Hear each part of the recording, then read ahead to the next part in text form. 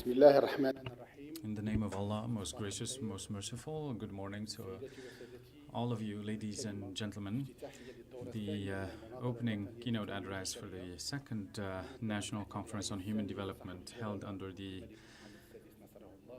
high patronage of His Majesty King Mohammed VI, under the theme of the quality of learnings as a key to human development, will be delivered by the Minister of Interior, Mr. Abdel Wafi Laftit. The floor is yours, sir.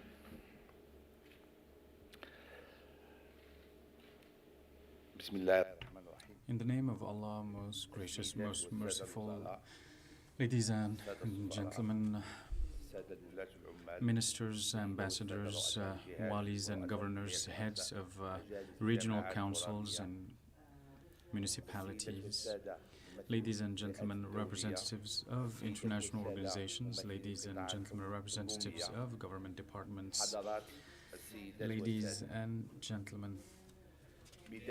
First of all, it is my pleasure to welcome you and to thank you for responding to the invitation to attend the proceedings of the Second National Conference on Human Development. I would like to renew our expression of welcome to our dear guests from abroad. We thank them for coming to their second home country to attend this event, and we wish them a pleasurable stay in our country.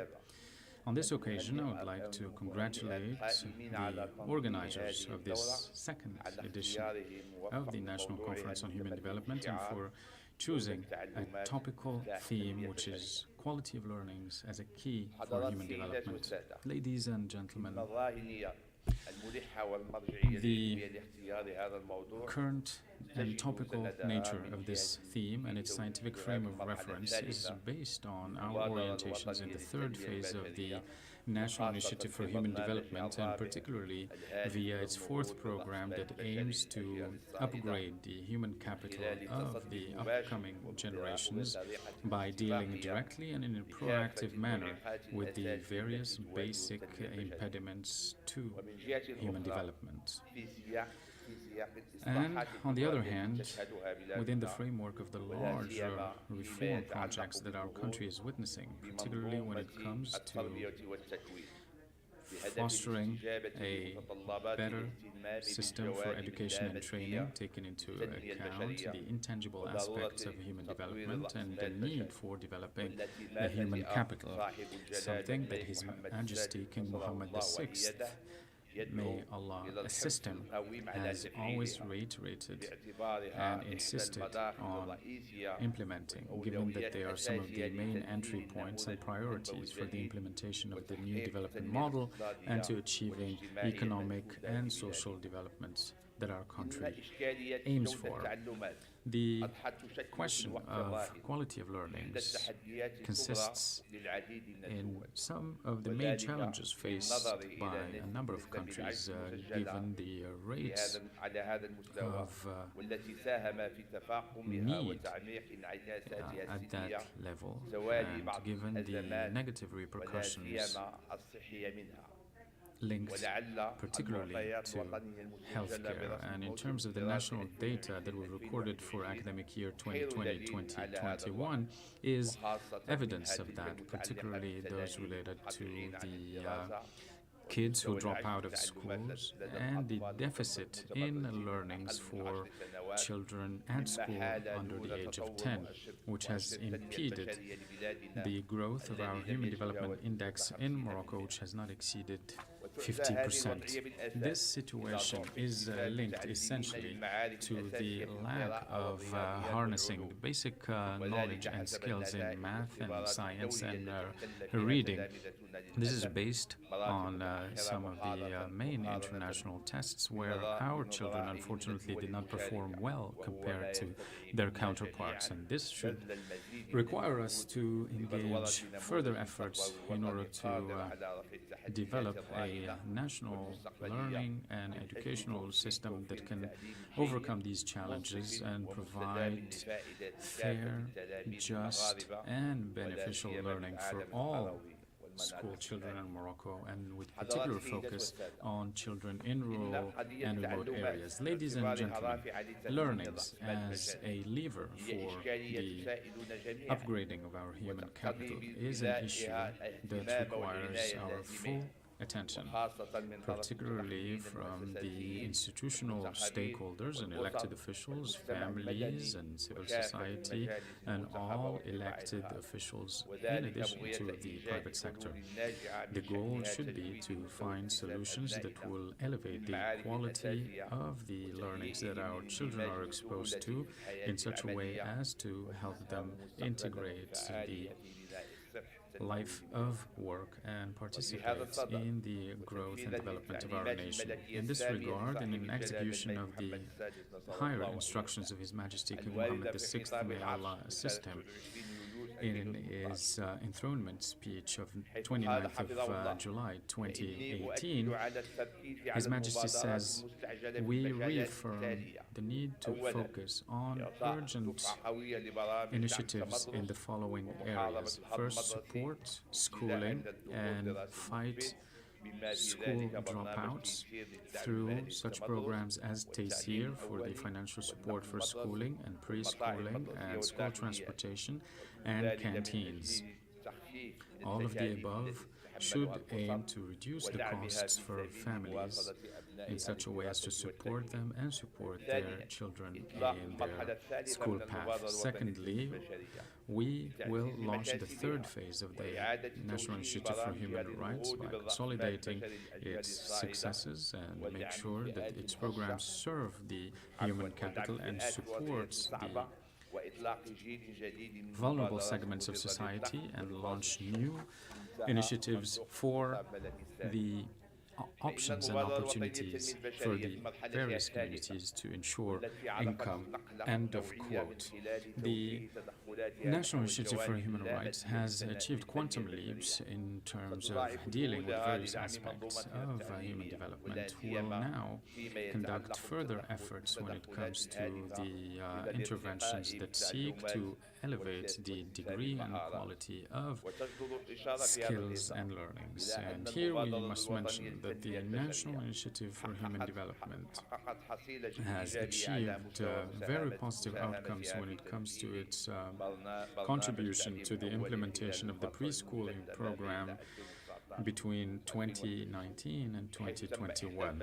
We have created a number of spaces to receive children from rural areas, as well as creating a number of stable job opportunities for educators, as well as providing them with the necessary trainings.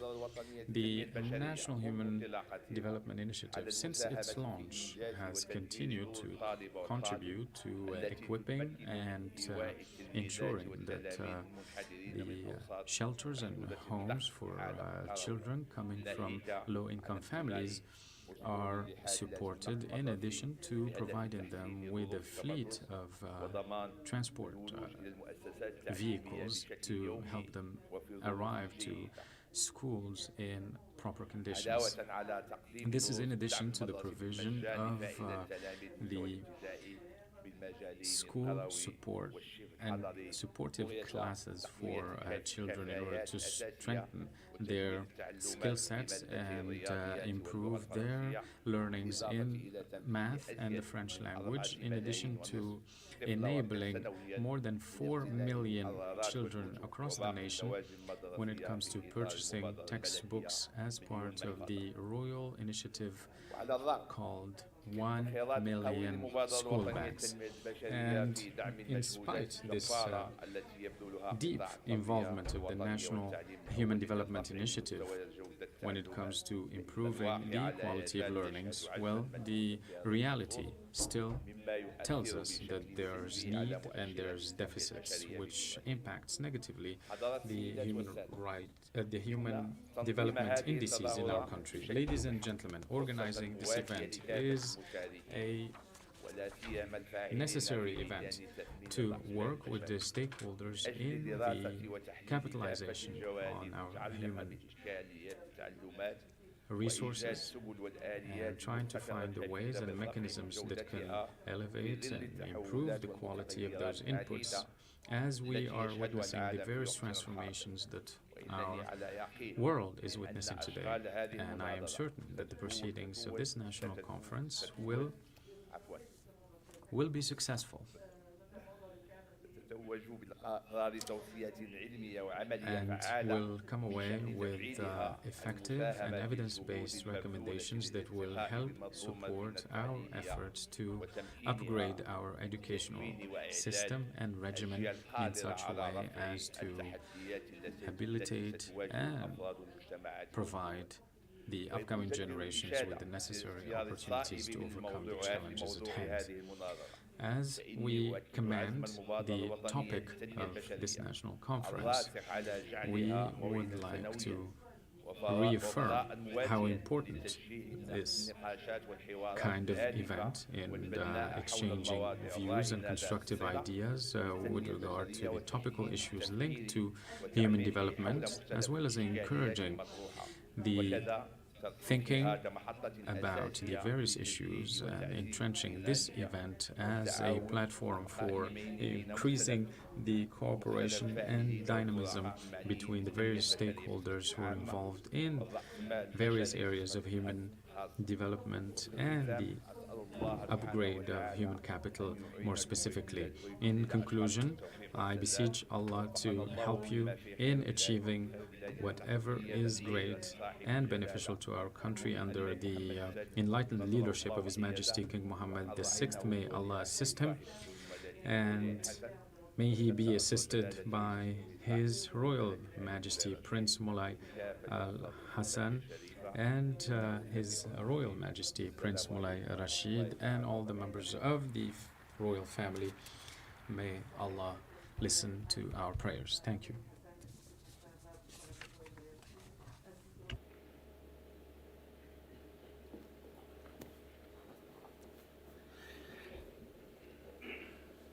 سيد الوزير شكرا.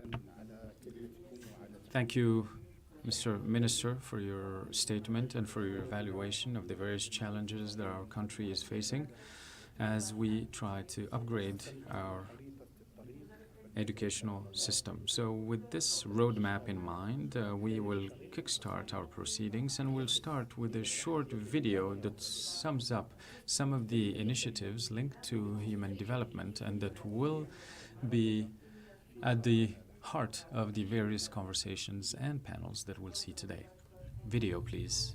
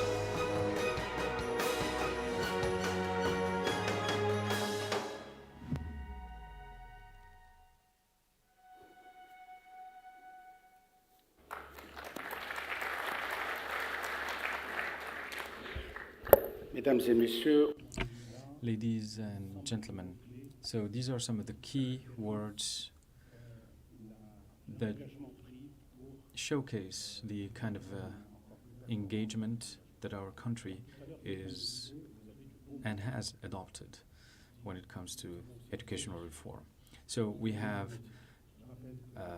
some amazing panelists, amazing topics, a number of ministers, representatives of standing committees within both houses of parliament, and also directors of institutional bodies and walis, governors, heads of regional councils, elected officials, ambassadors, representatives of international organizations, experts, presidents of universities, CEOs of public and private companies, heads of municipal councils, civil society organizations, media representatives, etc. Meaning that education is something that brings together all of those players and stakeholders. As we've heard from the minister, there is now an engagement to fight precariousness in the educational system. And starting in 2018, there's been great engagement in building human capital in a more focused manner. And so we are organizing this second national conference on human development, and it's about the same dates when the first edition took place in 2019, before the pandemic. And so the idea back then was to explore the methodologies and also give some visibility as to the events that the National Human Development Initiative is engaged in. The theme for this conference has to do with the improvement of the quality of learnings, and I think this is a fundamental aspect linked to various facets of our educational regimen and the quality of the outcomes. And as you will see during the proceedings of today, we will be exchanging ideas, experiences, and sharing thoughts with the main aim of upgrading human capital as far as it pertains to educational development. And so there will be some dynamism in the panels with keynote speakers who will bring to this room international experiences, and we will have basically four main panels. The first one will have to do with pupils, with school children, because they are at the heart of this whole operation. Second panel will be about teachers, because they are the main actor, the frontliners that mobilize this whole transfer of knowledge and sharing. And the third panel will be about the schools, that is the school environment, the school community, and there are multiple stakeholders there. And we will close with the policy aspect. We'll hear from various educational policy bodies and players, and then we'll close with a summary that will be presented by the Wali, Director General of the National Human Development Initiative. Now, let's begin with a very, very original experience, because Dr. Rukmini Banerjee comes to us all the way from India, and she has been heavily involved in the change and transformation of education and the education system in her country. And we know that she's been a trained economist. She went back to India in 1996, and as part of her work at the Pratham Foundation for Education, she built a highly inspiring experience for a country like ours. And we're going to listen to her. We're going to listen to her presentation about her experience in India and what she can share with us. I would like to call her to the floor. Dr. Rukmini Banerjee.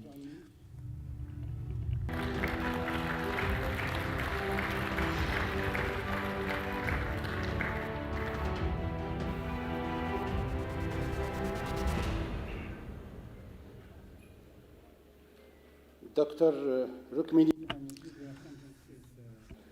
is more than glad to hear your keynote and to understand more about your assessment, where schooling doesn't mean learning, and conviction that all countries can improve their education. So outcomes is they put learning at the heart of the public policy actions Dr. Rukmini, the floor is yours for at least 35 to 40 minutes. Thank you. Thank you. Marhaba, namaste. It is a huge honor for us from India to be able to come here and share our experiences of what we have been trying.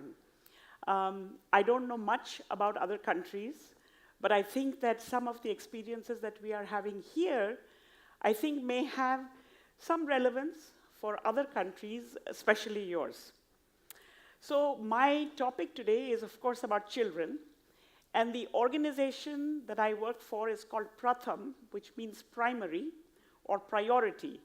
And so everything I say will be about young children, because we have most experience only with the children who are in primary school. And I will share with you for a few minutes what we have learned, and let's see if that is of use to you. So let me start with the idea that first of all, do we have every child in school? Now, we are a big country. We have 250 million children, and it is a big job from all over the country to get children into school.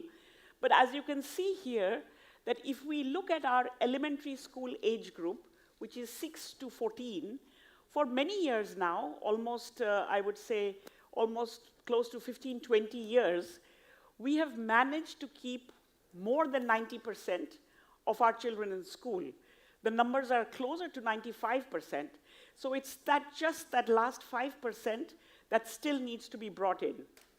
Even though we had a bad experience last 2 years with COVID, the recent numbers also show that children have been very keen to come back to school. And the reason I bring this up, because I think that today, when many countries have achieved high enrollment, we should not underestimate what it took to bring every child into school. And so for us, at least in India, this is an example that very big challenges can be done, can be successful. And for a success like this, it is the government, it is families, it is communities, it's people. When you come together, then I think big things happen. And so this is a reminder that we have all done big things in the past, and therefore we are ready for the next big thing that we have to do. So what is the next big thing? Now, in our languages in India, very often schooling and learning are the same word. I don't know in Arabic or in other languages what is the word for education. But it's interesting because for us, what we say is that you go to school and you do lekha pada. Lekha pada in many Indian languages means reading and writing.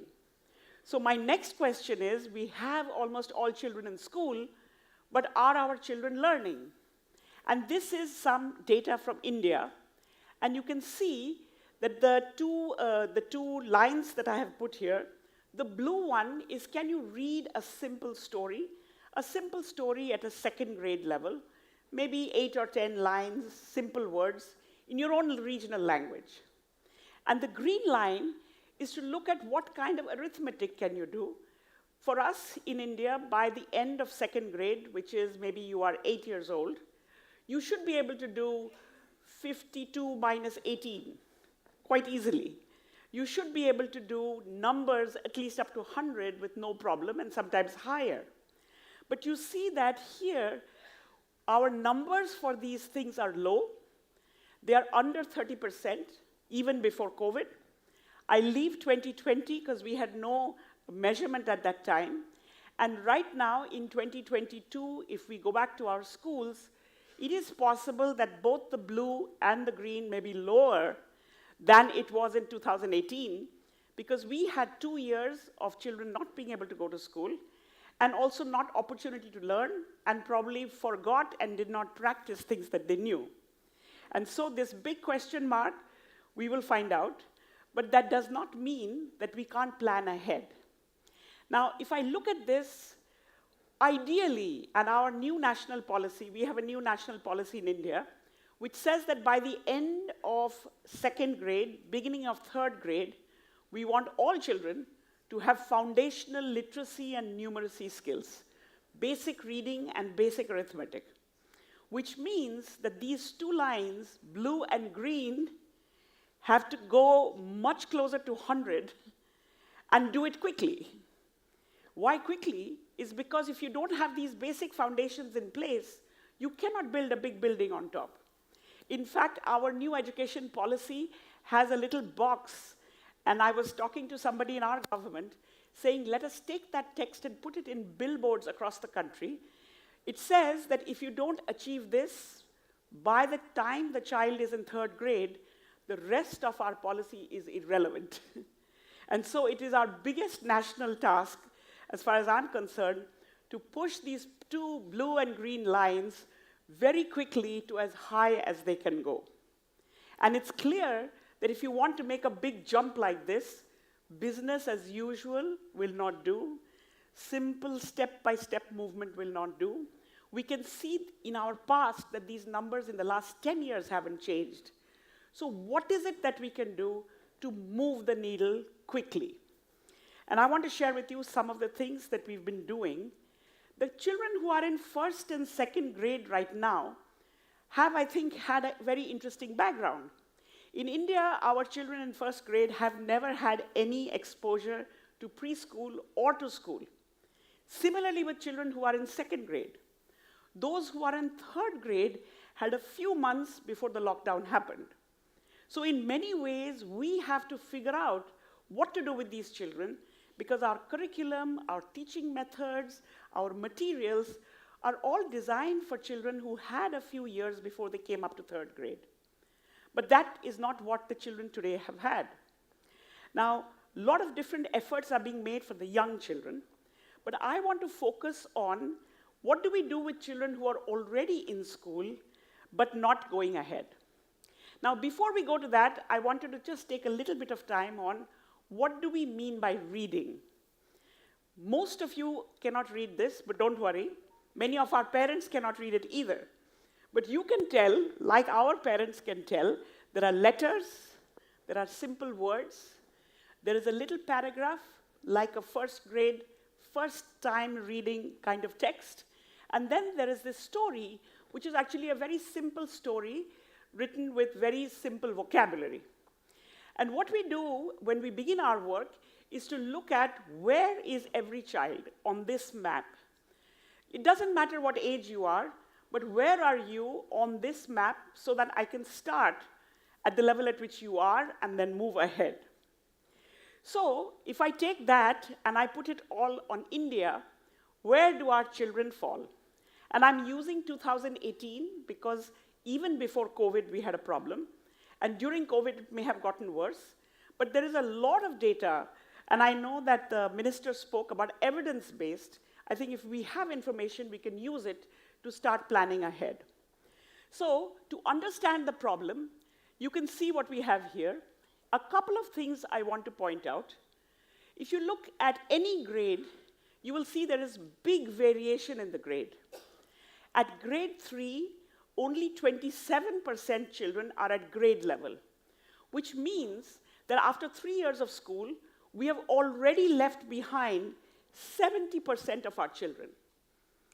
Think about what that means for the country. It is only those who are in this 27% who have a chance to go on to high school, who have to go on to college, to go on to university, to go on to high productivity jobs. But I think 8 years old is too early to leave anybody behind. In our own families, my own children are quite old, I still feel that there is potential and we can take them forward. So 8 or 10 is too early. We have to ensure, both in my country and in the world, that nobody is left behind so early, and that we need to build our systems to be able to support them. So overall levels are low. Even in grade 5, you can see that only half the children who are enrolled for 5 years of school are able to read the simple story, which means 5 years of expenditure and less than 2 years of value. We have to make this that for every year in school, you get a big, big, big jump up as you go further. And so, not only are learning levels low, but you can see that the variation in each grade is quite high. So if I was a teacher in 5th grade, who would I be teaching? In my country, and I'm not sure what it is like in yours, tomorrow I will have an opportunity to go to your schools. In our country, the 5th grade teacher brings the 5th grade textbook, and she starts teaching from chapter 1. The textbooks assume that you have done more or less okay up to grade 4, last chapter. And so in 5th grade, she starts teaching from there. But look at my 5th grade. Maybe in that 50%, there are children who are at grade level. Some maybe a little bit lower, but at least they know how to read. But I have like a 6% and almost a 12%, 18% who are not even able to read words yet. And those children are getting a very long, complicated 5th grade material to read, and so on and so forth. So the main point that I wanted to bring here is that reading levels are low, wide variations in each grade. Even before COVID, our situation was not good, and most likely, and I'll show you a little bit, that the pandemic has made it worse. So think of my teacher faced with this classroom. Who should she teach? And just by default, she ends up teaching those who are at the top of the class, those who are sitting in the front of the rows. And those are the children who go behind. And in my mind, I always think of the people at the back who are looking out of the window, who are waiting for the bell to ring, who will go out and play, and maybe tomorrow may or may not come back to school because they feel what is happening in the classroom is not for them. It is only for the people who are sitting in front. I don't mean it for this room, because I know people at the back are listening as well. And so we have two big tasks. I say this for India, but I think it is true for everyone. The first big task, especially today, how do we build foundations well for the children who are just coming into school, 1st grade, 2nd grade, and how do we help those who have already been in school to catch up? And the catch-up that we are talking about is very basic to begin with. Learn to read with comprehension, learn to express yourself, learn to do simple arithmetic operations, but then go far beyond that.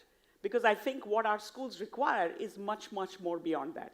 But if you don't have the first step in place, you are not able to really build further. And for the teacher, if everybody is not towards that side, if everybody is not able to read, then her own efforts are diluted, because it's very difficult to teach when you know that more than half the class is not getting what you're saying.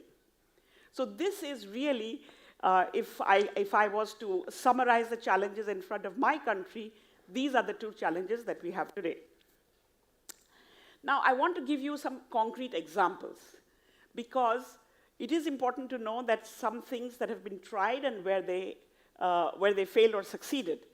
So I'm going to take one state in India called Karnataka, and if you see the percentage of children who can read the story, 2014, 16, 18, low, grade 3, as I said, almost here 80% kids already left behind. This is a state which has our high-tech businesses in it, which means that there is a 20% that is going far, but there is an 80% who's not going to go anywhere. And then along comes COVID, and you see that the number drops, and it's dropped to half. The state government in this state was very ready. The whole time that our schools were closed, we were closed for almost 2 years, they were planning what to do the minute the gates opened. In your video, I loved the way the gates opened and all the children came rushing in. Because I think that moment is very true even right now. Because we have been deprived of going to school, I think there's a lot of energy and a lot of enthusiasm and a lot of strong focus to say when the kids come back, and now that the kids are back, we have to do something quite different. So the state government here was ready to implement a program. I will show you what they did, but prior to that, I want to just take you back. I don't know if I can go back. Yes. So if you look at this slide, I want you to just look at one or two more things. My friend Fred is going to speak in the next session to explain how we changed the situation. But if you look here, in India, as in perhaps many other countries, our school systems are organized by age and grade. So if you're 8 years old, you're in 3rd grade. You're 9 years old, you're in 4th grade. 10 years old, in 5th grade. So in a way, each row on this table is the way that the school system is organized. And you see that in each row, there is huge variation, bringing the challenge that the teachers have to handle. And for each grade, we have a curriculum from before, which says what is the expected level at which you have to read. And in our school system, the teachers proceed by delivering the age grade curriculum every year. And that is what creates this, because the curriculum, I think in many cases, is overambitious. There is a very, very good paper in economics written by an economist who used to be at Harvard called The Negative Consequences of Overambitious Curriculum. And I think this is a very good example of that. But that's the way our system is structured. Now, whether it is because of COVID or because of other national priorities, huge amounts of new resources may not come into the education system, but we still have a very fundamental human development problem to crack. So what would you do?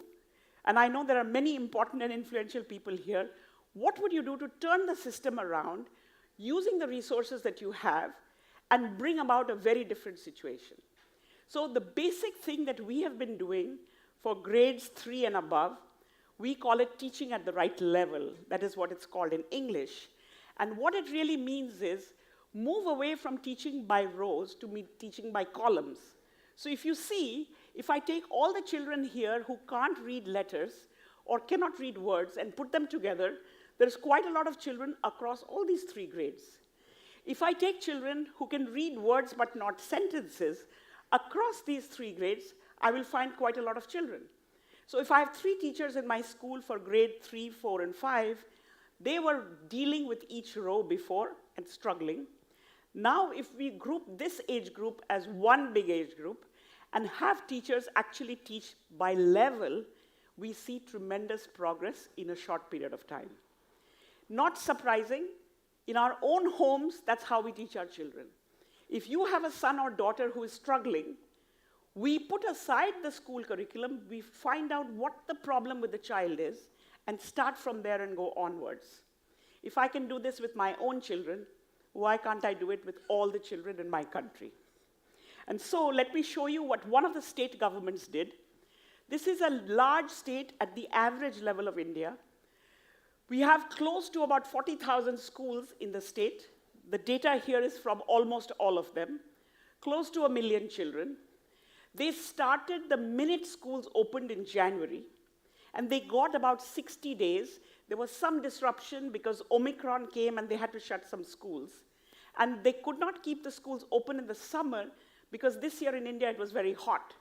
So they had about, I think, 60 to 70 instructional days, 1 hour for reading, 1 hour for math, and even if you're at the back and can't see the numbers, you can see that the way the green has grown.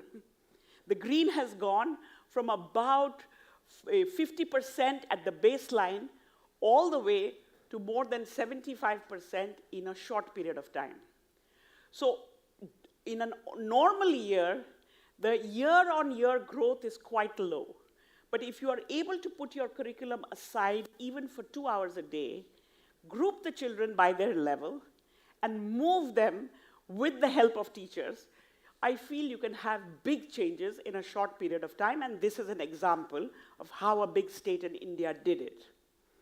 In many ways, I feel that the opportunity we have today, which is that there is a recognition that we have a learning challenge, there is willingness to work on it. We have parents who during COVID have worked with learning with children at home. We want to try new ideas because there's a big jump to be taken. And I think that this kind of a focus can really change the destiny, not just of individual kids, of all the backbenchers in our countries who were looking out of the window and then going out to play because they thought their class was not for them. You can turn them around and make it all green, which means that the foundation is strong and we can have much higher buildings built on it. And perhaps if we do this, we can come back to a position, at least in India we feel this, which was better than where COVID left us. So this is a moment that I feel is a very precious moment that we have to use in whatever way we can. We need some children in this room. You had beautiful children from Morocco. I come from a country of movies, so I have to show you a little small clip before I go. But I wanted to also take this time to say that during COVID, when schools were closed for so long, we were able to appeal to the youth in our country, to the young people who are in school and college. We knew you could not bring large numbers of children together, but we could appeal to young people to say, in your own neighborhood, can you work with children who are, maybe 10, 12 children together, and work on them on these very basic skills? And we had an overwhelming number of young people who came forward, who were able to help children move one step or two step, even in a month's time, with very little extra resources.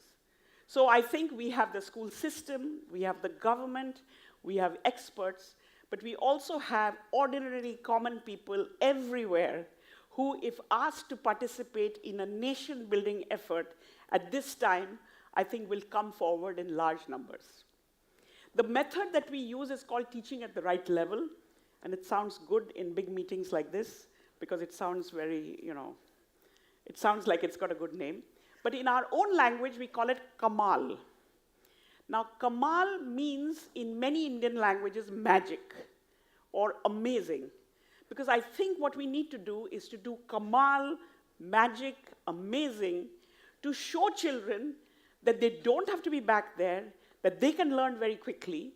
And I think that when you see children improving, just like when there is a baby at home that begins to walk, it causes so much happiness for everyone. Everyone wants to show off that the baby in my house is walking. When children learn how to ride a bicycle, it is a cause for celebration for everyone. And I think today for learning, we need this magic to happen, and we need it for everyone to feel that they contributed towards this magic changing the future of all our countries. So I'm going to stop. There is a video. It's not a very good video. I took it on my own phone. I'm not a filmmaker. But I think it captures some of this magic that I think can happen in every part of the world. And so I will leave you with that film. And thank you. We say shukriya, you say shukran for listening to me.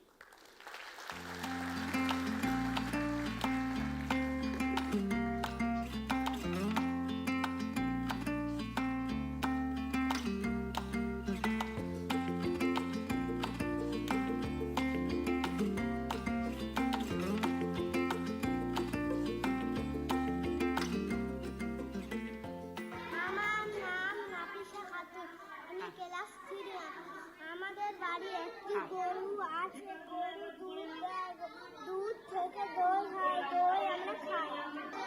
আমার নাম আরাফাত মোল্লা ইলাস্ট্রি। দোকানের একটি গাড়ি আছে, গাড়িতে একটি ঘন্টা আছে। কেউ যখন সামনে আসে তখন ঘন্টা বাজে। হোসেন আলী। কোন ক্লাস? 4 আচ্ছা পড়ো। রেহানা বাজার থেকে দুধ এনেছে। দুধ থেকে দই হবে। আমরা সবাই দই খাবো। দই সে ভালো লাগে।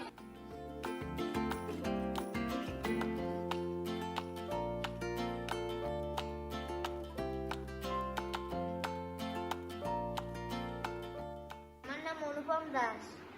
আমরা একটা গল্প বলতে চলেছি। খেলতে খেলতে আহত। আমার বাড়ির সামনে বড় মাঠ আছে, সেখানে গিয়ে আমরা ফুটবল খেলি।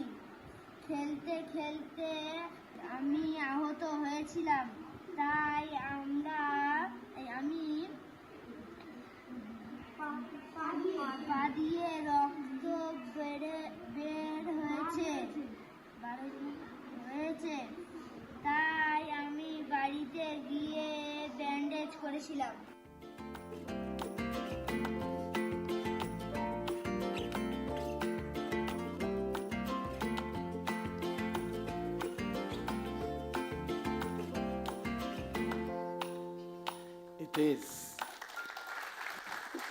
It is.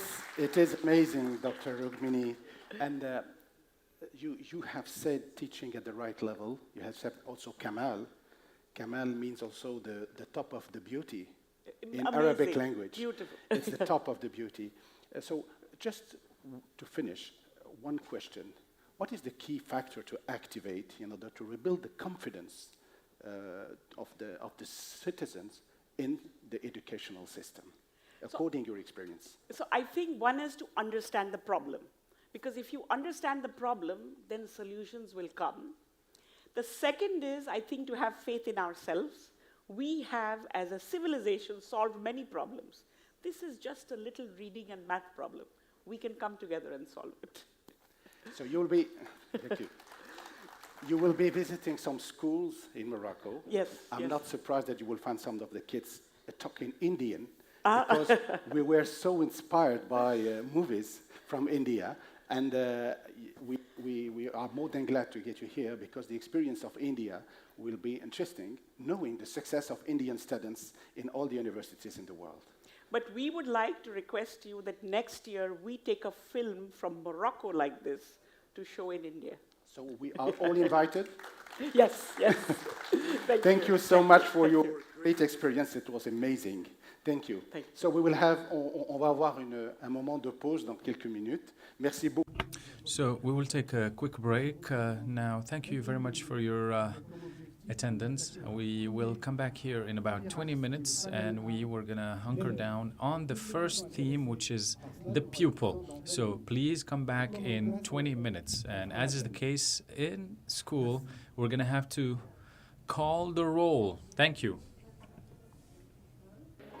N'oubliez pas de déposer les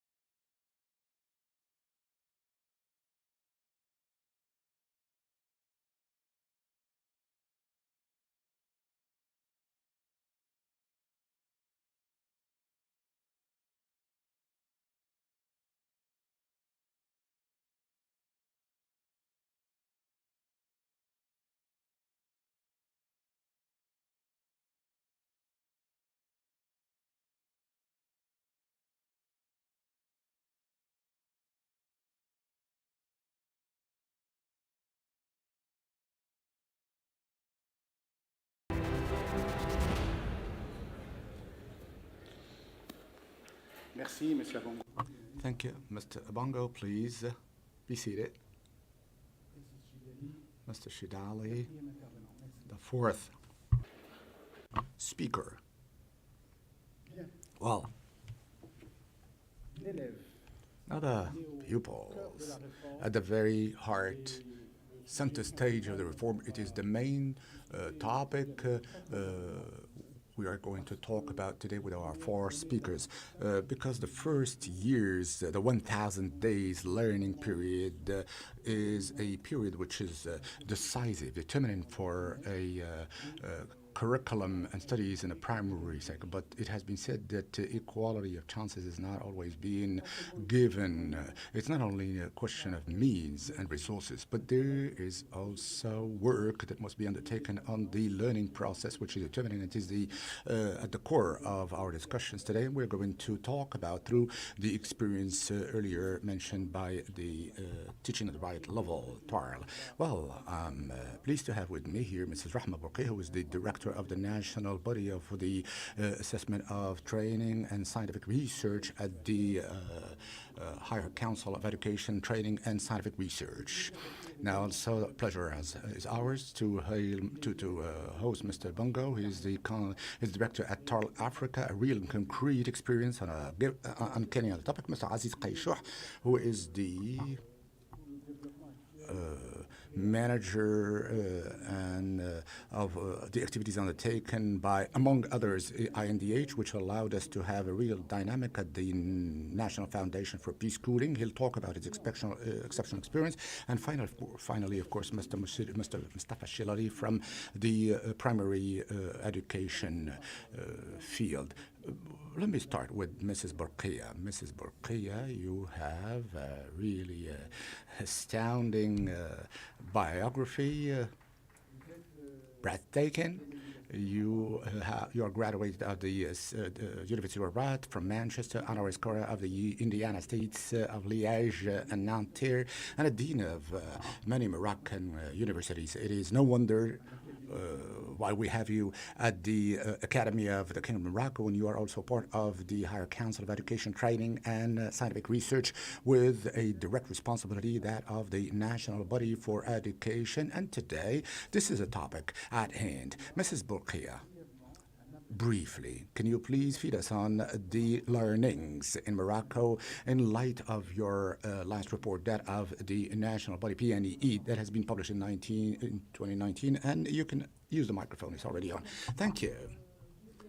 I'm first keen on thanking you for holding this meeting on learnings, when talking about pupils, is tantamount to talking about learnings, and thank you for also inviting me at this session and round panel discussion to talk about what we do as PNEA.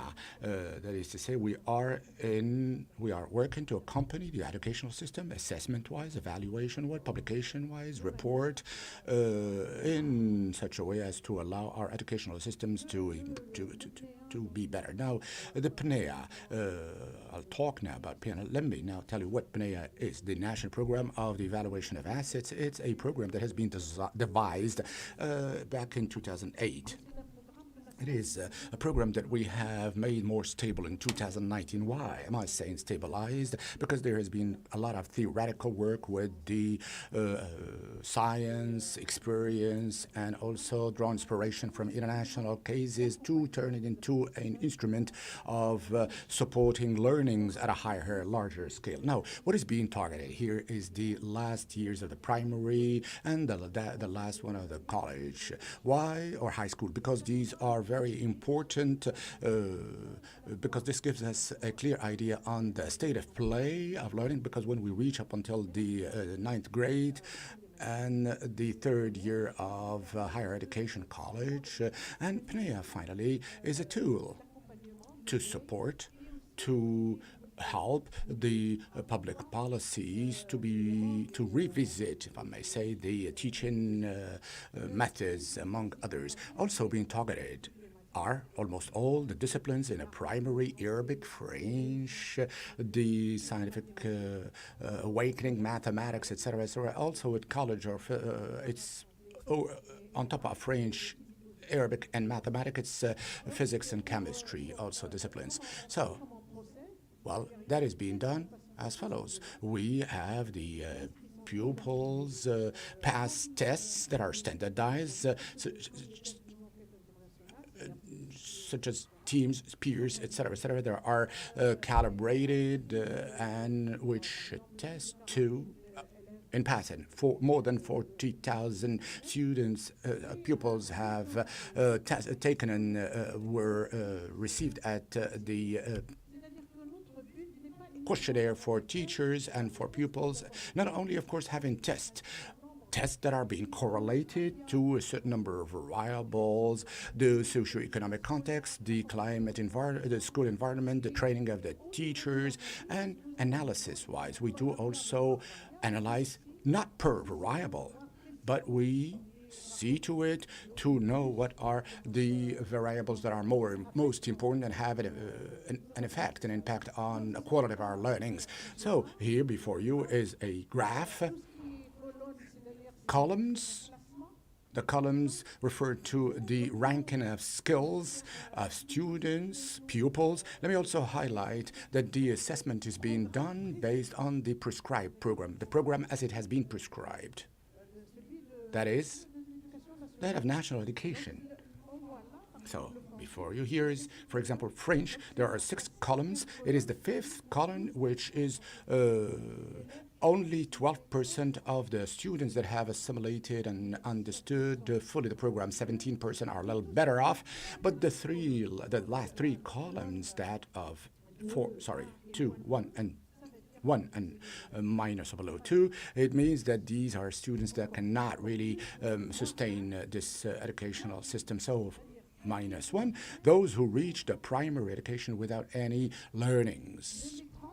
This is what it boils down to. The 3rd column, one could say that these are pupils in whom we can invest in terms of support, helping them to come at a higher level. This gives a clearer idea on the results, the outcomes. For French, in a case in point, because French is really a problem. Arabic is not better off in pass, and it's just a little better. But we also make the same remarks. Now, the second slide here, or graph, also relates to the primary. Only 27% of the pupils have acquired 89% of the program content or purview. The remainder, well, of course, are having a hard time. Now, the PNEA, the program, is an instrument for measure whereby we try and measure the performance. We are one of the rare countries in Africa that have a national program for the assessment or evaluation of the learnings of this caliber. Now the next diagram. So this is still the 6th primary school. According to preschooling, those who benefited from preschooling do have a high score spanning between 5 and 12 scores or points. So this is certainly upholds what the ANDH was doing and also what the associations working at preschooling also have done. It acts on the assets of the students and learning levels. Now, there is a significant gap between the rural and the urban areas, reaching out to 10 points difference. In the rural areas, the scores or the levels are much lower than in urban areas. Now, comparing urban, public, of course, not the private. So there are strong disparities, differences between the rural areas and the public, and rural and urban, and also between public and private. The public is much higher. Now, the child outperformed the boys. So this is something we've noted also. Well, I'm not going to read out to you all of these slides. Suffice it to give you the following information pertaining now to the rural versus urban. We've also in passing done analysis. So this is a per variable analysis, but there's an analysis that is multivariate analysis, whereby we seek to know the weight of the pupil, and the weight of the institution, the weight of the pupil, which means all of the variables that make up the pupil, his, her family, the level of instructions, the literacy, whether they hail from urban or rural areas, etc., all of the socioeconomic context. Now, for the institution, the teaching institution, is the level of training of the professors, the infrastructure, etc. But what we've been noting also is that in the 6th year of primary education, there are the weight to be given to the pupil is as important as to the one to be given to the institution. In other words, we have the two effects that are equal. Both are equal, the two effects. In other words, if it's 50%, it really means that what really is very important are the socioeconomic conditions. Now then, when we make it to the college, the socioeconomic conditions are becoming much, much more important than those of the pupil. All of the variables that pertain to the pupil, etc., which means that at the college or high school, even when we reach the high school, when the socioeconomic conditions are unfavorable, we are even under more penalty than in the primary. So these are some of the results and I can highlight here that the PNIA is a monitoring follow-up instruments now in 4 years' time. We've stabilized all these activities in 2018. The next one is slated for 2024, which allows us still to have a general idea on the state of play of our learnings, those of the pupils. And this is an instrument that could, of course, exhort the public powers to revisit and review what needs to be overhauled and improved learnings-wise. Mrs. Borkhia, thank you. If I understand well what you said, and you said there is a really importance of data. And we are now here at the era of data. So there is possibility today to monitor not generally, but also surgical evaluation / assessment, and an evaluation that be complementary to a general trend. Do you confirm that? Yeah, uphold it. Definitely. Well, what we're doing it at a larger scale. But we also need another work to be undertaken at a much more smaller, local scale. When you have, Madam, talked about the situation in India, it's an instrument that is targeted towards the classroom, how to improve the writing, etc. Yeah, it's the graph that we've presented you with here. Of course, it's PISA. Yeah, it's PISA.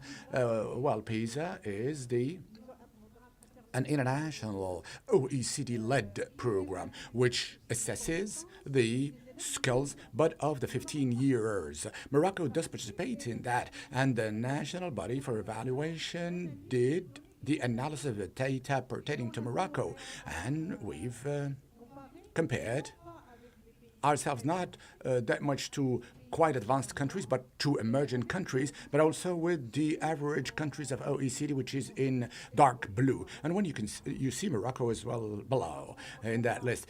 Even if we compare it to the international surveys, we still see that we really have a learnings program. Well, the most important thing to know is where we are at. Now we're going to have a field experience, and we are fortunate to have with us Fred Bongao, who is Associate Director of the TARL Africa Content Manager. Fred Bongao has experimented and used the TARL method, teaching at the right level in Africa, Kenya more specifically, and you are, Fred, recognized as one of the experts of the pedagogical contents in relation to arithmetics, up to and including in terms of design of pedagogical and teaching material. There's not only the teacher, but also the environment in which he or she evolves and the tools made available there too. I know that there is a major work undertaken with respect to that. Mr. Bongo.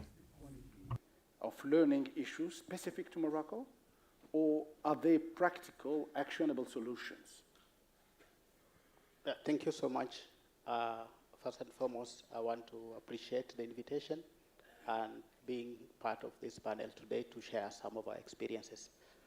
And then secondly, also want to appreciate governments and development stakeholders and partners for the work and the effort that they have put in to improve access to schooling. However, the learning levels, acquisition of basic reading and arithmetic skill is still a big problem. It's a problem that is beyond India, as we received it from Dr. Rukmini. It's a problem that is not only isolated for Morocco in Africa. Maybe we would say India is in a different continent. Maybe Africa is unique. This is kind of a bigger problem. And just to bring us to context, if you look at this data from some of the countries that we're currently supporting here in Africa, and this is data from grade 5 for the year 2021-2022 academic year, and after 5 years of schooling, look at Nigeria. 70% of learners can still not recognize alphabets in grade 5. 25% can recognize alphabets, but they cannot read simple words. Look at similar scenario in Zambia and Cote d'Ivoire. In fact, if you think maybe it's only a unique problem for the Anglophone countries, then look at Cote d'Ivoire, which is a Francophone country. 15%, after 5 years of schooling, cannot recognize alphabets. 37% of grade 5 can only recognize simple alphabet letters or sounds. Beyond that, now, the bigger question that then you ask yourself, and these are the same questions that Dr. Rukmini was asking us, the same question India is asking themselves, is the same question that we're also asking ourselves in Africa. That supposing you put yourself in the shoes of a grade 5 teacher, and you walk into such a class, say the one of Cote d'Ivoire, grade 5, you're carrying with you a curriculum appropriate for that grade. So the first thing is, who will you teach and what will you teach? Are you sure they will be understanding what you are delivering? Remember, they are only left with very few years to complete their primary education.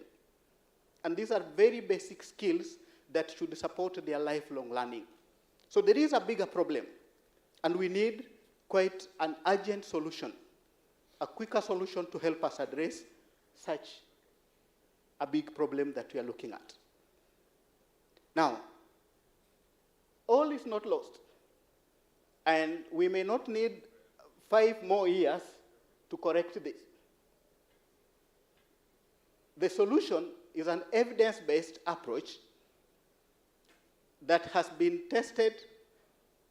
It's easy to implement, and it's also cost-effective. The TAL approach, teaching at the right level approach, pioneered by Pratham in India. That is the same approach that is currently being implemented in a number of countries here on the continent. Now, briefly, we're going to be looking at some of the things, but let me go deeper into what exactly goes into this TAL approach. So, after training instructors or teachers, the primary thing that the teacher has to do first is to understand the learning levels. Where exactly is everyone in my class? And they use a very simple one-on-one assessment. It is not like an exam where you distribute papers and then you collect and then you go mark.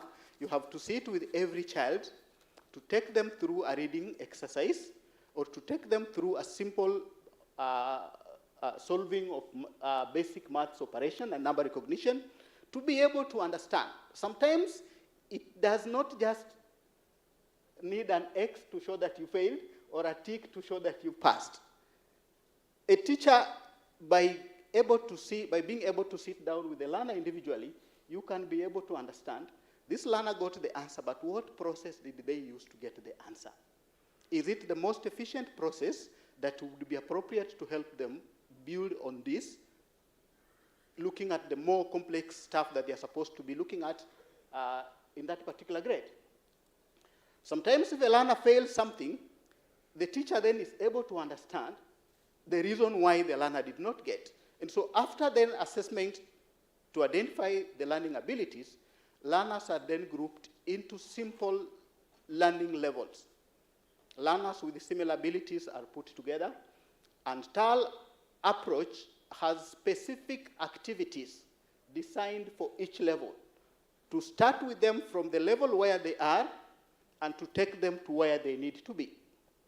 Now, there are activities for either learners at beginner and later level to quickly help them move with speed. So the goal of the whole process is to make sure that if you are at beginner, we need to quickly help you to get to the story level, and reading story level with understanding.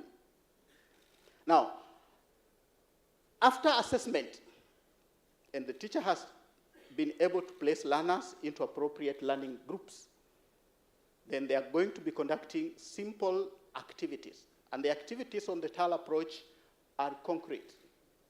We start with practical demonstration of activities, manipulation of simple materials, commonly available in our everyday environment. And then from there, the activities transition to abstract.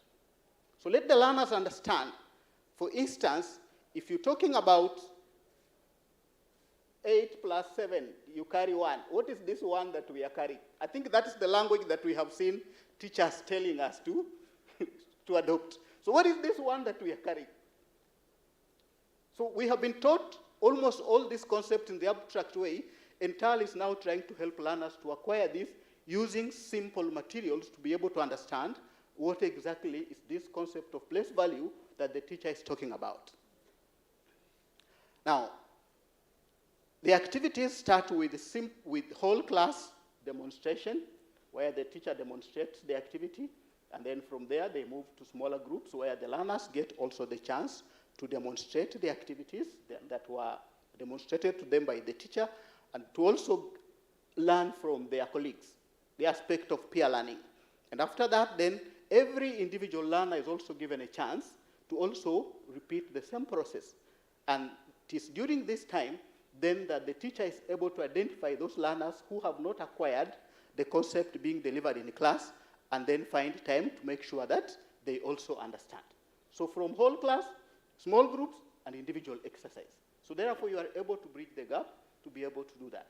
Now, during implementation, another very key important piece is the support that is required by the teachers. Dr. Rukmini used the analogy of the bicycle, but because it is still fresh with us, let me also use a similar analogy. Those of us that learned to ride a bicycle, especially the two-wheeler, not these ones nowadays that are like you can balance yourself even if you don't know how to ride. The person who would hold the bicycle for you would be one who knows how to ride. Because they can tell you not to look at the wheel, but to look at where you're going as you pedal. So during implementation, we also encourage ongoing support provided to the teachers by qualified mentors. A mentor is a person that has been trained on the TAL approach and has also gone to practice, conducted practice classes on the approach to deepen understanding of what really goes on in the classroom setup. And so these persons would visit teachers to understand and to see what they are doing and to provide and support them whenever they go through challenges. Thank you. Thank you, Mr. Fred. Just a last question. What is the percentage of implementation of this method? Is it an experimental process right now, or it has been generalized within the Kenyan system? So in Kenya, currently, it's still at different pilot stage. But in many other countries outside of Kenya, the program, some countries are already at scale. So for instance, Zambia is already at scale. All right. Ivory Coast, Cote d'Ivoire is also at scale. We're talking about Nigeria is also at scale. And so in many other places, we are going to be looking at probably a map to show how expansive this approach is spreading to cover many places, but it's already at scale in many other countries. There is an emergence of African TAL yes. process. Okay, we'll have a discussion with Mr. Mustafa because he's implementing and he's testing this method in Morocco. On est ravis. No, we're delighted to have you with us, Mr. Shidali. Mr. Shidali has taught for more than 15 years in the primary teaching. He's become a pedagogical inspector of the primary education of the Provincial Directorate of Ouazzane, and I know that you have been working relentlessly because you do at the same time, of course, translation of fiction, Arabic to English documents. You also are developing, designing pedagogical manuscript. You are also working for the pupils. So this speaks volume about the dynamic and the enthusiasm of Mr. Shidali. Of course, you are a graduate of multilingual and interdisciplinary translation, and you also have you are a graduate in IT. So you are indefatigable, Mr. Mustafa. Now then, I do understand that Hierarchy has asked you to come and share with us your experience, of course. Mr. Shidali, please, you are today testing the TORL method. What do you think of it, and how is it being implemented, and how do you feel it yourself? First, good morning to each and every one of you. I'm really keen on thanking you. This is a real pleasure for me to participate in the second issue of the National Days of Human Development. All the more reason that the topic chosen for this year relates to a topic which surely, of course, questions us, all of us. The quality of education, can we turn it into a key for human or of human development? In reaction to the question raised, let me say that the school support project, according to the TARA project, which is now being experimented, fits within the framework of the implementation of a whole set of reform projects decreed by the Organic Law 5107, which is a national pact that ensures the sustainability of the law on the one hand, and mention different parties and different parties and who would work together to reflect the major choices of the 2015-2030 strategic vision. Now, before delving into this approach implementation process in passing, I would like to say that the school support is an essential component in the curricular engineering in general and in the primary cycle curriculum engineering. Of course, we have consecrated 9 of 34 weeks as remediation, consolidation of the learnings, which provides a 27% of the entire school time, which is being dedicated to remediation. So these are predefined moments in the curriculum, which are being regularly distributed over the school year.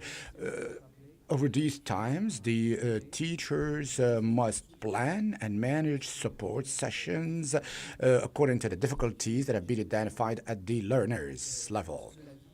This being said, in light of what Madam Barkia just said on the results that have been reached by our students who's within the framework of either TEAMS or PILS or PNEA program, it has become imperative to question our methods and to revisit them, teaching why do difficulties in learning still are there. But even if there's much time given to their remediation, all the more reason that when we consider, of course, the dropout rate of pupils going from the primary cycle to the high school, we are faced with a rate which is almost 70% of pupils who cannot continue their education.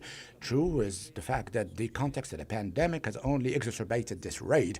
Now, the efforts paid and endeavored by the ministries to recoup and reschool these students within the informal education has not led to satisfactory, conclusive results.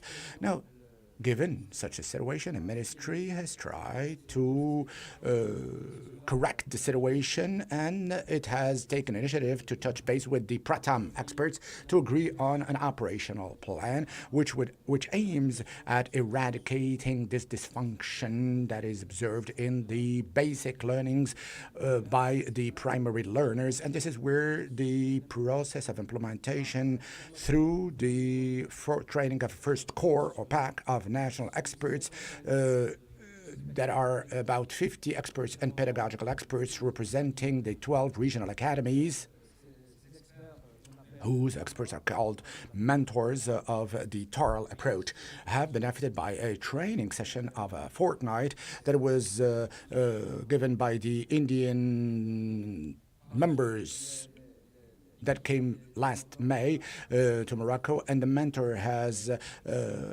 adopted and experimented a model by way of a practical session as proposed by this approach. The aim being to validate the system that has been designed jointly with the experts. Now, step 3, related to the training of regional teams of the TARL teachers. We have trained 600 teachers hailing from 250 schools, representative of different fields, the urban, the peri-urban, and the rural areas. After the fashion of the mentors, they have also benefited by a training session, and I have really received a 15 days practice to experiment the tools that have been adapted and enriched by the experts team. Now, the step of the practical step of this mentor has benefited to 12,000 pupils who've benefited from this remediation program, which started by way of TARL last July. In passing, we have just finished the first phase, and we have embarked onto a second milestone of the program through the definition of an experimental network, which falls around 2 main milestones. The first having to do with the support and the intensive remediation. Throughout the month of September, it started with a pre-test, and as at the end of September, an intermediate and midline test is going to be taken to ascertain the impact of the intensive support on the very quality of the learners. Second milestone would be an intra-school support, which will be spanning October, November, December, to culminate into a moment of evaluation and synthesis, whereby we will be deciding on the possibilities of generalizing such project. I'm going now to forecount the second part having to do with the TARL approach, and let me talk about the characteristics and the features of this approach from our standpoint as experts who have lived and experimented this approach in a classroom. Let me start by the dimension of ethics, and I would say that TARL has made it possible to materialize and create considerable favorable conditions for a more fairer education and experimental classes for the 2 following reasons. First, the TARL, the AZER, as also called otherwise test, has allowed us to define with much more precision the pitfalls, the shortcomings of each pupil / student and child. Because also, secondly, the remediation possibilities proposed in this approach gives us a wide gamut of choices, activities to provide support sessions that are commensurate with and adapted and bespoke to according to the needs of each learner. The second dimension is that methodology. Starting from our own experience, we are convinced that the test TARL AZER Indian name has really proven its superiority at several instances because first, it is a simple test structure-wise, as we have seen with Dr. Rukmini. These are blocks on one single page, which is easy to take individually per pupil, and not in a collective context or environment as we are used to doing it with the usual tests. It is a test which is also very, very limited time-wise. All it needs is 5-10 minutes to be able to cover all of the targeted disciplines, French, Arabic, and mathematics. It is also a test which is unique and valid for the 3 levels, the 3rd, the 4th, and the 5th year grades. Let me also finish by another quality that really I admire. This is a test which is different than the other ones. It's not a pen paper content paper referred to our test as our colleagues from India, because most of these blocks are being done orally, save some arithmetic operations that we can do on a table. So this is also a economic dimension because it's a kind of a paperless use of the test. Now the third one is the pedagogical dimension. This is where the strength of the approach certainly is found, because behind the apparent simplicity of the concept, we discover through the pedagogical a very rich and diversified spectrum of methods and active teaching methods reflective of this eclectic aspect of the Toral approach. Suffice it to mention the examples as follows: the scenarios where we adopt playful pedagogies.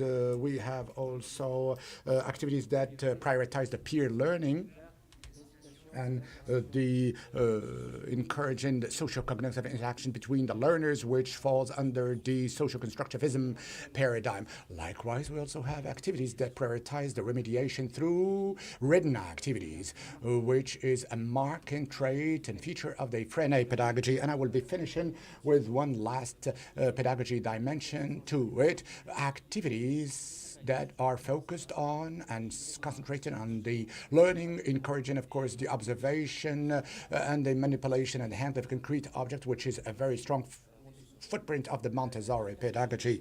Now, the fourth dimension, which is a professional dimension, let me recall in passing that during the period where we were accompanying the teachers in their practice, we were so astounded by the level of involvement of the teachers and how they were invested in really implementing this remediation scenarios with their peers, which to our eyes strengthens the assumption whereby a teacher who is made responsible and one to whom we give leeways and margin of maneuvers to plan and manage her education to the children would become much more and can become much more efficient in his classroom. The fifth dimension is the humanist one. And here, I think this is really the soul of the TARL approach, because TARL focuses on the child as a human being that has needs for being encouraged, for being motivated, and to feel safe. And these emotional needs have been complied with as part of this approach by redefining the space that is dedicated to learning. That does not have to be a classroom with aligned tables in front of a blackboard. It could be the courtyard, the recess area, or the garden within a school, or even a classroom or a space without tables and chairs, but where there could be lounge readings and game play.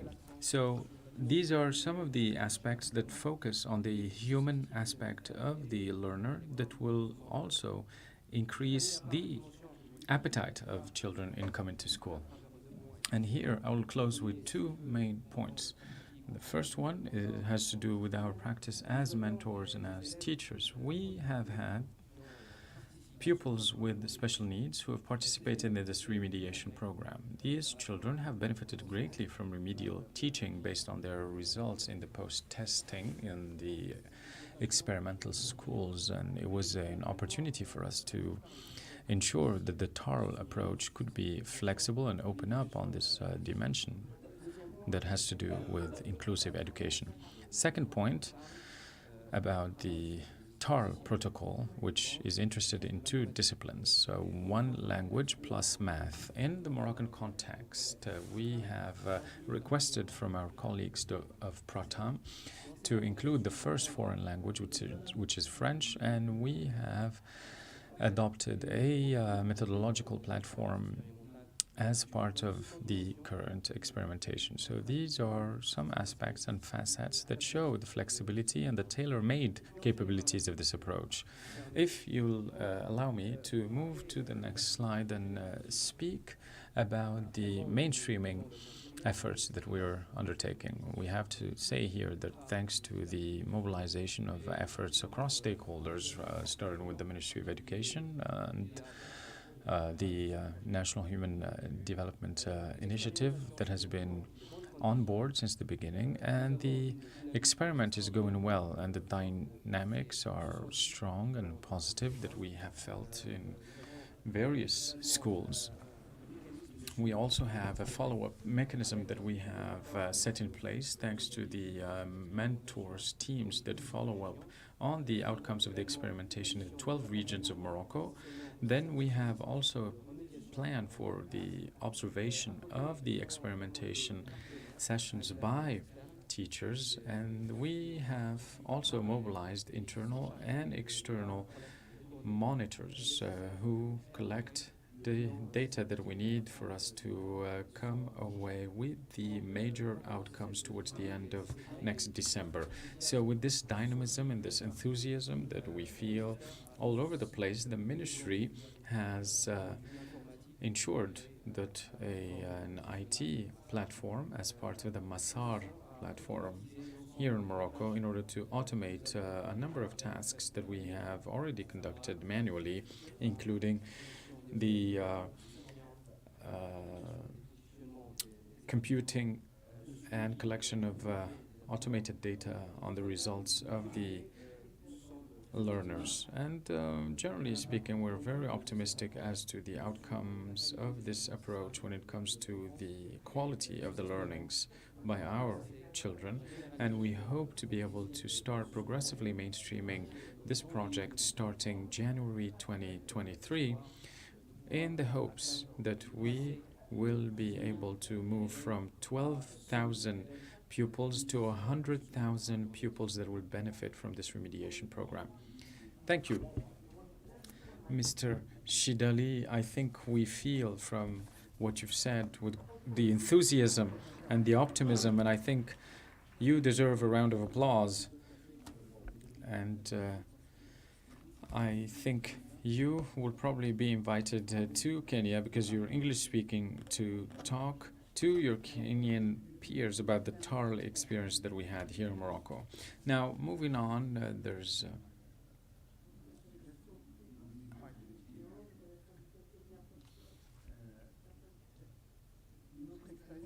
another experiment that has been launched and has benefited from a progressive incubation program, which is the preschool incubation program, in which the National Human Development Initiative has played a key role, because it happened at a time where there were still some doubts and questions. But the ministry now carries the name. It states that it is the National Education Ministry, but also it's the Ministry of Preschool and Sports. And Mr. Aziz Qayshour, who was Director General of the Moroccan Foundation for the Promotion of Preschooling, who has been in previous roles in the Mohammed VI Foundation for Social Works and the Promotion of Education in Morocco, and has contributed to the initiation of efforts to establish the Supreme Education Council in Morocco. And you know your way about your IT systems and management of large amounts of data pertaining to the education system.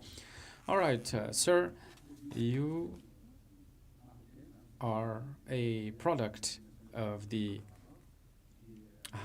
advanced School of Engineering in Rabat. You graduated also from an advanced engineering school, Pont et Chaussée, in France, which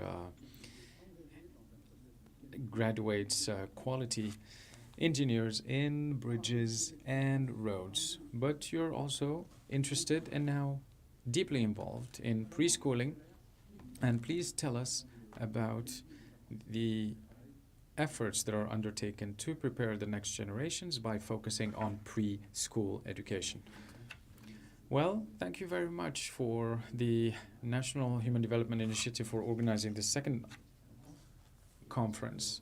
The first one was about children, and I think the recommendations that came out of that national conference were very beneficial. And as you said, now the preschooling is becoming a subsector of the education system, and it has an entrenched place now.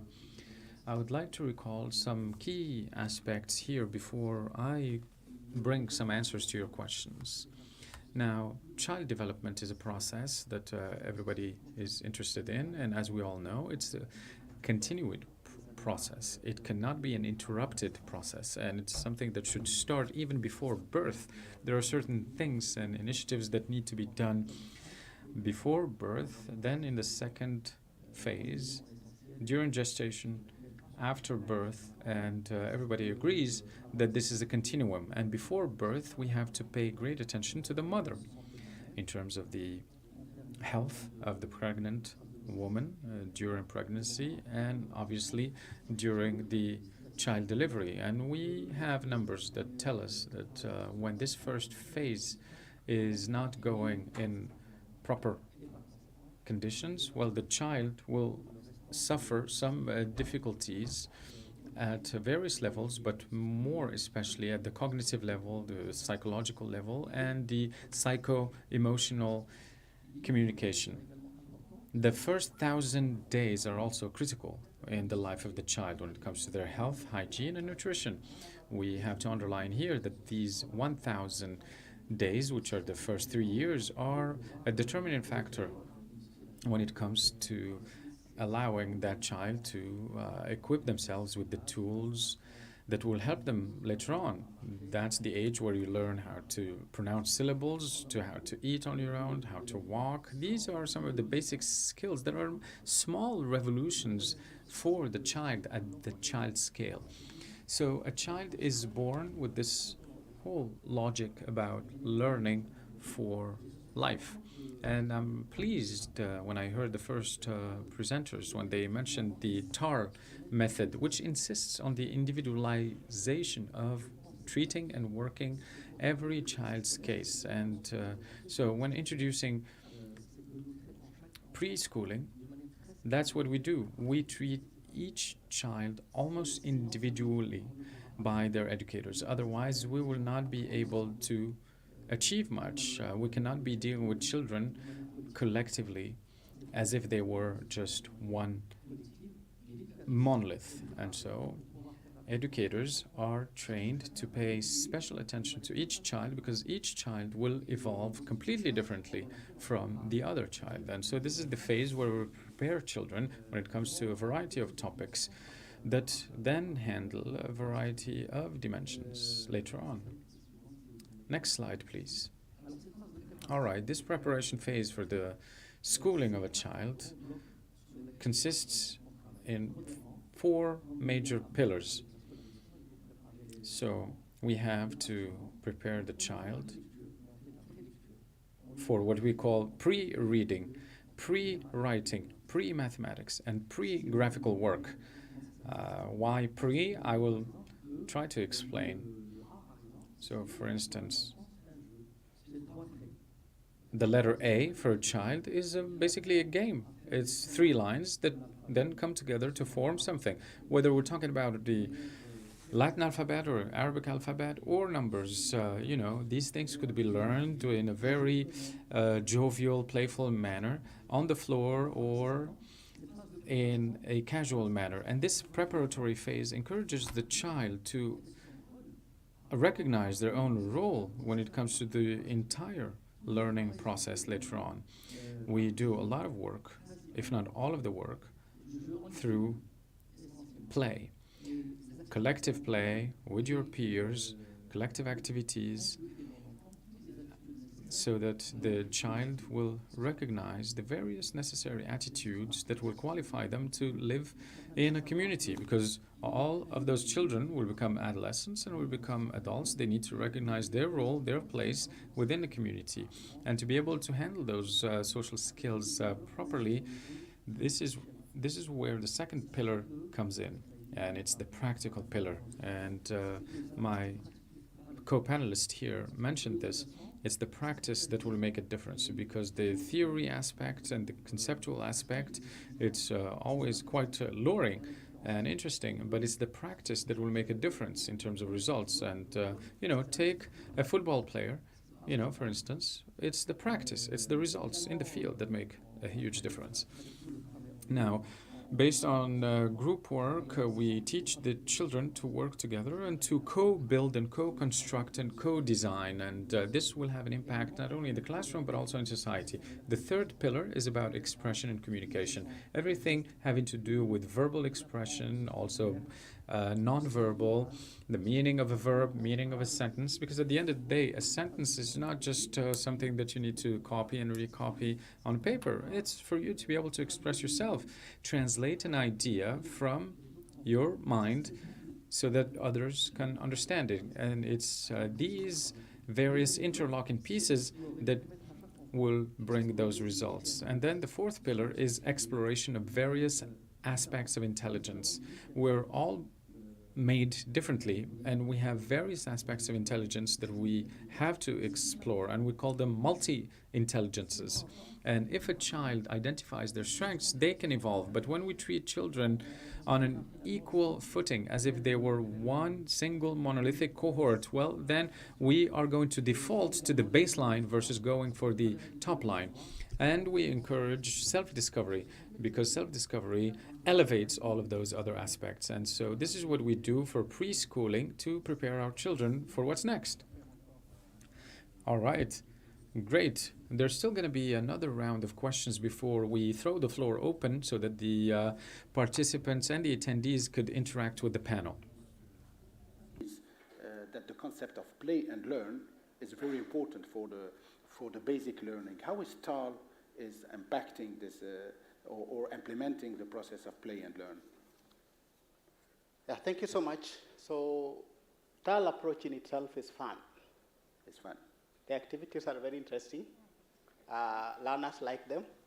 One of the qualitative aspects I have observed in some of the programs that have been done after school, so learners are allowed to attend regular lessons and then spend either an hour or 2 hours after their regular schooling to participate in the TAL classes. Some cases we have seen learners missing the regular classes but being available for TAL class. They are absent in the morning, but they are coming back in the afternoon for the TAL class. What has changed? The same teacher, the same class, the same infrastructure. There must be something that's attracting them. That is the magic that is within this. Now, one of the things that actually is very important and at the core of the TAL approach is these simple assessment tools that helps us to measure the basic reading and arithmetic skills. A teacher uses this 2-pager to conduct one-on-one assessment to understand where every learner is. And it's actually very quick.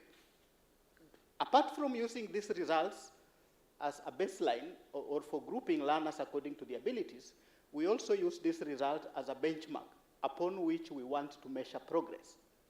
So at a particular interval, depending on the length and duration of implementation, then you can say, after maybe 30 hours, do we want to conduct another measure to see how learners have made progress and adjust our instructions according to the new progress. And what we have seen has been very magical. So maybe we can look at exactly what is happening in some other countries. Next slide. Next slide, please. Yes, so look at this data from the 3 countries that we did showcase for grade 5. Data from Nigeria, data from Zambia, and data from Cote d'Ivoire. And this is data from 2021-2022 academic year of grade 3 learners to grade 5, grade 3, 4, and 5 learners across, and see the numbers of learners that we are talking about. Look at Nigeria, for instance, the baseline, the one that was used as a benchmark.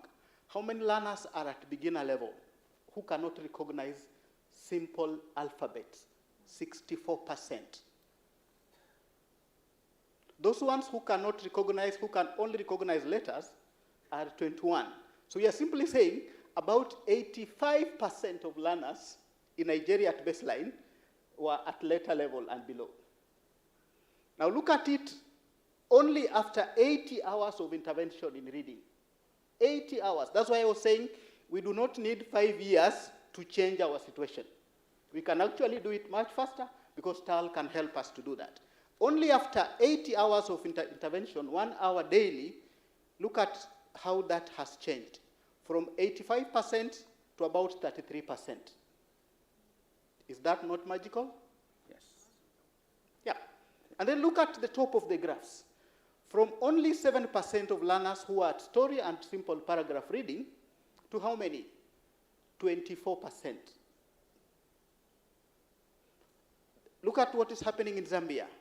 From about 50% of learners at letter and below to only 18% after 40 hours of intervention. The same story is for Côte d'Ivoire.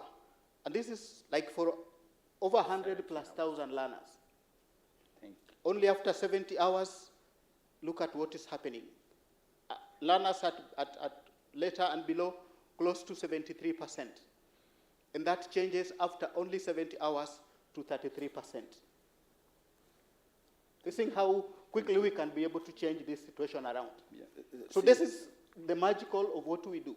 Now, what goes into all this to make sure that our data is credible is that when teachers conduct their assessment, the mentors and the rest of the program team also visit schools to conduct assessment on learners to verify whether levels are matching. Okay? And where you find there are discrepancies, huge discrepancies, then you need to ask the teacher to reassess that learner, because then the teacher is not going to give appropriate instructions. Imagine if you are placed at story level and you are at letter level. So that would be very difficult for you to survive in that class. Thank you. Thank you so much for it. And I think this is a proof of concept of this method. Alors, je vais me retourner vers Madame Bourkia. Vous nous avez évoqué des méthodes d'évaluation, puisque vous en avez la charge. Il y a eu d'autres discussions sur les évaluations qui ont été mises en place. Fred a parlé. Now, Fred has talked about some of them, but I think this is going to be a real incubation challenge to determine a method that is going to be generalized and adopted by all of the stakeholders for everyone to get to know that there is a real method which is being adopted, which is at least national. Do you contemplate a work on this field with all of the players in order to define a methodology of assessment? Mrs. Burke, your microphone, please. Quite obviously, we do that starting from what we are supposed, according to our missions and statements, to do. But I would say that we need to all agree on one important topic, which is the topic of today and this panel, i.e. the pupil. Well, it seems obvious today that we may talk about the pupils and talk about the centrality to be given to the pupil. It was not that evident or obvious for a long time, since a long time. All this has to go towards learning and the students. And this is, we're talking about the quality of learning. So this is the core, the subject matter, the purview of our education work. Hence, if we are convinced of that, obviously we need to start by the beginning. What the ministry has proposed to us within the framework of the TAR approach, which is now being in a pilot test study, is very important. But let's not forget that what now is taking place in a classroom environment is very important. The pedagogical teaching methods, the evaluation method within the classroom of the pupil. We are fixating on the question of the mark in our educational system. The most important thing is to have a good mark, regardless of whether or not we've learned the topic. But for us, it's the learning that is very important. Teaching is not the end in itself. Teaching is not the learning. We can teach without there being any learning. Quite obviously, we need to have trained, seasoned teachers that must have objective in the classroom, what assets, learning they could reach. So I take joy in the fact that this experience has taken place, and the idea of generalization and developing it, this is, I think, important. Still, in the same vein, training of trainers, training of teachers. When I say the pupil is central, that's why I say we need to adopt a holistic approach. We need to embrace the question in all its facet. There are dimensions that are much more important than others, but all of the dimensions are equally important. What is now taking place in the classroom, if you don't have also a teacher who has been well trained, who is abreast of the latest developments in learning, etc., that is also important to have. So the classroom, as everything is taking place in the classroom, this is the most important aspect, a component. But we should not lose sight of something else very important, because in passing we have data. We are increasing the marks and the scoring of pupils when we have, and only when we have, a good infrastructure. So we have everything having to do with the school environment. When I say school environment, there is also the infrastructure and also the relation within the institution, teaching institution. There are also the rules that sometimes are missing. So we are behaving according to what rules, what standards, what are the rules to be observed in the institution. We have to set up, of course, rules and standards. The relationship between the faculty, or let's say the teachers, and the leadership also of the institution is very important. According to our scoring, all of these rivals come at play in the scorings reached by the students. Then we see that Morocco contributes to international surveys. Why does it do so if it's not going to benefit from those? And since 2000, we've been participating in teams and peers, and sometimes we have disappointing results that are circulated in the media, and then, as if nothing happened. No. Going forward, we have to make sure that we take due note of those results and make sure that we improve and ask these real questions about what's not working. And I think that we are collectively aware of the issues at hand.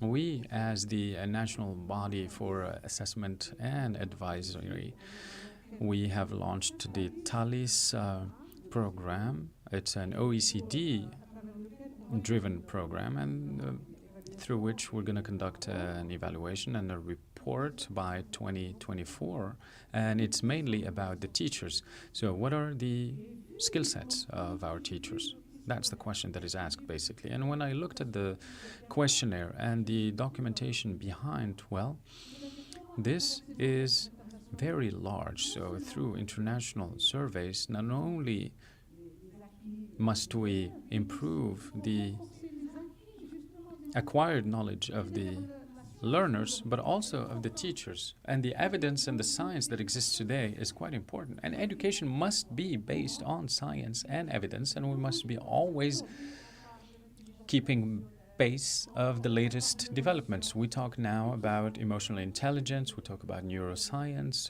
and we have to incorporate those things in our know-how in how we deal with the education sector. And so when I focus on international surveys, it's not just about the outcomes and results and whether we are ranking bottom of the list or middle of the road. No, that's not the goal. The goal is to know where we are in terms of the quality of the learning that we deliver, but most importantly is that we mobilize the stakeholders towards change. And we, as the national body for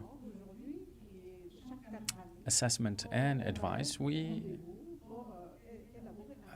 must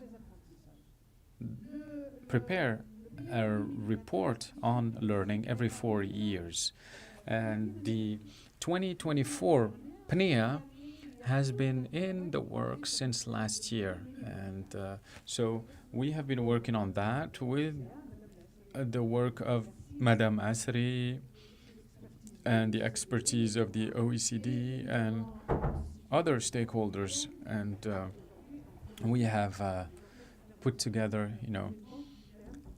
a bank of items that we have designed, and also we're making efforts to ensure a successful digital transition. Now testing is mainly computer-based, and we would like for our school institutions to be equipped with digital tools. And when our children are being tested, we need to receive their scores on time and in a convenient manner. And so we're doing a lot of work on the digital aspect so that our children can sit their tests at a computer. We've also added a module because what we're assessing is the acquired knowledge of the children, but we wanted to also know what kind of competencies and what kind of skill sets they develop. We want to assess that to be in line with the international surveys and tests. Now, in all of this, the main focus must always be the pupil, because we don't do it just because we want to do it. And I think the centrality of the pupils is the main lever that needs to mobilize all of us. It's a child's right to benefit from quality education. This is a right. And this question has to be at the heart of everything that we do as educators and as pedagogues. And this is why I would like to commend the Ministry of Interior and the National Human Development Initiative for all of their efforts in federating the efforts in favor of children and human development. Thank you.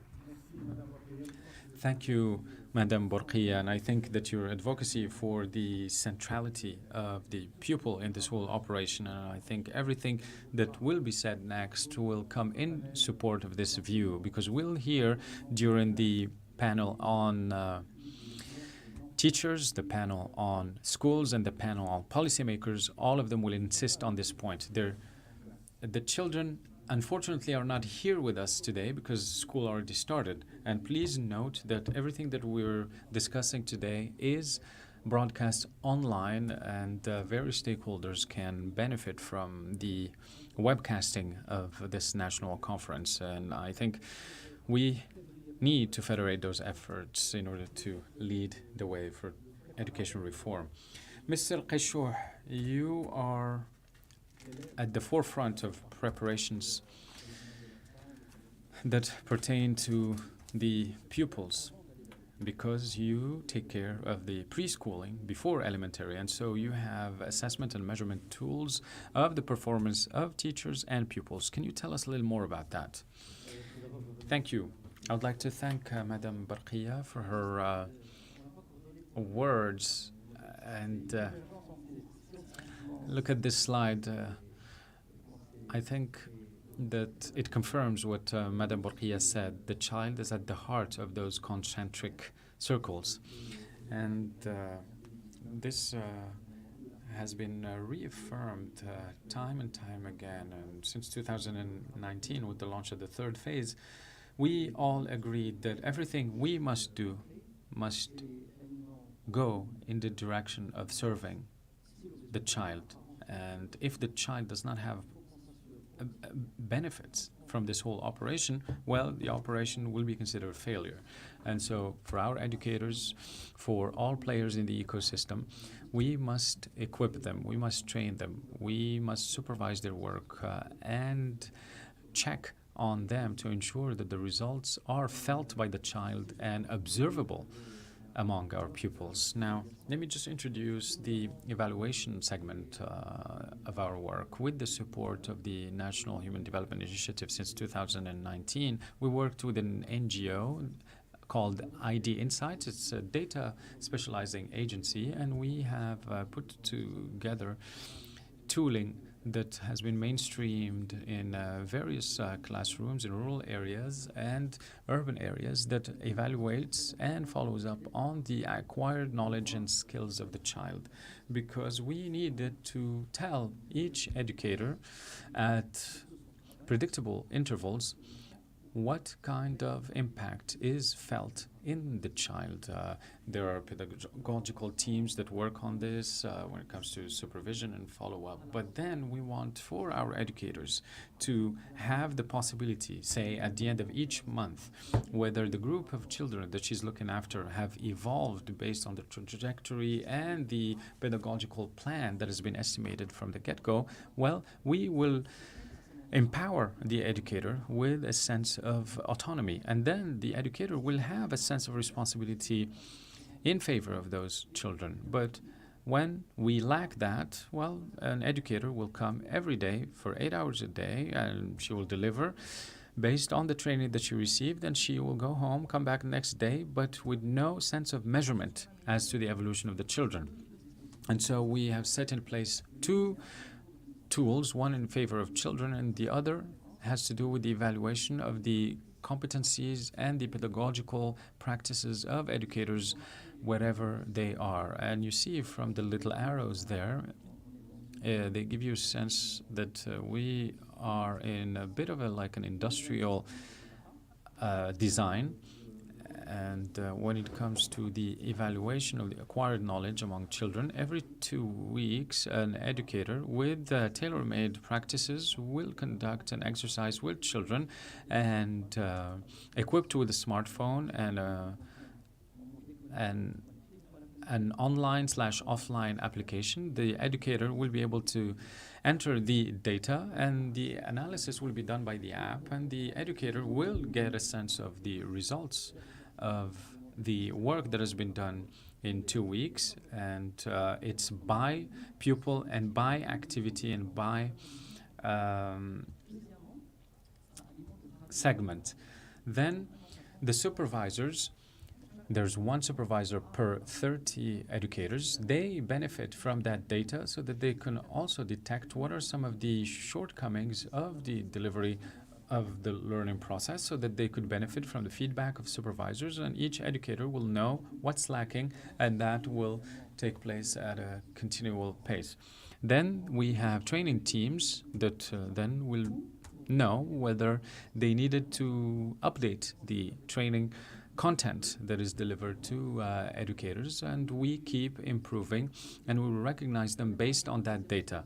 The second evaluation tool that has to do with the practices and competencies of educators. Well, every month, small workshops are organized across the territory of Morocco. 7 to 8 member workshops that serves to evaluate the practices with the presence of supervisors. Now, all of this allows us, and here let me say that I concur that data now is the backbone of our work. And what I can assure you of is that the exercise that we've conducted in this project that we started in 2019, and it was mainstream in last year's academic year with the support of the National Human Development Initiative, and the result is that each educator now feels responsible for their children, and this is such a break from the classical conventional idea of just grading. An educator is there to deliver a course, and the children are there not necessarily to learn but just to get good grades, and that will allow them somehow to do better going forward. So this is a mindset shift. We want educators to start looking at the learning process completely differently, and that would trickle down into the school community at large, families and others. And the evidence-based and data-based evaluation helps us achieve all those things, and we will then line them up with the needs and requirements of our national system called MASAR, for follow-up on the evolution of children. Cool. All right. Thank you very much. I think we went a little bit over time, but I could not interrupt any of the panelists because we were talking about the centrality of children in this whole operation. Mr. Shideli, could you just tell us in a few words, what have you seen in terms of the human-centric approach that we're adopting now in Morocco? Well, sure. I have some lessons learned that we have acquired also from our colleagues in the Pratham Foundation, because the TAR approach is not just about remediation, it's about mindset change that should be inspiring to all of us to rethink our pedagogical methods and to start intervening further upstream in order to prepare the children to acquire quality learnings. Because if we work based on methods that are similar to TAR, or at least take an inspiration from TAR, and we mainstream that, I think we can guarantee a better outcome of education inputs. And that's my first message. My second message is that we are convinced that a reform that recognizes the role of human capital and upgrades it and valorizes it. And here I join what Madame Barkia said, a reform that aims to ensure quality education and working conditions for all stakeholders in a more motivating ecosystem. This will help us achieve the educational revolution that we all aspire to. I think round of applause to our four panelists, Madame Barkia, Mr. Fred Abongo, Mr. Aziz Qaishouh, and Mr. Mustafa Shidali for their excellent interventions on the centrality of the child as the main point of focus, thanks to such methods as TAR. Thank you very much for your words. Now, without any transition, we're going to all stay in the room, but we're going to change seats and move to the next panel of our national conference, and which will focus on teachers. And here I would like to call Mr. Juan Manuel Moreno to join us on the podium, Mr. Youssef El Azhari, Madame Hanada Tomor, and Ms. Laila El Hauri. They will all join us to discuss the role of teachers as pillars in terms of learning and acquisition.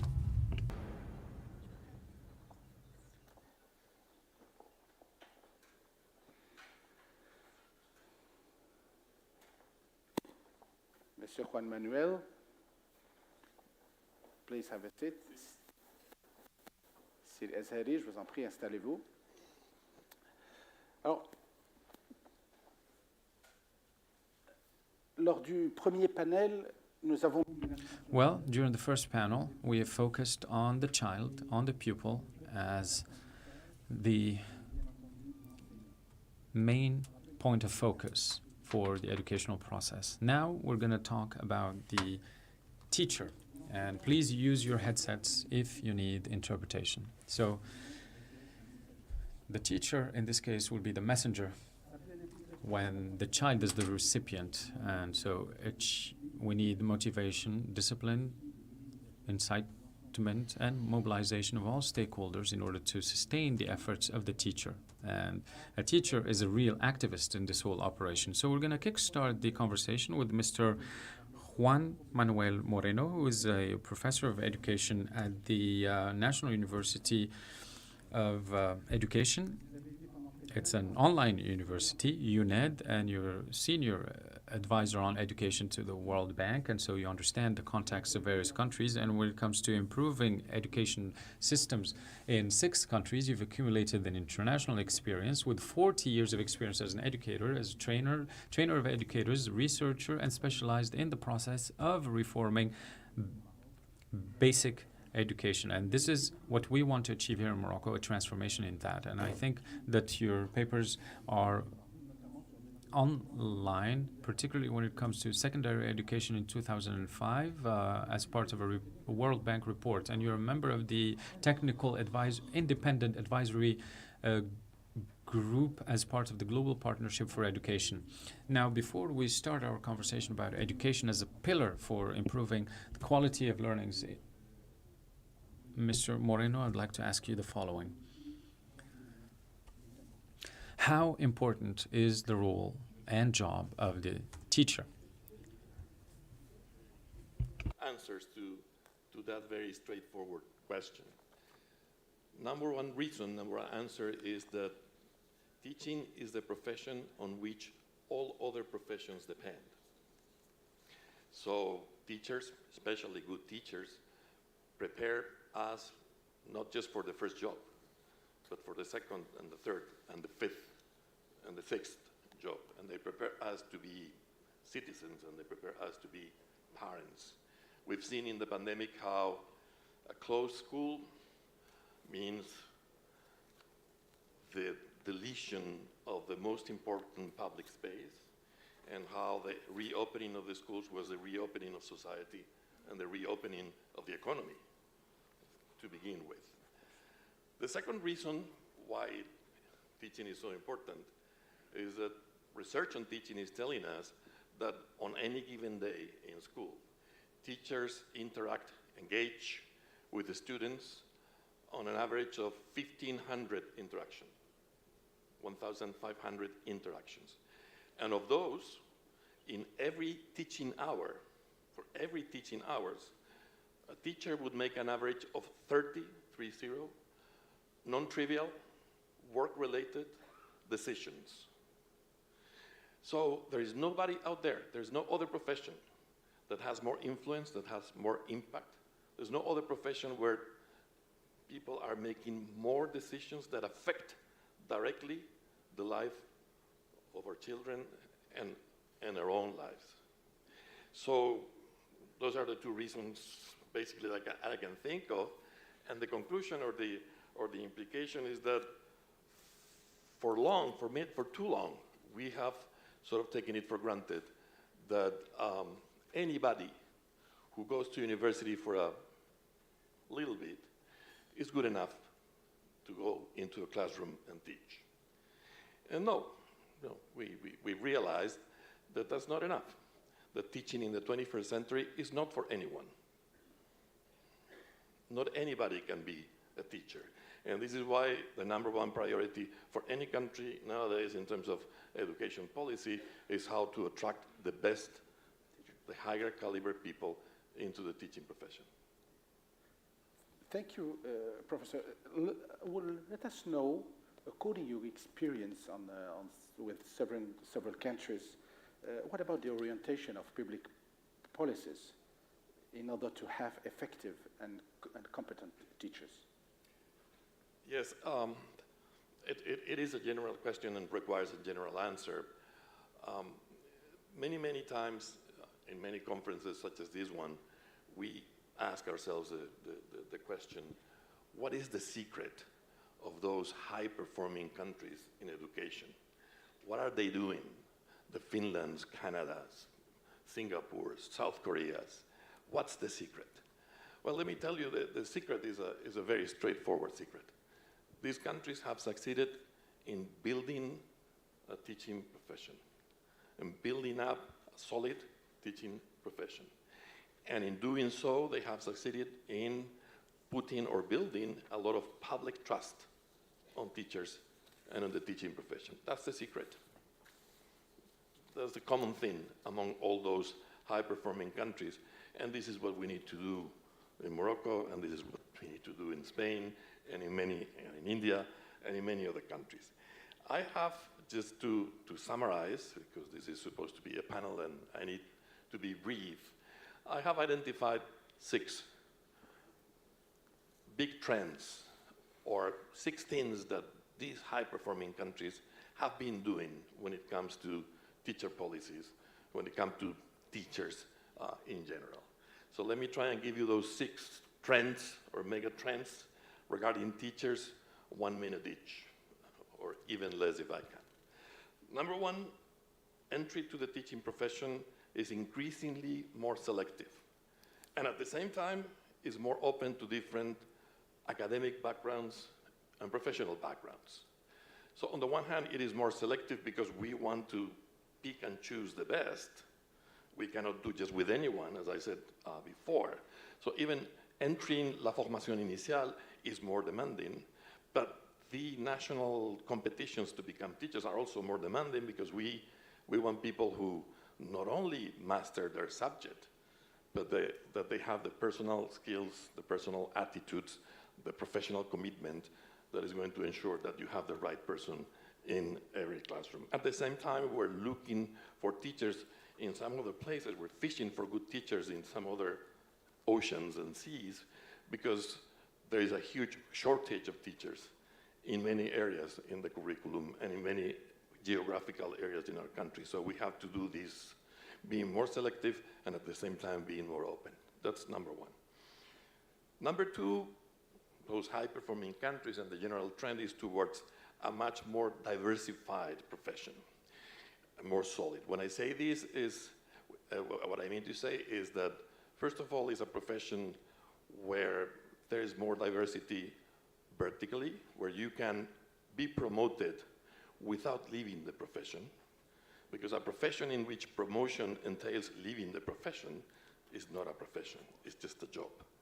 So vertical promotion without leaving the classroom, and not only on the basis of seniority, and also horizontal expansion or horizontal promotion, because there are more and more education profiles, professional profiles, and one of them has been quoted several times here, which is the mentor inside the school, those who have the responsibility for mentoring the newcomers or for coordinating professional development activities within the school.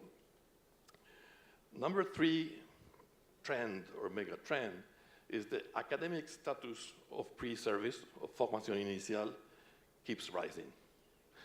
In only, globally speaking, in half a century, the academic requirement to become a teacher has moved from a secondary diploma to a post-secondary diploma to a university degree, and now in some of these countries to a master's level degree. So it really keeps rising. That's not enough, but that's a trend that one can identify out there.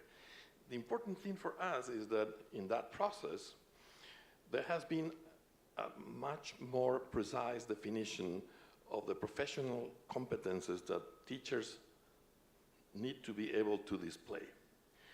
And having more clarity and more consensus on what a teacher needs to know and be able to do has allowed to build up a new professional identity for teachers, which is not only on the basis of the subject they master, but on teaching as a profession.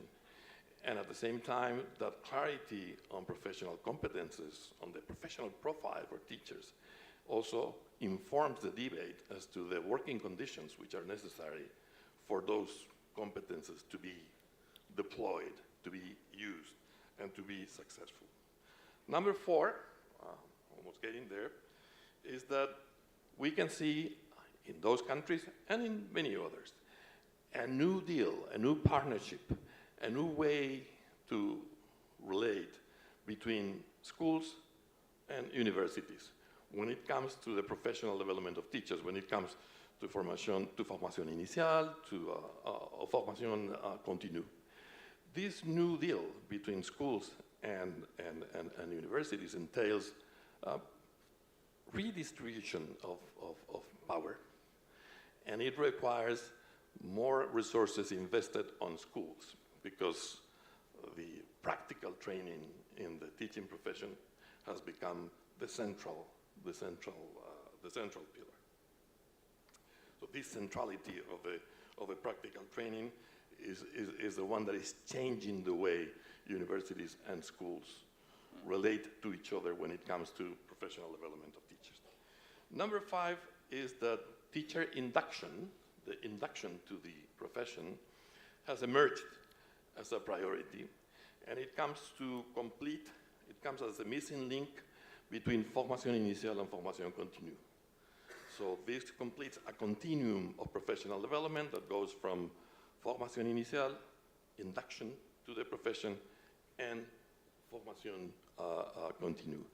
And this is also reinforcing a lot the role of schools and the role of professionals at schools. So what we say in French, we say le facteur établissement is becoming more and more visible and is gathering more and more strength. So this teacher induction is a new emerging priority. And number 6, and the last one, is that the teaching profession gets built in schools, in the daily practice of schools. This means, to begin with, that all these high-performing countries, and some others, are aware that quality of education is not just the individual responsibility of each teacher. Quality of education is the collective responsibility of the entire teaching profession. This means, to begin with, that this is the end of the solo teacher, of the lonely teacher, of the soliste, right? You can play the violin where you can play the clarinet and you can be a wonderful soloist, but we need teachers who can play in an orchestra. If you cannot play in an orchestra, no matter how good you are, you're not good enough. So this means playing in an orchestra, and I know the musical metaphor is not perfect, but I think the message is conveyed, that the only way to build that profession and to gain public trust on that profession is through communities of practice, networks of schools, professional learning communities among teachers. The solo teacher is over.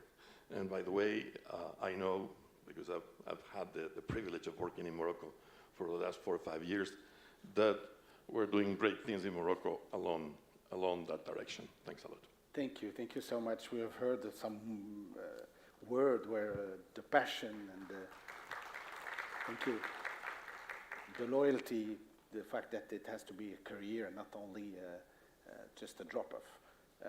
And the training is really important, and to create a community of teachers with the same values and sharing the same objectives and mission. From another country, we have Dr. Hanada Thomour. Alors, Dr. Hanada nous vient des Émirats. You visit us from the UAE. We have the pleasure to have you from the UAE, and you come to us from the Zayed University, where you're interested in the Arabic language and the standardization of Arabic text. You have focused on a method that has been mainstreamed for about 200,000 students that practice the methodology that you have developed. And you take great care in terms of ways and means of teaching the Arabic language. And although it is our mother tongue in the Arab world, but it's very important for us here in Morocco because we want to elevate the quality of Arabic learning. It's a language of history, civilization, culture, and we all remember the years of Islamic enlightenment that we have known.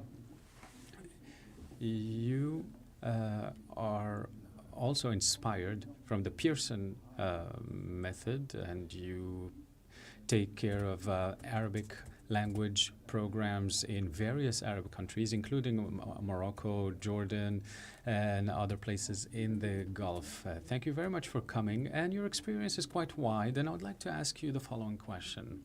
You, as a practitioner of learning, and linguistic learning in this case, how do you see the various stakes and challenges that the teacher is faced with? Could you give us an overview on the challenges that are faced by the educator and the teacher, particularly in the Arab region, with some focus on North Africa? Thank you very much, sir. Hello, everybody. I wish you a very beautiful morning full of scents of flower and musk. I will speak in the Arabic language, and I've heard in the introduction of Mr. Juan, everything that he was saying, I was like, check, check, check, great. And yes, indeed, there are some challenges that we approach as challenges that are facing us today, not just in terms of how we'd like to train our teachers that teach the Arabic language, but they apply to teachers across disciplines. And this is not something faced only in the Kingdom of Morocco, but it's applicable to the entire Arab world. There are challenges that are common, and I have observed 9 challenges. Mr. Juan mentioned 6 of them. Maybe 3 are specific to the Arab region. And let me start with the challenge pertaining to the admissions criteria when we train teachers. And I will speak generally about the Arab region. There may be some specificities and differences when it comes to these conditions in the Kingdom of Morocco. But I will talk about education in general, but I will focus here and there on teachers of the Arabic language. We, in our Arabic language teachers, we admit the lowest performing graduates, because we want for our higher achievers to go to medical school, to some IT discipline, engineering, obviously, software engineering included. You know, these are now the disciplines and the career paths for the graduates of high school who overachieve. But the poor kids like us, like the ones that we were, they will go study Arabic, Sharia, Islamic law, and education science to become teachers, right? So it's as if teaching is the job of the jobless, or the opportunity for those who are out of opportunities, those who have no options, because the admissions criteria, you know, you just have to get your 50 out of 100 grade and you will get a placement in a school for teachers. This is how it works in the Arab world. Second challenge is that once the student makes it into a teacher training program, the quality of those programs, and even if some of them have some quality, well, they're just old. So a teacher that would like to become an Arabic language teacher, they teach him, you know, old criticism and ancient literature and just works and works of literature.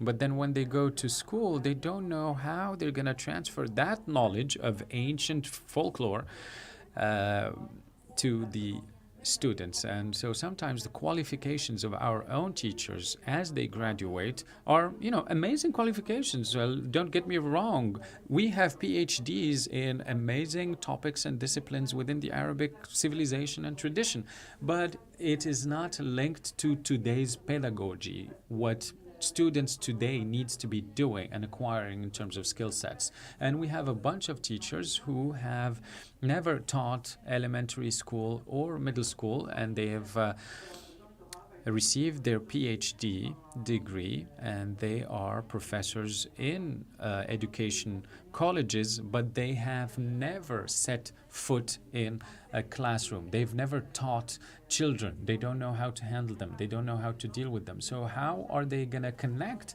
with the trainee teachers who will be dealing with those children? Then I would like to talk about the third challenge, which is the induction period. And that's the period between the graduation from the education college to the classroom. You're not an expert then, right? You're a practitioner. And can I send my children to be taught by a teacher who has not yet have had any experience within the classroom? And so that 1 to 2 year period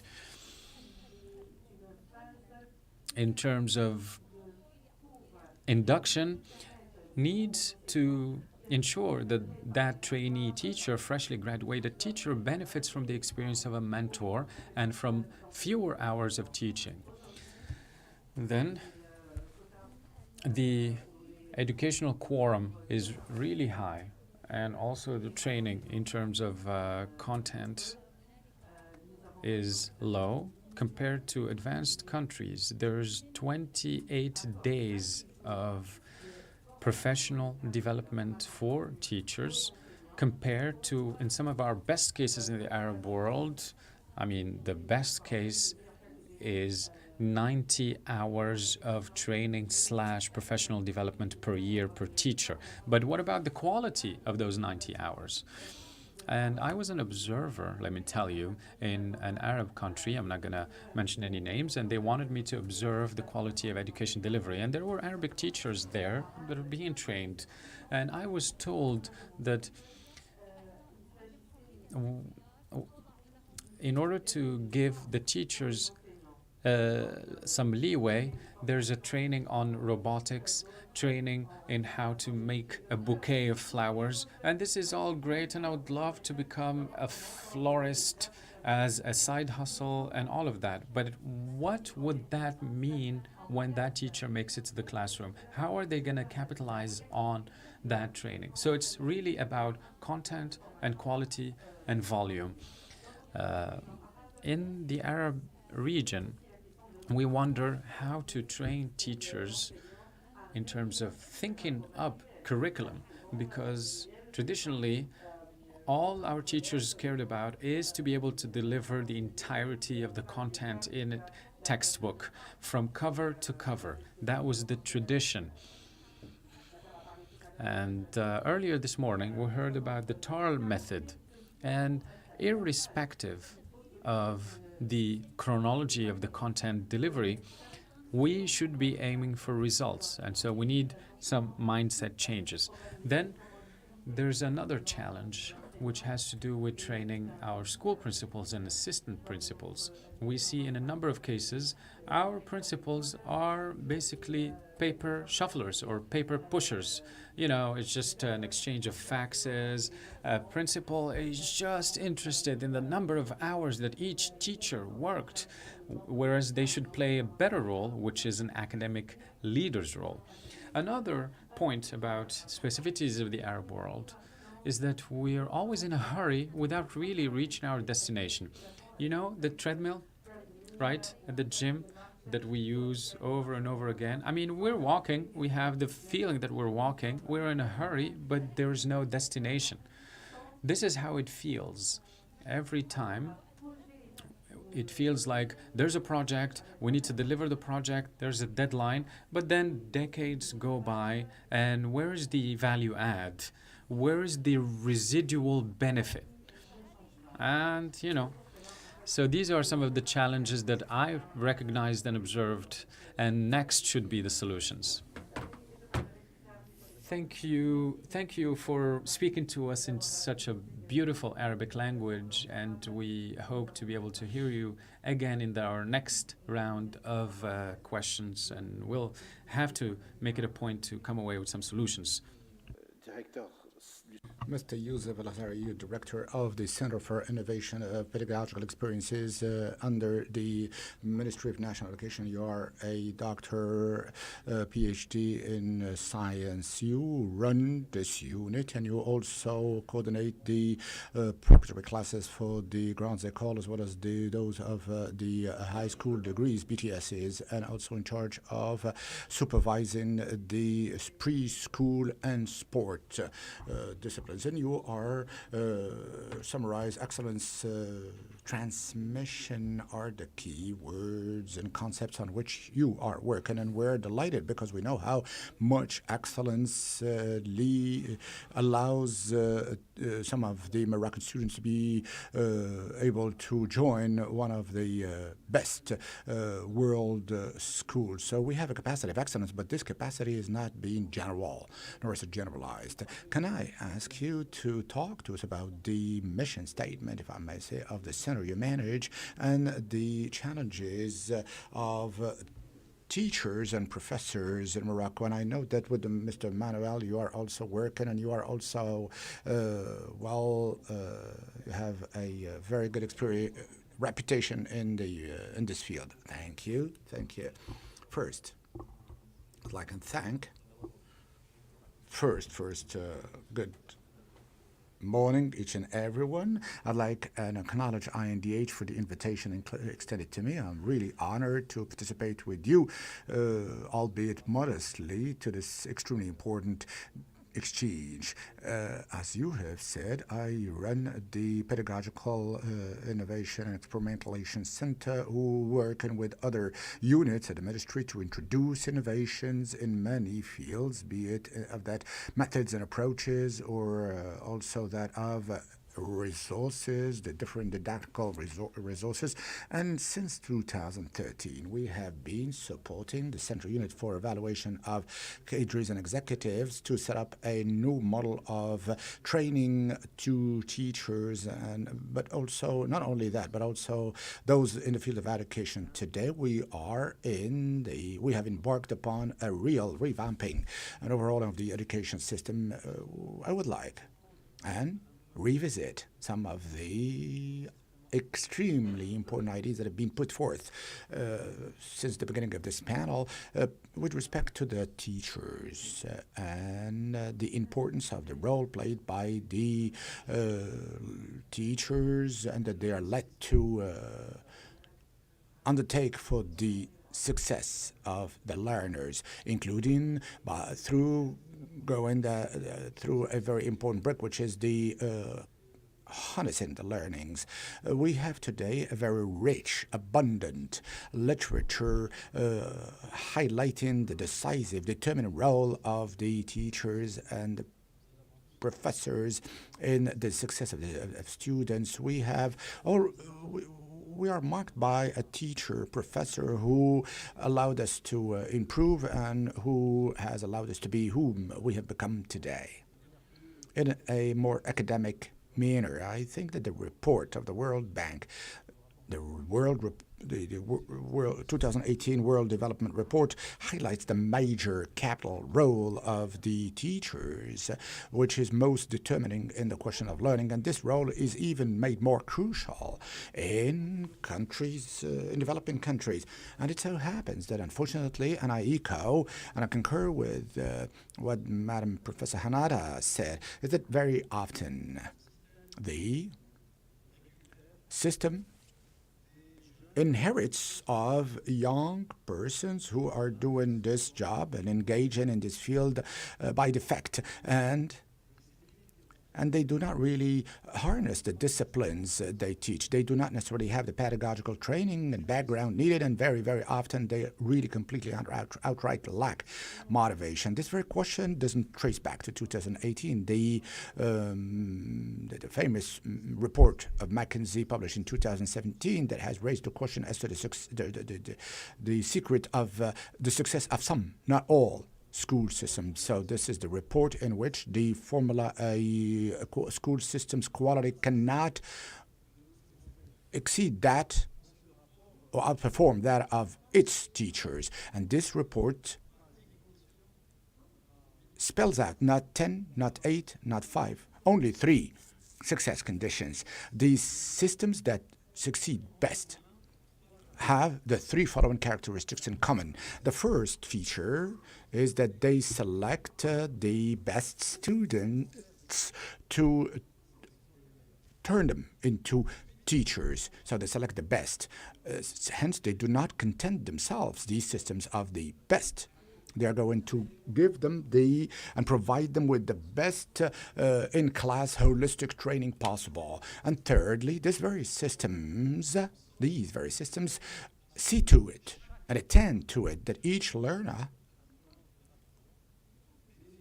avail of and be given the best education ever. It is not enough to target and to cherry pick some schools here and there and to set up a system of excellence.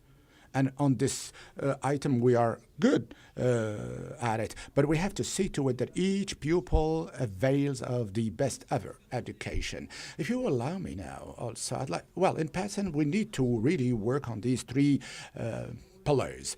Also, if you allow me, a very brief word on the following.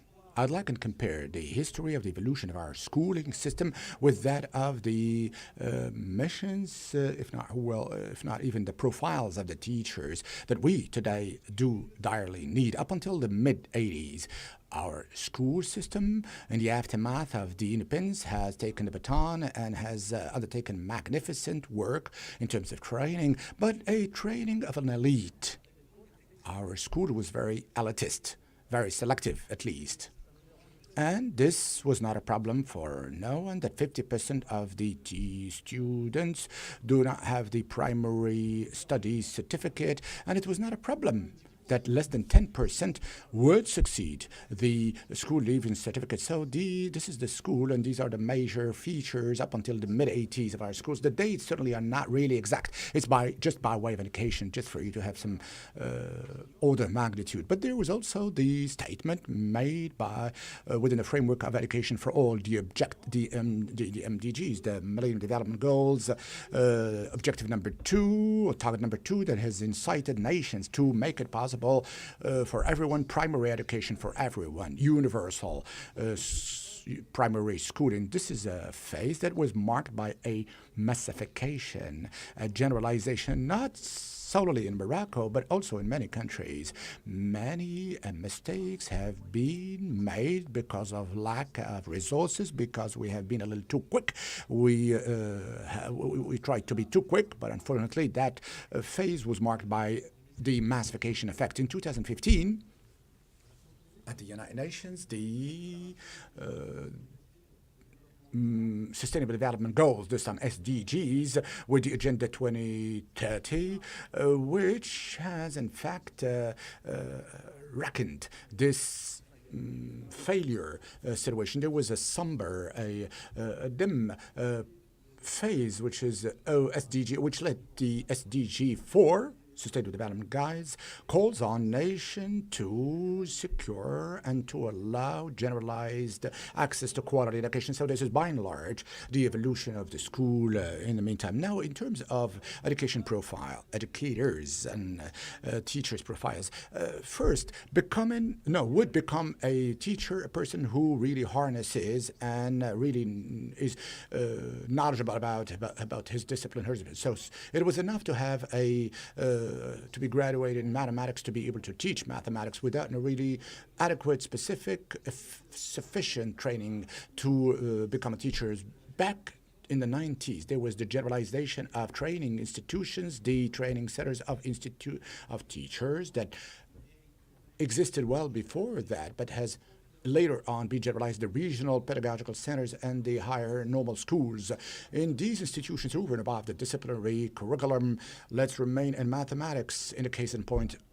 Over and above the harness in the mathematics as a discipline, the discipline that the teacher would teach, there was a pedagogical training. I mean by that, well, I can still recollect the pedagogical training that we've been offered. There was didactics, the discipline, also among other disciplines. There was there was also some epistemology. We took it for granted that those students who would harness these knowledges, if I may say, would be able to really to transmit them, which is easier said than done in reality.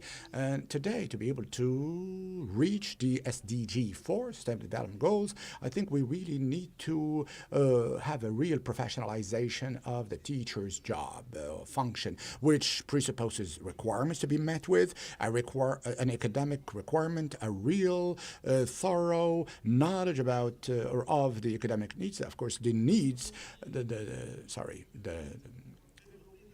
skills, developing also real professional competencies and skills. If I'm being offered the time, I'll talk about that. So we need to develop knowledge and know-how. And thirdly, we really need to really remain very watchful on the fact that we need behavioral requirements, skills. The first two skills, rather, are aimed at what I may call the possibility to act. In other words, the teachers must be given and give themselves the possibility to act. But the third category calls upon and questions the question of willing to act, the willingness to act. In other words, are our teachers keen to act in the right direction and in an adequate way? Of course, there's no secret about that. We have to go through training to really get these indispensable profiles and job requirements. We need to adapt to train the trainers, i.e. the teachers, in order to, as I said, to attract the best ones. And I'll tell you we would think to do that. We have to also train, to give an initial training and induction to these teachers, and also secure that these teachers be trained all through their careers. Thank you. I think that what you have just said, since you are at the very core of the educational system, because there is a genuine reform that has been embarked upon, I would recall that this is a bottom-up approach, that you have collected, you have gleaned the requests of all of the stakeholders before being able to reformulate it, if I may say, in order to generalize all this. What you need also is steering. You need to have coaching. You have to have leadership, a whole set of values that maybe we are not used to really talk about or hear about in a school system. It's just like a company, so it requires leadership, as any company does. Now we are going to fork on an experience of a primary education teacher in Saleh City, sister city of Rabat. Earlier with the Misaj Sadali. Now Leila Hawli, you are professor of the primary institution of the Saleh Provincial Directorate. You are a bilingual teacher for the last 22 years, which the common denominator between you and Mrs. Hanara is the Arabic Lughat al-Dad. Arabic language, and you've also supported other pedagogical learning experiences in the learning of teaching of Arabic language in different systems, and you are also a holder of pedagogical engineering graduate at the Faculty of Science Rabat, and that the subject of your dissertation had to do with the teaching of Arabic as a foreign language, which is indeed important. One question to you, you from the field, you really are living in and through this experience of teachers. What are the challenges that you were facing? And I think that for a couple of months now, to remain in the short term, you have been observing changes. Please feed us on that and tell us what is your experience about it. Thank you. Your microphone, madam. Your microphone for interpreting. We cannot hear the speaker. She's not using a microphone, please. Thank you, madam. Thank you. We cannot hear her. Thank you for insisting. Please use a microphone. The interpreters are not able to hear. Please use the handheld microphone. I know you can speak out, but please make use of the microphone. As I was saying, a very milestone topic, which is education, which is the engine of any human capital development approach. With respect to your question pertaining to the challenges that we need to address on a daily basis, first, these challenges are the result of a situation, a challenge that calls on reflection, projects, actions by the teachers, i.e. the construction of a citizen. Yeah, it is the citizen, the making of a citizen, able to be efficiently and smoothly part of the society, and hence they would have to face and live up to the problem of a school dropout while accounting for the socio-economic data and the social-cultural data of pupils, not to say the very profile of each pupil. Well, this is not an easy task, Mr. Malouk, you would agree with me, and requires the challenges to be lived up to on a daily basis. So it has to do with the management of a heterogeneous classroom. We need to take into consideration the rhythm of learning of each pupil, to also account for, in any strategy, account for those pupils having some difficulties and others who are better as part of a differentiated pedagogy. A challenge that is also compounded by the necessity to manage time while accounting for the curriculum and the volume thereof. There, the teacher will have to make use of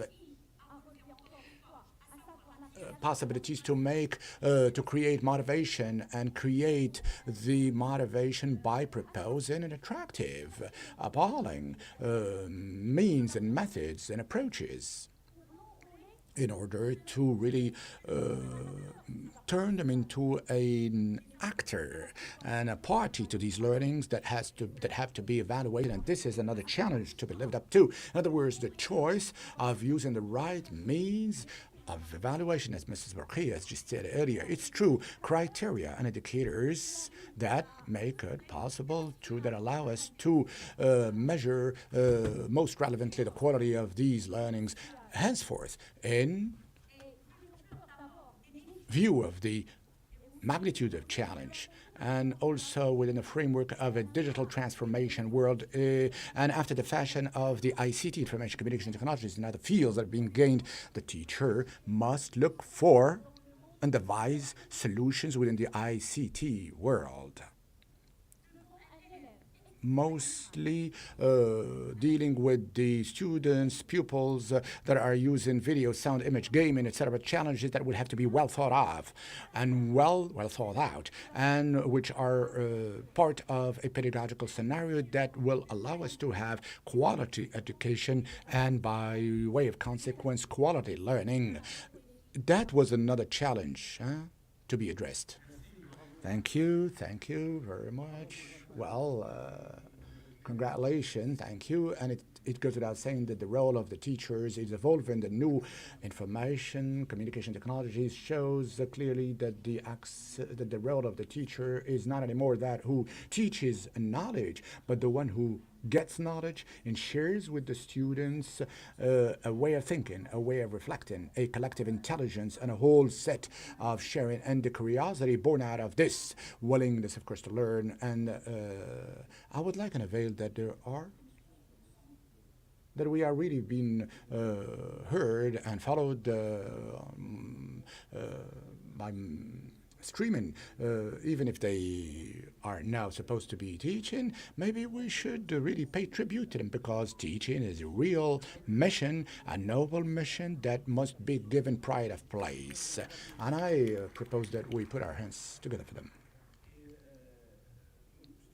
Ma'am Hanada, Professor Hanada, if you were asked to give us 5 or 6 decisions or proposals in order to allow the teacher to improve the quality of teaching and to improve the educational system in general. Thank you for your question. Now, the teacher alone cannot and will not be able to implement all that. Of course, the teacher must be given support. Certainly, before that, we need to address the whole system, which is much bigger, macro, than the teacher. First, I would like to say to the society at large, to the Ministry of Education, to market, good marketing of the education, market the education field better as we market a 1 million product. There's the back to school here again, and I noted it's written in English. Of course, so selling, I don't know, bags. So please do good marketing, noble marketing of the education, because we'd like, of course, to improve it, materially speaking, socially speaking. And I was speaking in jest with some friends here. Well, of course, in the Arab families, if, for example, someone comes to ask for the hand of a teacher, a teacher asking for the hand of a lady, would he be married, that lady, or would the family prefer doctor, lawyer, etc.? So let's really give the profession of teachers. I think that you are applauding, that therefore it means you agree. So we need also to have the crème de la crème, the top notch here, and I speak French, isn't it? La crème de la crème. Yeah, and really best top notch. Princeton, Stanford, Harvard, and etc., and MIT, etc., etc. Of course, we have the knowledge that they have is that their intelligence is that when they accept only 3%. So this is speaking volume about this. Of course, they really choose the best of the best, the top notch, the best breed in reality. So this is the ingenuity. This is, of course, the game we are playing here in the standards of acceptance and approval. We need to establish a relationship with the ministries of education as well as the faculties of training, the teachers. We need one of the best, most successful experience that we've had was in the Kingdom of Bahrain. The professor that trained the trainers, that trained the professors, was in real close contact through high councils under the ministry or under supervisory ministry. So, of course, the educational policies between the teachers and that of the Commission of Politics and the Implementation Commission. So this is a very important aspect. We also need for the teachers to have a long life training, smart, not just decorum, robotics, or meet me once every year.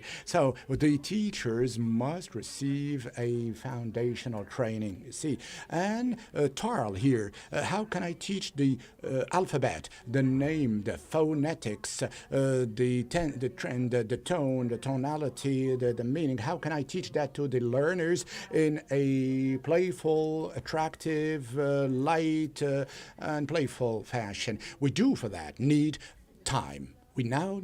Time has come where we have to design the system. We come with new school booklets, and these booklets must be implemented and taught in 6 months' time. No. There is no possibility for that. That would be earnest, fact-based, science-based, which is written in 6 months' time. We need to have training, the drafting of these systems, educational system, the preparation and the training of the teachers. We need to really take ample time. Already, time will be lost anyway. So let's really use it at best, and let's do the most important thing, and let's also reap the results. We need to reap the results later. I think everyone concurs with Professor Hanada's proposal. I think it goes that say.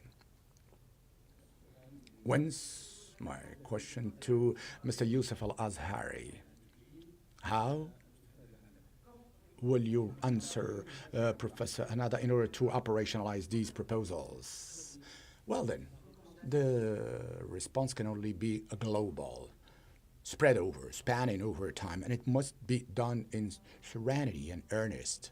And going too quick in our field has always led to disasters. Today, as I have been saying, we have adopted a holistic, global approach to meet with the requirements that I have spelled forth earlier. Let me in passing recall here that we need 3 categories of indispensable academic requirements: professional and behavioral. Well, it's a lot. I concur. It's a lot that a lot is being required from the teachers. Today we are on a model. The first feature is a 5-year after the school leaving certificate training. We need to take time to train. It's going to beg the time, it'll beg. 5 years is the time that's been assessed at. Now this system fits within the framework. There's no straight jacket. There's no one single model fits all. Now, it has been mentioned, Manuel mentioned that it's a 3 main step training. The number 3 is going to be a repeated figure. Now, the first step is the training. Initial training is determining. There comes afterwards a step that must be that phase of induction that Juan Manuel Morano has talked about and Mrs. Hanada just a moment ago. We need a transition between the training and the teaching at the classroom. So we need necessarily an induction phase. There comes afterwards a professional development and honing phase that has to extend throughout the life/career of the teachers. As I said, quite a lot of things being required, and it's and asking one institution for all this is too much. One single institution cannot embrace of all of these processes, so much so that today, as part of our model, we have 3 training spaces. The first one is university or arenas. The university today is a major stakeholder in training the teachers in specific ad hoc institutions, that is the network of higher normal schools and the Faculty of Science of Education. These are regulated access institutions where access to which is being done under specific conditions to attract the most motivated ones, those young persons who want to turn the teaching field their very own job in later years. The development of a professional identity is very important, and certainly it's a time-consuming. The 5-year spanning process certainly makes it possible to really start smoothly and continue in this field. Now, the first space is going to cater for the development of such skills, academic skills that are indispensable, that are the fulcrum, the very foundation of the development of other competencies and skills. When I say academic skills, it means it is in the field of speciality. For example, in the primary, several speciality fields, but also an initiation, an induction to the science of induction, didactics, matters, the philosophy of education, the history of education, among others. psychopedagogy, sociology of education, all of which are first academic knowledge that the student discover and should discover as early as possible. After that, we fork onto a second arena or space, which is that of the development. So this is the induction space.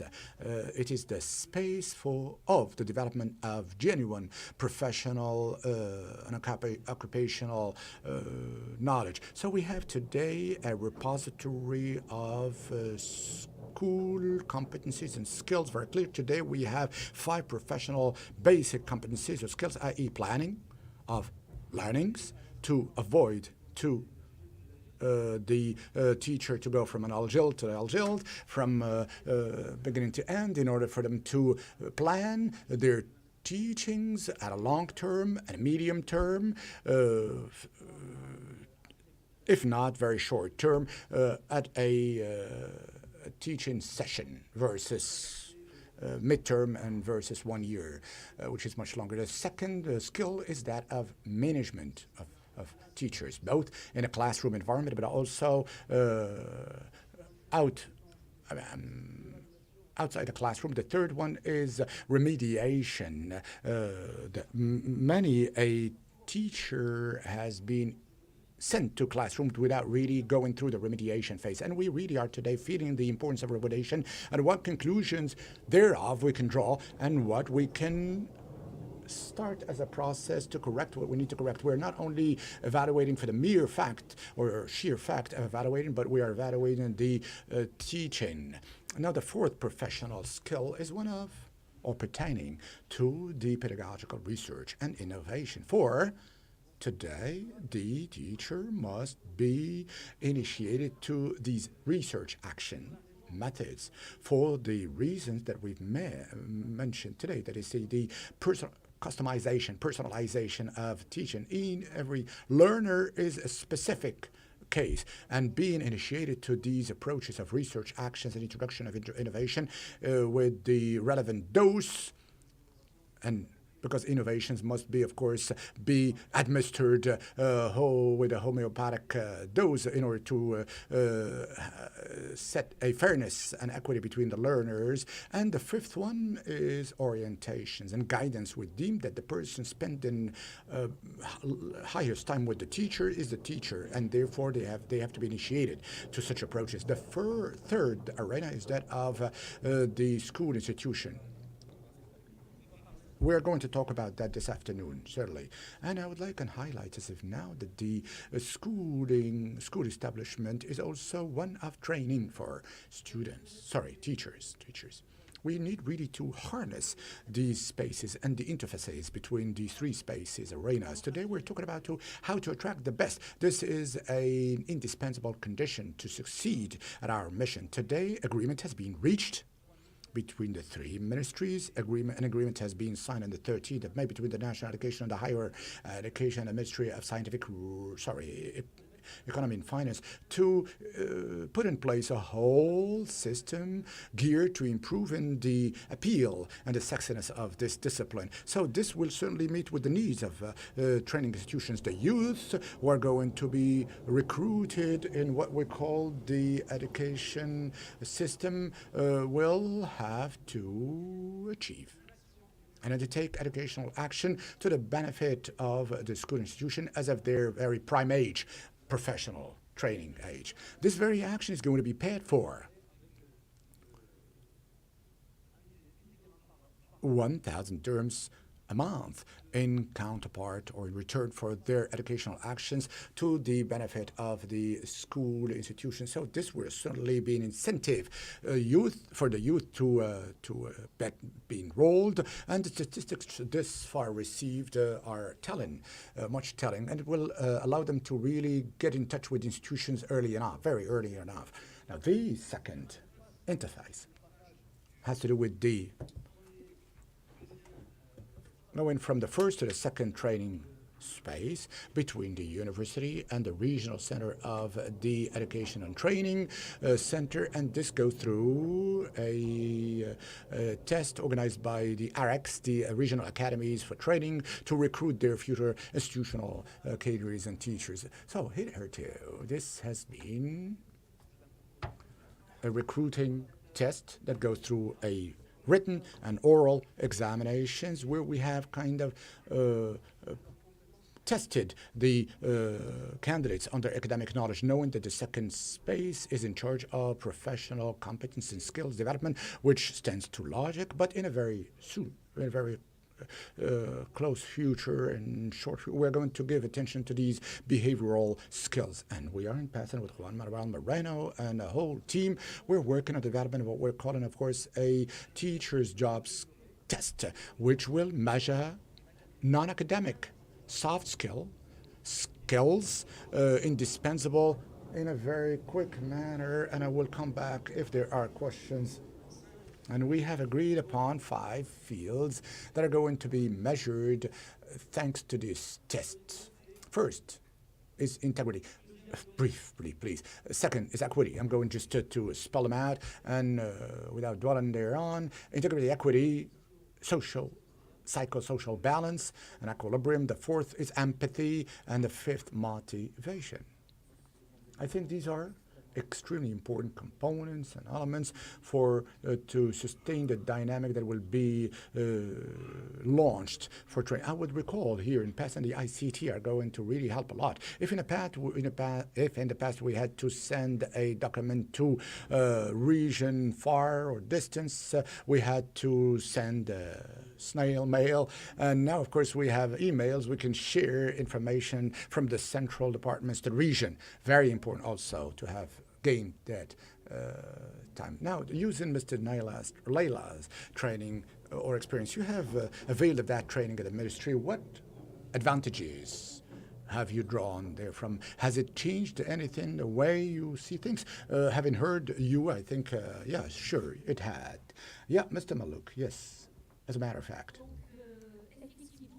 In point of fact, the ministry has provided or offered a basic training and has and still does accompany the teachers' community to live up to the challenges in the classroom, mostly within the framework of the strategic vision spanning 2015-2030.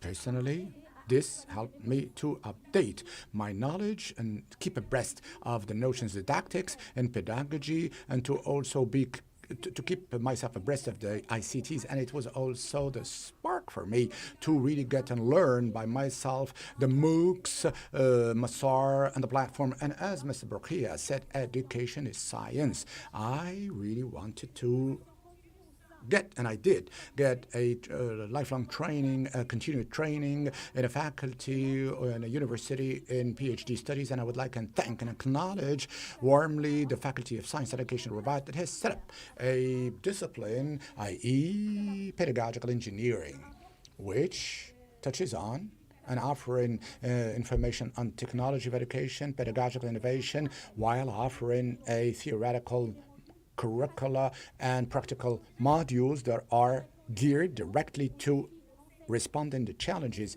faced by teachers who need really be a leader. Now the current situation of learning and the level of learning requires the mobilization of the different components of society to be able to meet the challenges and to live up to the expectations of the educational system and mostly society at large. Thank you, Mrs. Leila.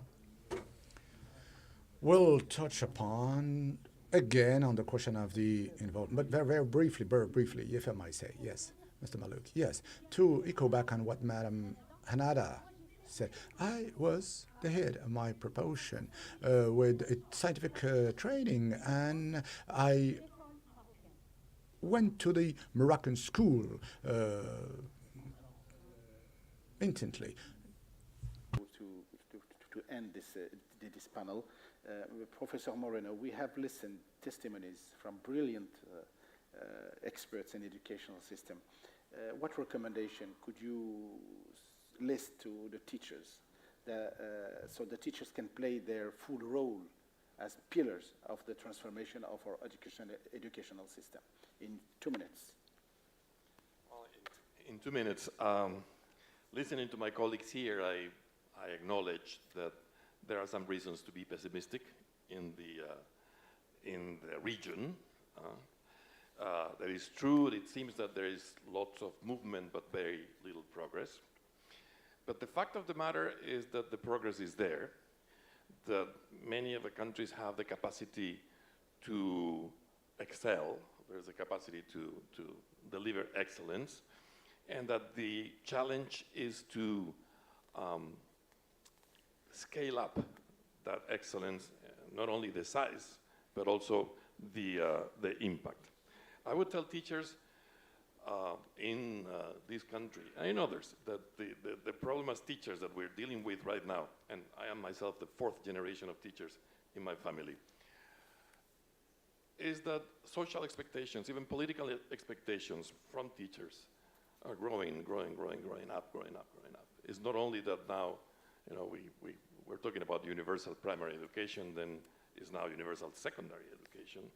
So social expectations from what we need to do and deliver going up. And then at the same time, the training, the professional development opportunities, the working conditions, the salaries are not improving in parallel. So this growing gap between what is expected from us teachers and what we're getting in return is a very dangerous one. And there's only one way out of here, is taking the teaching profession seriously, as we are doing in Morocco, making sure that we get the best possible teacher in every classroom, raising the bar in terms of who we select, who we recruit, who we keep in the profession, and how we make sure that we train, retrain, and retain that person into the profession. Teaching cannot be a job. Teaching has to become a profession. Thank you so much, Professor. Eh bien, on remercie nos 4 intervenants. We'd like to thank our 4 panelists for their instructive presentations, and we will now move straight to a lightning talk by Mr. Momar Dieng.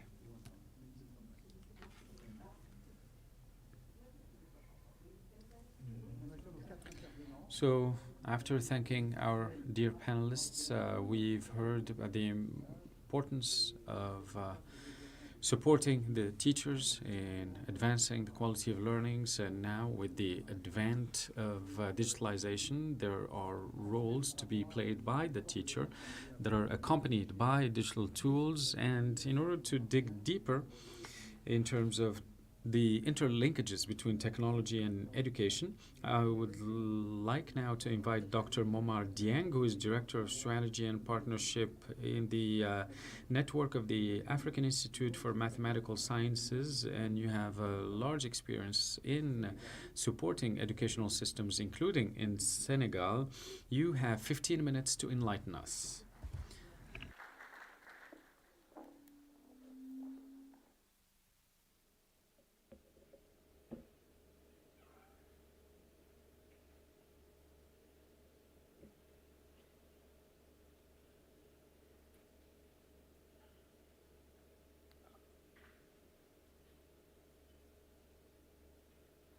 Merci beaucoup.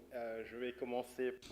Thank you very much. Let me start by thanking the National Human Development Initiative for inviting me to participate in this forum, and for attending the instructive conversations that we've heard this morning, which all go to show the importance that is attributed to this topic and the importance that it embodies in terms of human development. And I think the 2 key messages that I come away with this morning: first, ultimate focus and centrality of teachers, of children on the one hand, and the fundamental import of teachers. And within the framework of my presentation, and I understand that I'm the only barrier between you and lunch, I will make sure that I'm going to be as succinct, to the point, nice and sweet as possible, as our moderator has reminded me. All right, I'm gonna give you an overview about the African state of play when it comes to education.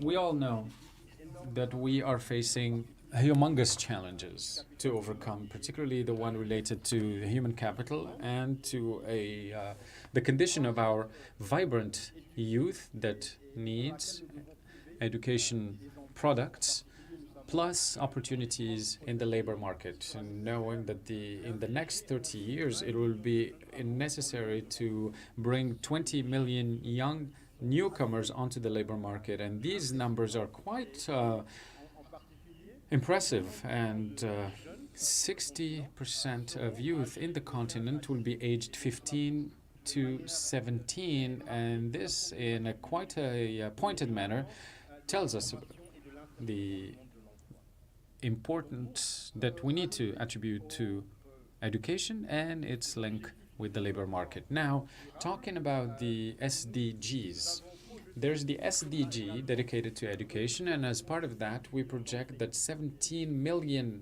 teachers and educators will need to be recruited. And these numbers for the education professionals are, if not impressive, well, they're frightening.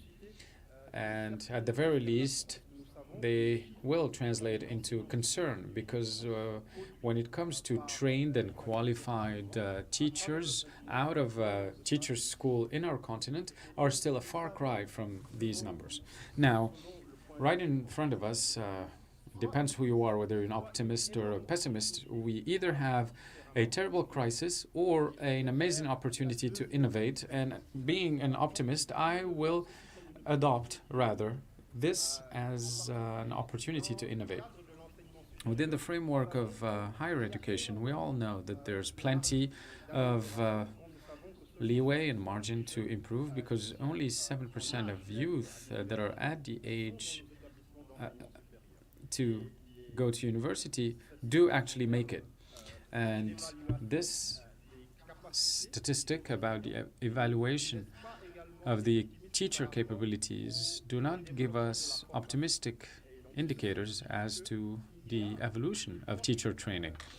All of this to say that there are specific pockets here and there that we can use to leverage technology and digitalization and improve children's relationship to education. And ICTs could be the key for us to alleviate the burden at hand. When I talk about ICTs, I would always like for us to come back to the basics. It's not about a listing of new technologies and demos. No, I think what we need to avoid when we talk about technology, it's precisely that. And to think about it outside the realm of gadgets and tools and computers that we will purchase and distribute across classrooms for teachers' use. No, when we talk about technology, and this is what we do in the Pan-African Institute of Mathematics, and as part of our efforts to train teachers, we have to go back to basics. And there is no better departure point than this article by Bloom that goes back to 1984, and that reminds us about the objective of what we're trying to do with education and how to improve the outcomes of teaching and learning. And Bloom said simply that we will get better results when we have individual tutorial, a tutoring relationship with the student. And how can we improve the current working conditions in the education system in order to get to the same stats and results as if we are conducting individual tutoring? And the idea here, by comparing technical or conventional education and the tutoring, we will have two deviation points in favor of tutoring when it comes to results. And I think that some of the specialists and the graduates of education colleges are familiar with this article. This is the Sigma problem by Bloom that kick-started a series of articles that determined precisely what are the levers and the approaches that will allow for better outcomes in the learning/teaching. process. And this is the kind of approach that we need to adopt when we're talking about ICTs and technologies. Again, it's not about purchase orders. It's not about, taking stock of what is the latest technology and how best to harness it. No, it's about how to effectively make sure that tech, economically speaking, could serve positive outcomes. And we need to ask ourselves, what do we want to achieve? How? And based on the answers that we're going to collect, to adopt technology to get to the same degree of improvement to the teaching outcomes. And so Bloom, when he did his pilot study, he identified first the levers, and these levers could be such stakeholders as teachers or the learner/child. It could also be the environment. It could be in the form of a group, an ecosystem, a family. And he also identified the variables that could be altered in order to improve the learning outcomes. And I think that most teachers understand that this has to do with formative evaluations, the concept of mastery learning, reinforcing information in multiple contexts and multiple methods, and also collaborative learning. And when you assess all of these channels and all of these variables, it is quite possible to show that 4 out of those multiple channels, and primordially speaking, have a determining influence on the outcomes. And 4 of those channels are directly linked to the teacher. And this basically sums up what we've heard throughout this morning about the indispensable character of the teacher. The teacher is at the heart of it all.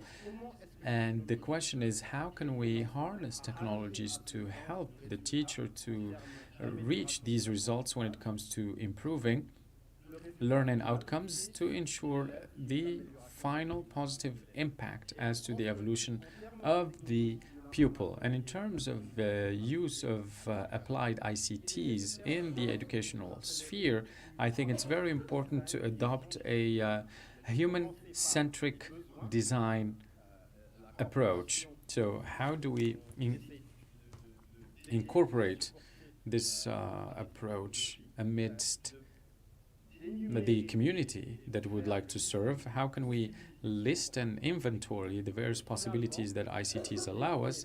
And finally, to enumerate the requirements and success factors. So this approach, which is focused on design, is one that we use quite intensively in our teacher training programs, and they are also a departure point for the uses of tools and design of some of those tools.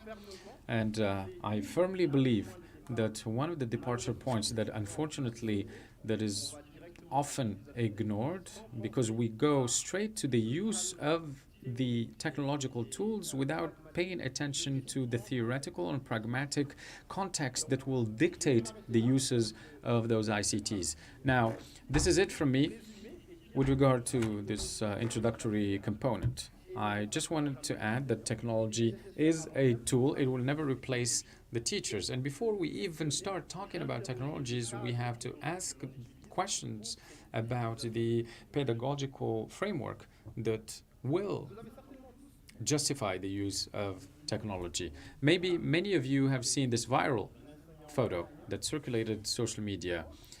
This is a teacher that, given the lack of technological tools, what he did, he designed on his blackboard a Microsoft Word page, and this is how he showed his pupils to show them how to go about handling Word. And you might imagine how much time it took him to do this, but 2 points here. Technology is extremely useful to just save time for teachers and make sure that that time is invested qualitatively in the classroom, and that's one of the key determinants when it comes to ensuring positive outcomes. Teachers need to spend more time on quality learning processes versus just logistics. At the same time, we clearly see the import of the teacher, without whose imagination and will the pupils will not have been exposed to, the minimum level of learning that they would have acquired by interacting with a blackboard that kind of depicts a Microsoft software. So teachers are essential, and this is clearly showcased here. I will now share with you a very quick overview as to some of the advances in terms of uses of technology that inspire me and motivate me to keep going. So some of the technologies that I've chosen are obviously quite subjective, and maybe the opportunity will be there during lunchtime to discuss the various technologies that exist. We heard earlier about some governance technologies and data collection technologies that administrators will be using at the ministry level or policymaking level. But here I'm going to focus on other aspects, although I acknowledge that governance is essential, and in a number of countries, these technologies, when they're harnessed for governance purposes, they allow for better transparency and better fluidity in the management of the educational system. Now, the first impetus that we started feeling about 20 years ago, and that is gathering further pace, which is called professional upskilling platforms. You probably recognize many of these names, but I will linger on one specifically, which is an African one. It has been created in Africa, which is the African Leadership Academy platform, known for short as ALX. And it's going to become soon enough a strong rival of its counterparts from Silicon Valley. The importance of this platform for me starts at the level of teachers' use. We always ask, where are these tools used? I always go back to the teachers, because these are the stakeholders that have the first needs for capacity development, and the uptake in a smart and an intelligent and efficient manner of these platforms within the framework of a holistic program has allowed us to refrain from trying to reinvent the wheel and drive forward, because there's so much wastage and so many purchases that sometimes are not efficient. And we work with partners towards the adaptation of capacity building programs in favor of African teachers. And let me tell you that there's a whole bunch of resources that are not sourced or tapped yet, and that we have yet to discover, and they're very promising. Now, second point that will be of great interest will be AI over the next 5 to 15 years for grading, automated grading of exam papers. With reference to Bloom's work that I mentioned earlier, there's insistence on the importance of smart feedback and multifaceted, multi-form feedback. And technology could help with that. And there are right now platforms that are able to sustain the work of teachers, allowing them to basically use their time efficiently, multifold. And teachers spend a lot of time in their grading of papers, but they will save a lot if they use AI-driven ICT. And as we all know, grading has been a pain point for teachers for so long, but technology carries formidable promises over the next 5 to 10 years by using AI. Now, third momentum that we have seen with the use of ICTs, and it's also quite promising, it has to do with the use of a number of tools based on the project-based approach or project-based learning. And again,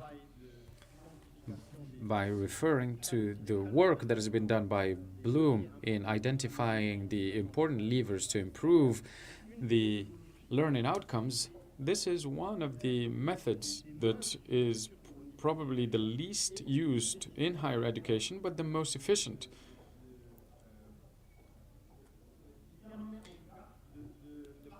The most efficient in terms of sharing and transferring knowledge in a durable manner. And here we worked alongside various universities in Africa in the various uses of 3D printing machines in order to turn computing classes or engineering classes much more alive, or when it comes to using robotics to showcase properly certain abstract engineering ideas that expose the students to a hands-on experience versus a theoretical only experience. And this is not very widely used yet, but very efficient and promising.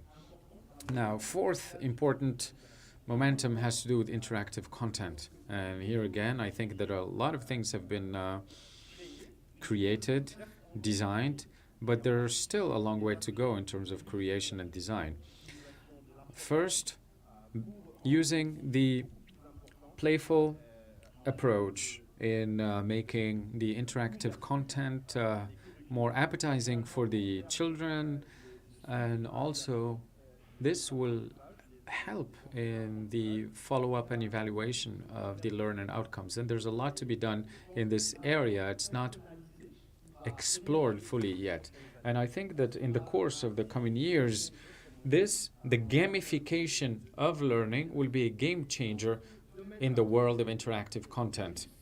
So here I would like just to underline one of the emergent technologies, and unfortunately it's something that is not quite recent, but it didn't gain traction in terms of popularizing interactive content. It's what we call the XAPI specification versus SCORM. Probably you've heard SCORM and what it does in terms of data management and LMS and learning platforms like Canvas and Moodle. SCORM is pretty old now. It's been created in the late 1970s and early 80s.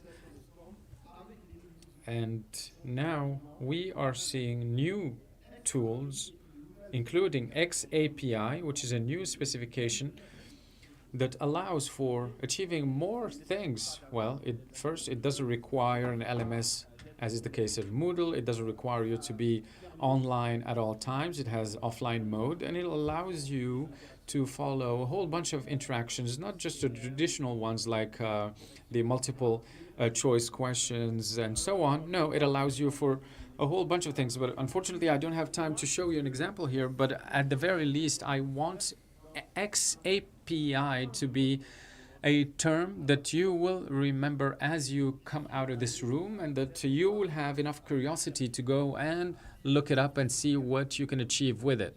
And it is indeed a pretty rich platform, compatible with Web 4.0, and it allows for doing extraordinary things that have not been fully leveraged yet.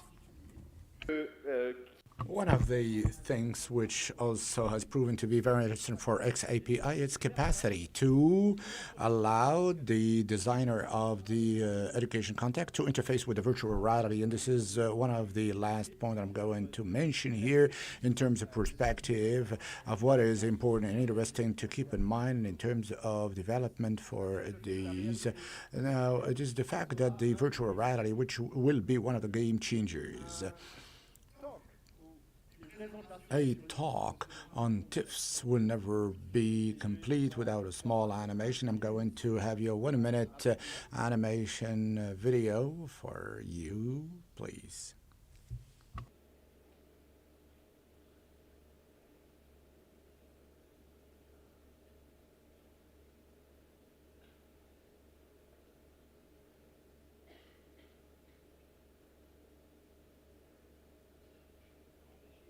En régie? Peut-être.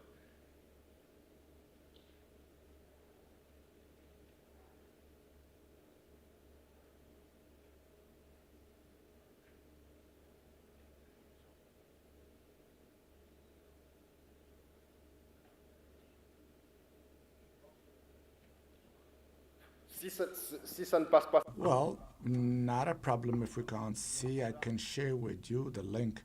I think certainly everyone is hungry now, including the little 1-minute movie. It was an animation on the use of. Please speak in the microphone, sir. We can't hear him anymore. Sorry, we cannot hear the speaker. Unfortunately, his microphone is off, and we cannot hear him. If someone is, please, willing to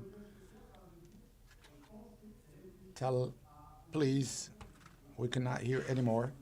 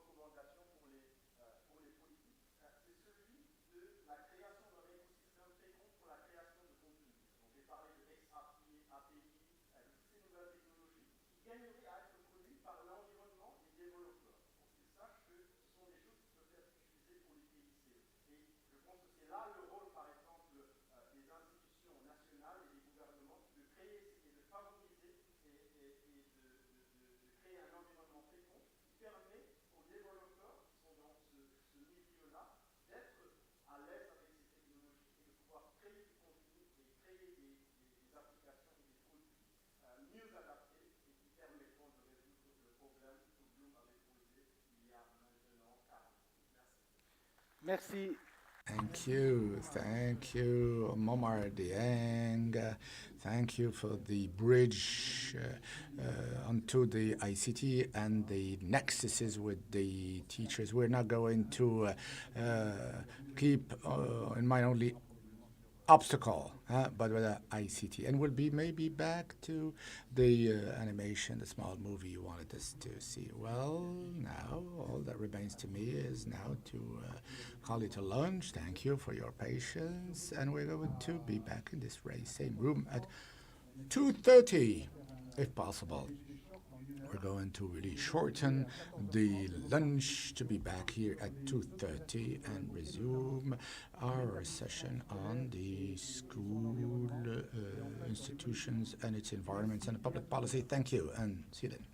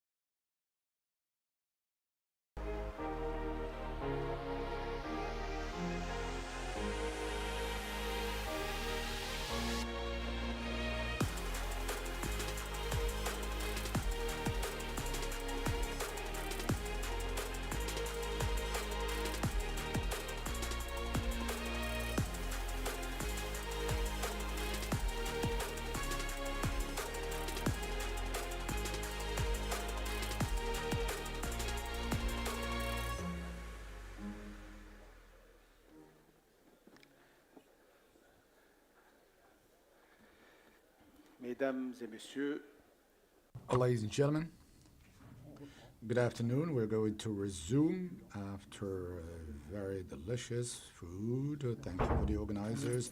And please continue to be alert with us. We are going to, this afternoon, address two topics, very important. The first having to do with the ecosystem that is represented in school, the school institution with all of its components, with all of the interactions with its environment. The second panel will be dedicated to public policies, and I know that we are having with us here a lot of stakeholders, and we'll talk about the doctrine and how at the highest spheres and levels of our country there is a real will and intent to change. Now we're going to well, of course, after having eaten, we still are going to whet your appetite, intellectual appetite, and I will have Dr. David Evans, who is a Center Fellow at the... David Evans is in charge of research at the Center for Global Development, and you would have noticed, I think, the team in charge of the organizing of this meeting has allowed us to have specialists from the world over. We've had India, Brazil, now the United States, and we've also had the United Arab Emirates representative, Kenya, the Senegal, so there's quite a diversity of experience. With Mr. David Evans, well, he is the one who has worked most at a number of bodies. The report of reference on the development of the world of 2018 that has been made by the World Bank or drawn up by the World Bank, learning to realize education's promise. He's worked a lot on Africa, including sub-Saharan Africa, and has quite extensive knowledge. So he's not going to only use the US and other continent experience, but he's also been interested in African countries. A teacher of professional development the world over, evidence and practice. So probably we will be having 30 minutes to listen from the United Nations and World Bank vision of the teaching and systems. Now, Mr. David Evans, over to you.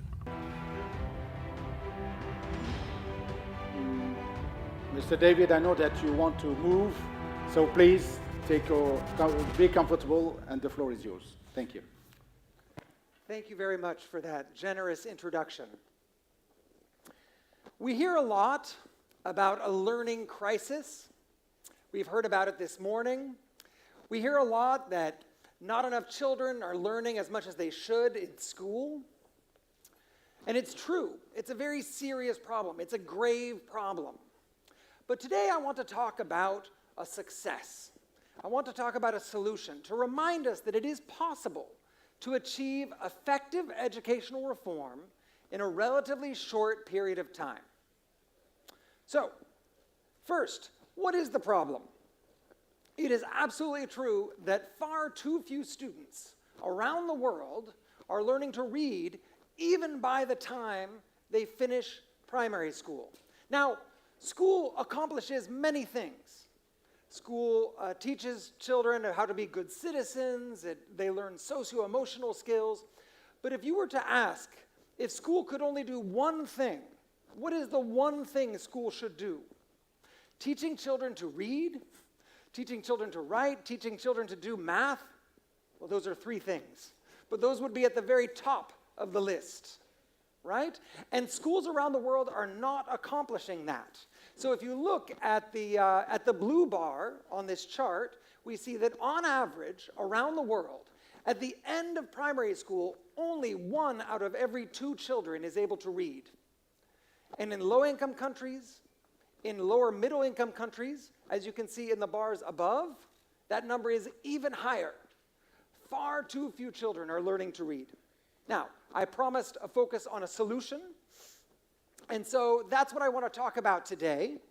And we're not going to go to very rich countries like Singapore and Finland, a few years ago, I was writing an education report, and I went to a middle-income country, and I asked a policymaker, I said, what can we do to make this report as useful as possible for you? And she turned to me and she said, don't tell us about Singapore and Finland. It doesn't help us. They're too far away from where we are. So today I'm going to talk about an educational reform that took place in a country, a middle-income country, which is Brazil. Specifically, I'm going to talk about the state of Ceará, which is in the northeast corner of Brazil, as you can see. If you go there, it's very warm and it's very beautiful. It has about 9 million inhabitants, which is, of course, much smaller than Morocco, but it's as big as many countries. It's about the same size as Israel or Austria. It's significantly bigger than other countries we hear of as examples, like Finland or New Zealand. Even though Brazil is an upper middle-income country, so it's a little bit richer for a middle-income country, Ceará is the 5th poorest state in Brazil. And they have 184 municipalities. Now, in this state, the municipalities are the ones that deliver education. They're the ones that deliver primary and secondary education. So how can a state effect a massive educational reform, even though they're not even running the schools themselves? Ceará achieved exactly this in a relatively short period of time. So in 2005, Ceará was in the bottom half of states in Brazil in terms of its educational performance. By 2017, 12 years later, which is relatively short in educational reform terms, by 2017, Ceará was the 6th state in terms of children's performance at the end of primary school, and it was the 4th state in terms of children's performance at the end of secondary school. It had improved dramatically. Now, the reforms that I'm going to talk about in the state of Ceará were pioneered in one municipality of Ceará called Sobral. And in this municipality of Sobral, Sobral went from being a medium-performing municipality to the #1 municipality in all of Brazil. Brazil has more than 5,500 municipalities. And so these reforms were effective both at the municipal level and at the state level. So I'm going to focus mostly on the state, because when we think of educational reform, we mostly think about, okay, what can we do, at a national level or at a state level? But I will draw a little bit on some of the experiences in Sobral, as well as some experiences, both positive and negative experiences, in other countries.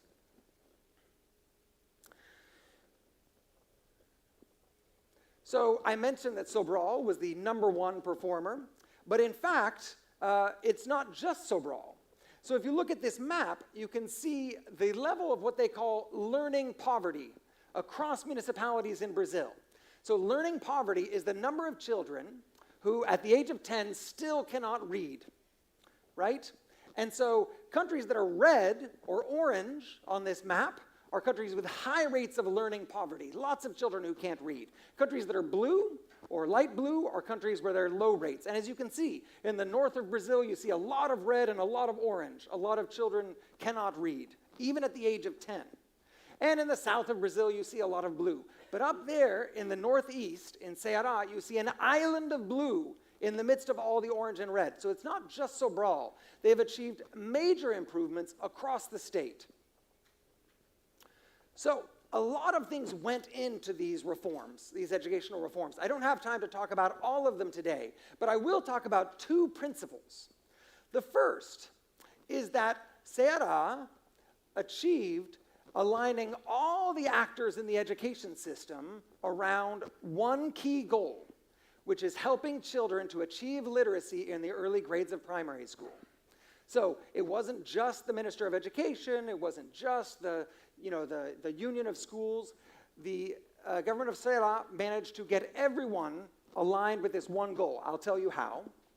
The second principle is that they not only had to implement a number of technical supports to the municipalities, but they also had to make sure those were implemented correctly. It's not enough just to have good policies, they have to be well implemented. So, what did this look like? The first principle, getting all the actors pointed in the same direction, which is focused on learning. So educational systems have lots of actors involved, right? We have students at the center, like we talked about this morning. We have teachers who are right there with the students. We have school principals, but then we also have the private sector. We have politicians who make educational law. We have civil society organizations. We have international organizations like the World Bank. They've all got their hands in the education sector. And all of these different actors, they may care about education, but they also care about other things. Right? Teachers care about educating children. Teachers also care about getting paid on time and taking care of their families. School directors or school principals, they care about education.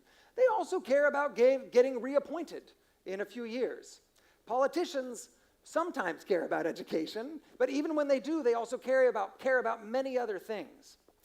Now, when it comes to educational reform, the only way to achieve effective, lasting educational reform is if a government is able to focus all of these actors on one key goal within education. In Ceará, that was learning.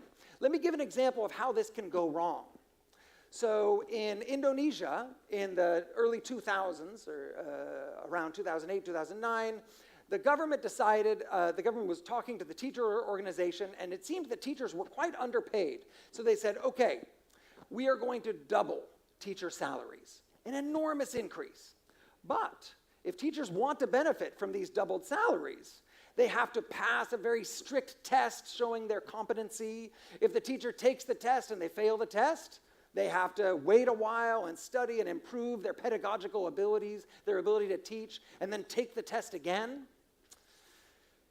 So that seemed like a reform that was a good thing, making sure teachers are well compensated, and also oriented towards learning, making sure that this is given to teachers who have the ability to teach students. Well, over the course of negotiations about the reform with the teachers' organizations, what happened? Well, maybe they don't all have to pass this test. Maybe that's too much. So they made it a bit weaker and a bit weaker. And eventually, all the teachers had to do to get this doubling of salary is they put together a portfolio of their work, and they submitted it, and virtually all teachers had their portfolios approved. So essentially, all these teachers just received a doubling of pay.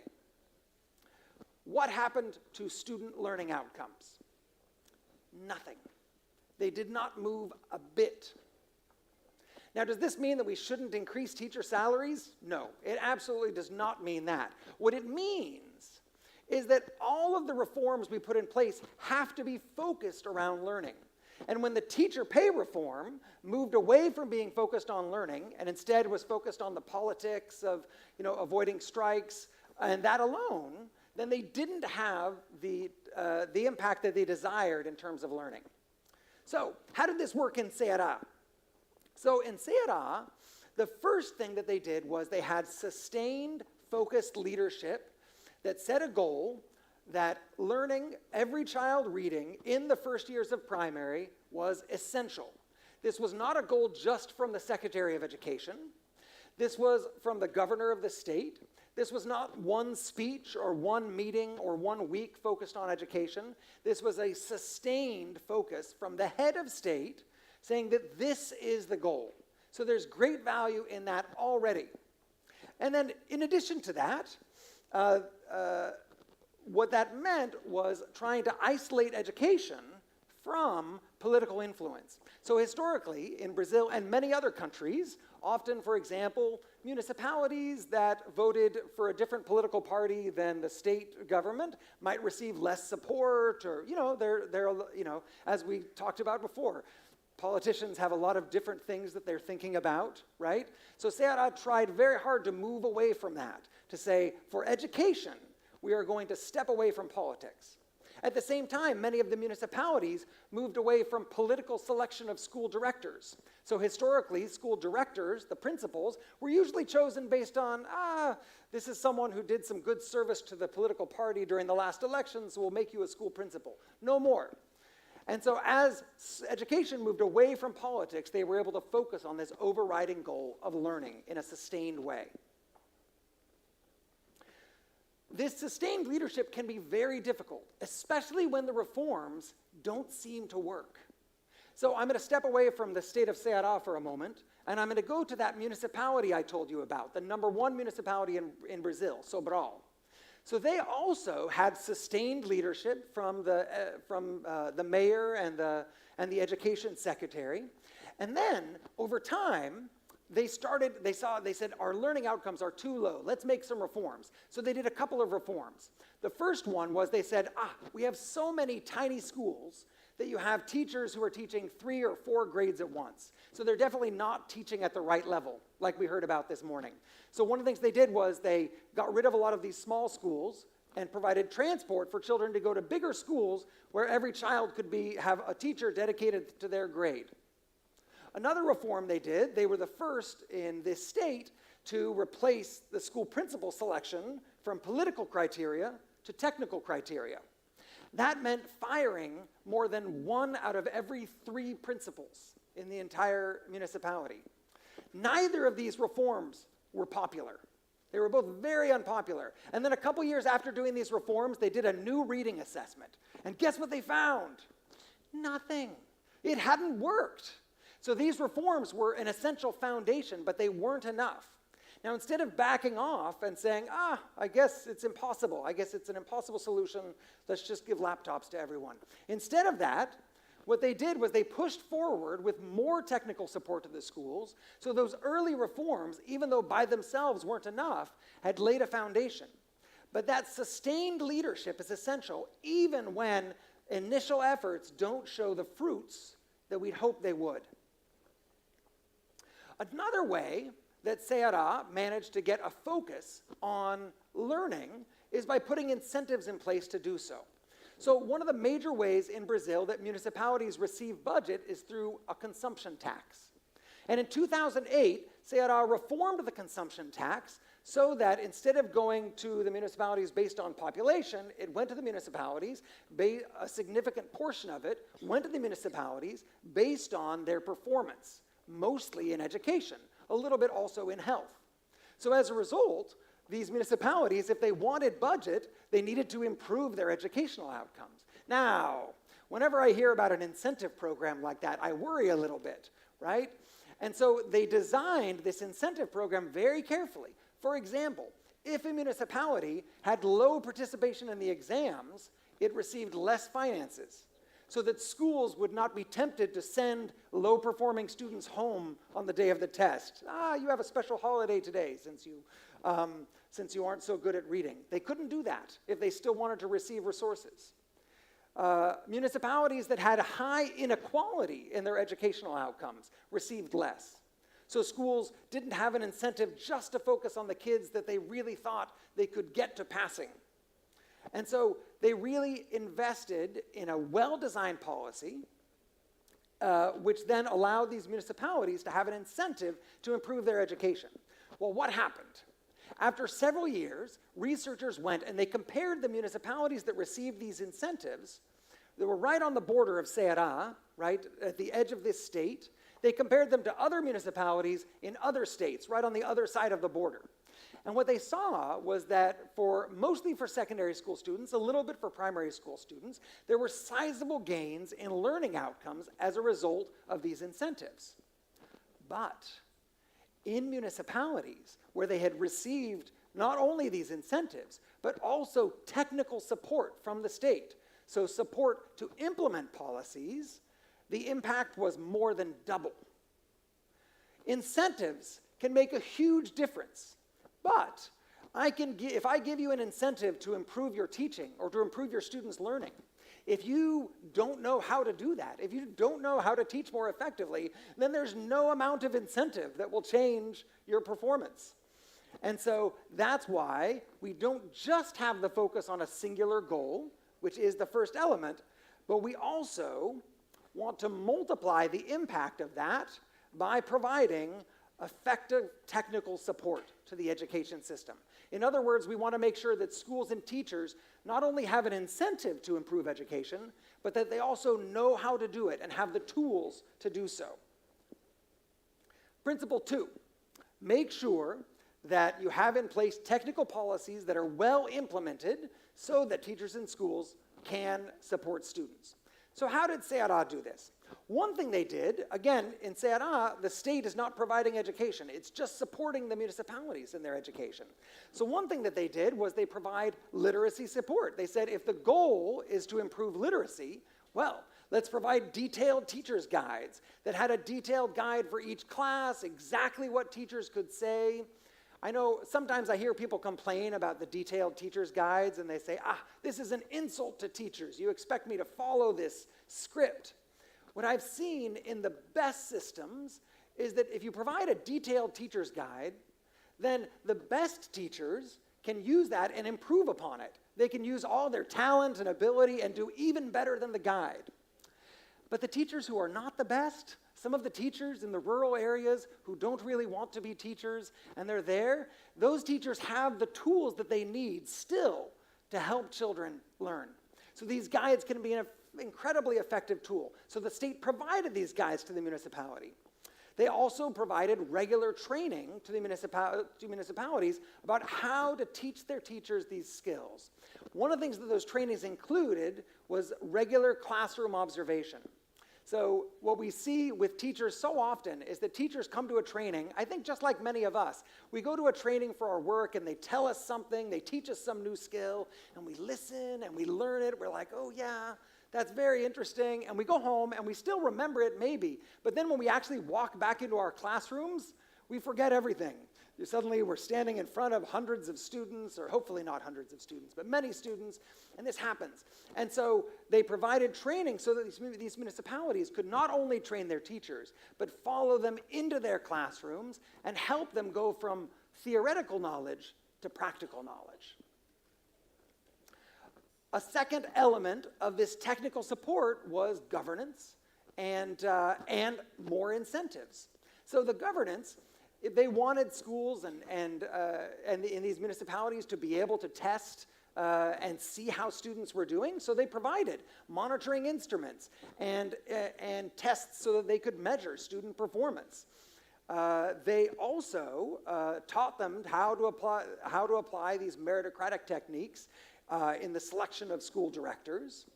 They also provided incentives. So we've talked about the municipal level incentives, but they provided incentives at the school level, both monetary incentives and what seemed to be even more important was recognition for schools that performed very well.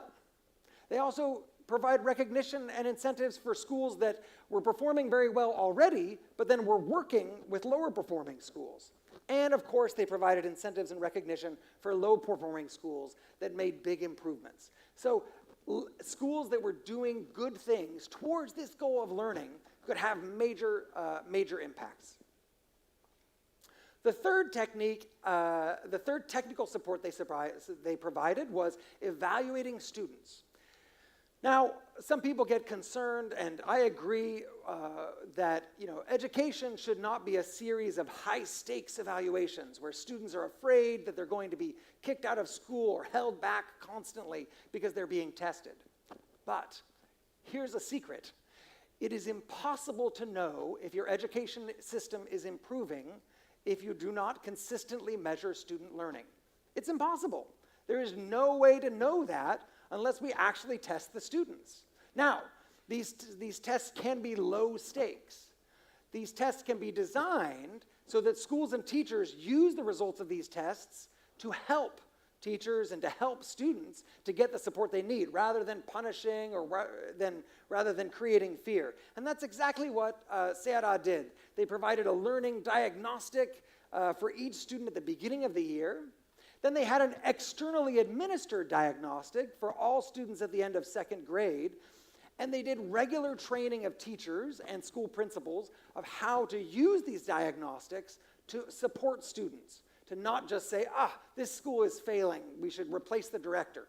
But instead, this school is failing, how can we pair this school with another school to make sure that they can boost their learning outcomes just like the best schools in our state? So I've talked a lot about policies, right? We've talked about a goal for the whole state. We've talked about incentives that the municipalities received, that schools received, that individual teachers received. We've talked about all of these, and all of these policies were incredibly important. But the other element that was essential was the quality of the implementation. Let me just tell you a couple of stories to say how this can go wrong. So, for example, in Uganda, a few years ago, there was a stellar literacy program implemented amongst primary students, and it led to dramatic gains in student learning. So they were teaching students in a language they were already familiar with, and it was a very structured pedagogy, so it went from the basic building blocks and onward. It was very effective. Then they tried another version of this. They were trying to scale up the program, so they tried another version in Uganda with teachers who were a little bit less inherently motivated. The first implementation was a pilot, and so they had these very motivated teachers who really wanted to do it. Then they tried implementing the program with just, teachers that they found in the public schools. What they found was that the reading impacts of the program disappeared. And the program actually had negative impacts on students' writing ability. In other words, the quality of the implementation was completely essential. It wasn't just the program as it's written on paper. It was the program and how it was implemented. Here's another example. We heard a little bit this morning about early child development and early childhood education. One of the most successful early childhood development programs in the world is a home visiting program that was introduced in Jamaica many years ago.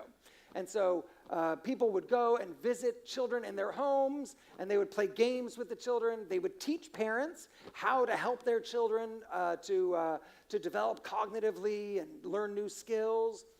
25 years later, those children are making significantly more earnings as adults. They have much better outcomes. So then, various countries have tried implementing that program in Peru, in Colombia, in other countries. But in most cases, the results have been very disappointing. This incredibly effective program in Jamaica was not effective at all when they went to Peru and when they went to Colombia. And then when they dug in and looked in more detail, what they saw was that, in Colombia, they didn't have as much supervision of the home visitors. There were so many that they just kind of left them to their own to some degree. In Peru, because of budget constraints, they had much shorter training of these home visitors. And in both cases, they did not get the results that they desired. So as a result, what we see is that it is not just the education policies themselves, but the quality of the implementation of those policies, which is essential. As a last word, I just want to remind you, even though I've talked about a lot of things, fundamentally, what I find inspiring about this story is that educational reform is possible over a relatively short time period. Ceará and Sobral both saw huge gains in just over 10 years. That is enormous, and those gains, for the most part, have been sustained over time. Now, their story isn't over. Both the municipality of Sobral and the state of Ceará are still trying to improve, and they have areas in their education system where they know that they need to do better. But it is possible to achieve literacy for all children if we have clear goals and we get all actors aligned around these goals. And if we care about literacy, then that goal should be about making sure that every child can read in the early ages, so that then they can go on and become and learn higher level math and higher level science and become an engineer or become a doctor or an entrepreneur of a large enterprise or a teacher. And we need to complement that focus with technical policies that provide teachers and schools with both incentives and the ongoing support to take advantage of those incentives, to make sure that every child learns the skills that they need to enjoy a happy and productive life. It is possible for us to do it, so let's do it. Thank you very much.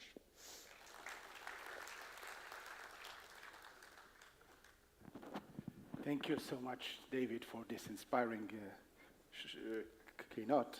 And I'm sure that your assumption, saying that education reform is possible, will make all the attendants really optimistic, right? Absolutely. It should. It's possible to do it here in Morocco, just like it was in Brazil. So you are following the Moroccan experience. Just a few words about this experience, the current one you are following with them. I mean, I think we see here in Morocco, we see some excellent reforms that are getting put in place in terms of a focus towards learning. And so I think the two things that we see from the CRI experience that I would say are very important to think about here in Morocco are, one, is sustained engagement at high levels of high political levels, right? So this is not something that can be left to the Ministry of Education alone. And we see this, of course, we have this high-level support for this conference, which is beyond that. And so that's a very promising direction. And then the second is a focus on the quality of implementation of these technical policies. And so some excellent reforms are being put in place, but the key is to make sure that we actually do them the way they are intended to be done. So during your next keynote, I don't know where, you will include the Moroccan experience? Give me 2 years, and I absolutely will. Thank you. Thank you very much. Thank you, Evans. Merci. Alors, après cette...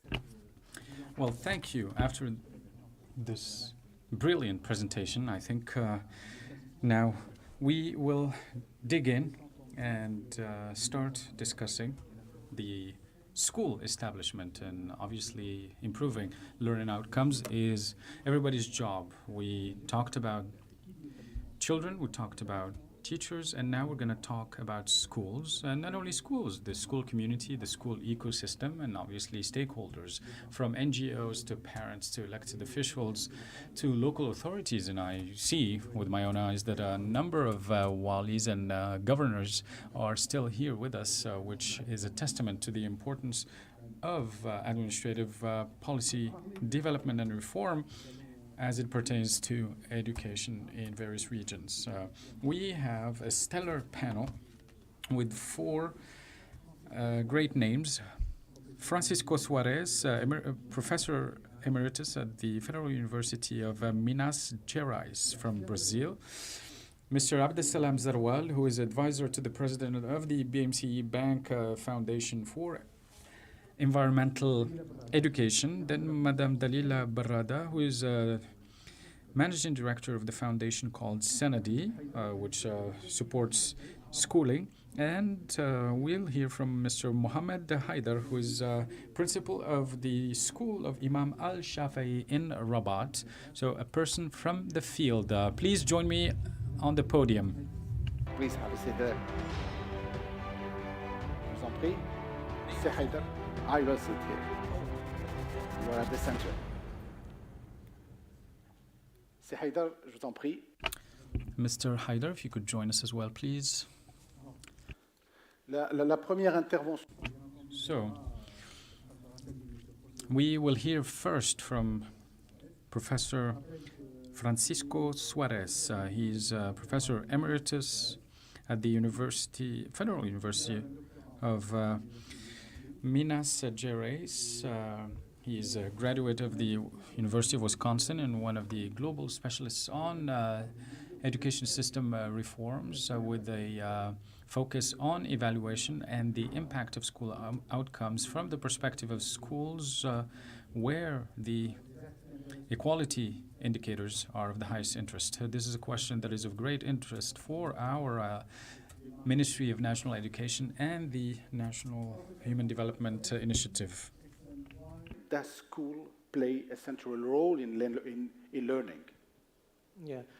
First of all, I'd like to thank the organizing committee. For me, it's an honor, a challenge to be here and share with you the experiences. But I should thank also Professor David Evans, because he made my job a lot easier in some sense. I don't have to talk much about Brazil because he did it. You ask me why schools. Then I remember my time in US. I did my PhD there. And a professor would like to tell this. You could consider it a metaphor. The judge asked the accused, "Why did you rob the bank?" And then the accused replied, "Your Honor, because that's where the money is." Why schools? Because that's where learning takes place. Simple as that. However, learning, it's not, is a word that should be associated to a right. The education is, in most countries, a constitutional right. And the school is the branch of the state in charge of guaranteeing that right. Here, and I will stress this a lot of times, my mindset is completely centered on right, on human right. This does not mean that I don't see the importance of other consequences of education. I see and I value them. However, I will stress the idea of human rights, and education is a human right. However, schools are not the only educational institution. There are other government bodies that are representative of, that are in charge of guaranteeing the right. The Brazilian boy back here, he's raising his hands and say, what are my rights? And then he's saying, which institution is responsible for it? If I do not have my right guaranteed, who should change the way it's doing his or her business? So right is something important. I talk about schools and then about most of us. We should see ourselves as guardians of the right of education. And how we do our job? And here is a point which is not easy to get it in educational settings. We need to monitoring the education's results. You see, in education, the word, the result, it's not a very popular one.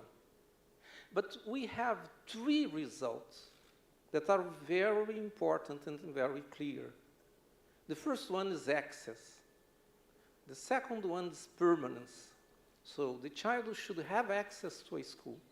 In Brazil, at this point, most children in one moment of their lives will be at one school. But then we have a big problem in the second result. They should be at a school for the learning to happen. So we talk, and I note that we are saying learning, learning, and learn. I agree with that, but remember that for learning, the students should be at a school. So we should monitor how often the students are at the school and which students are attending regularly the school.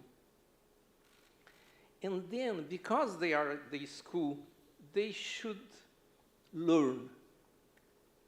However, it cannot be any learning. This is so important that most countries will have an educational law. In this educational law will say which are the learnings that are going to be considered the right. A lot of us, we have, like myself, I was training as a statistician. I was not teaching elementary school students. So sometimes we don't realize how important it is when we talk about literacy. Just to give a very clear idea, you are able to read what? We had today in the morning very good examples of that. Remember the text, the test used in India? There was a text there, and then there were the words, and then there were the sentences. So it's very important not to talk about learning in general. We have to talk about learning very specifically.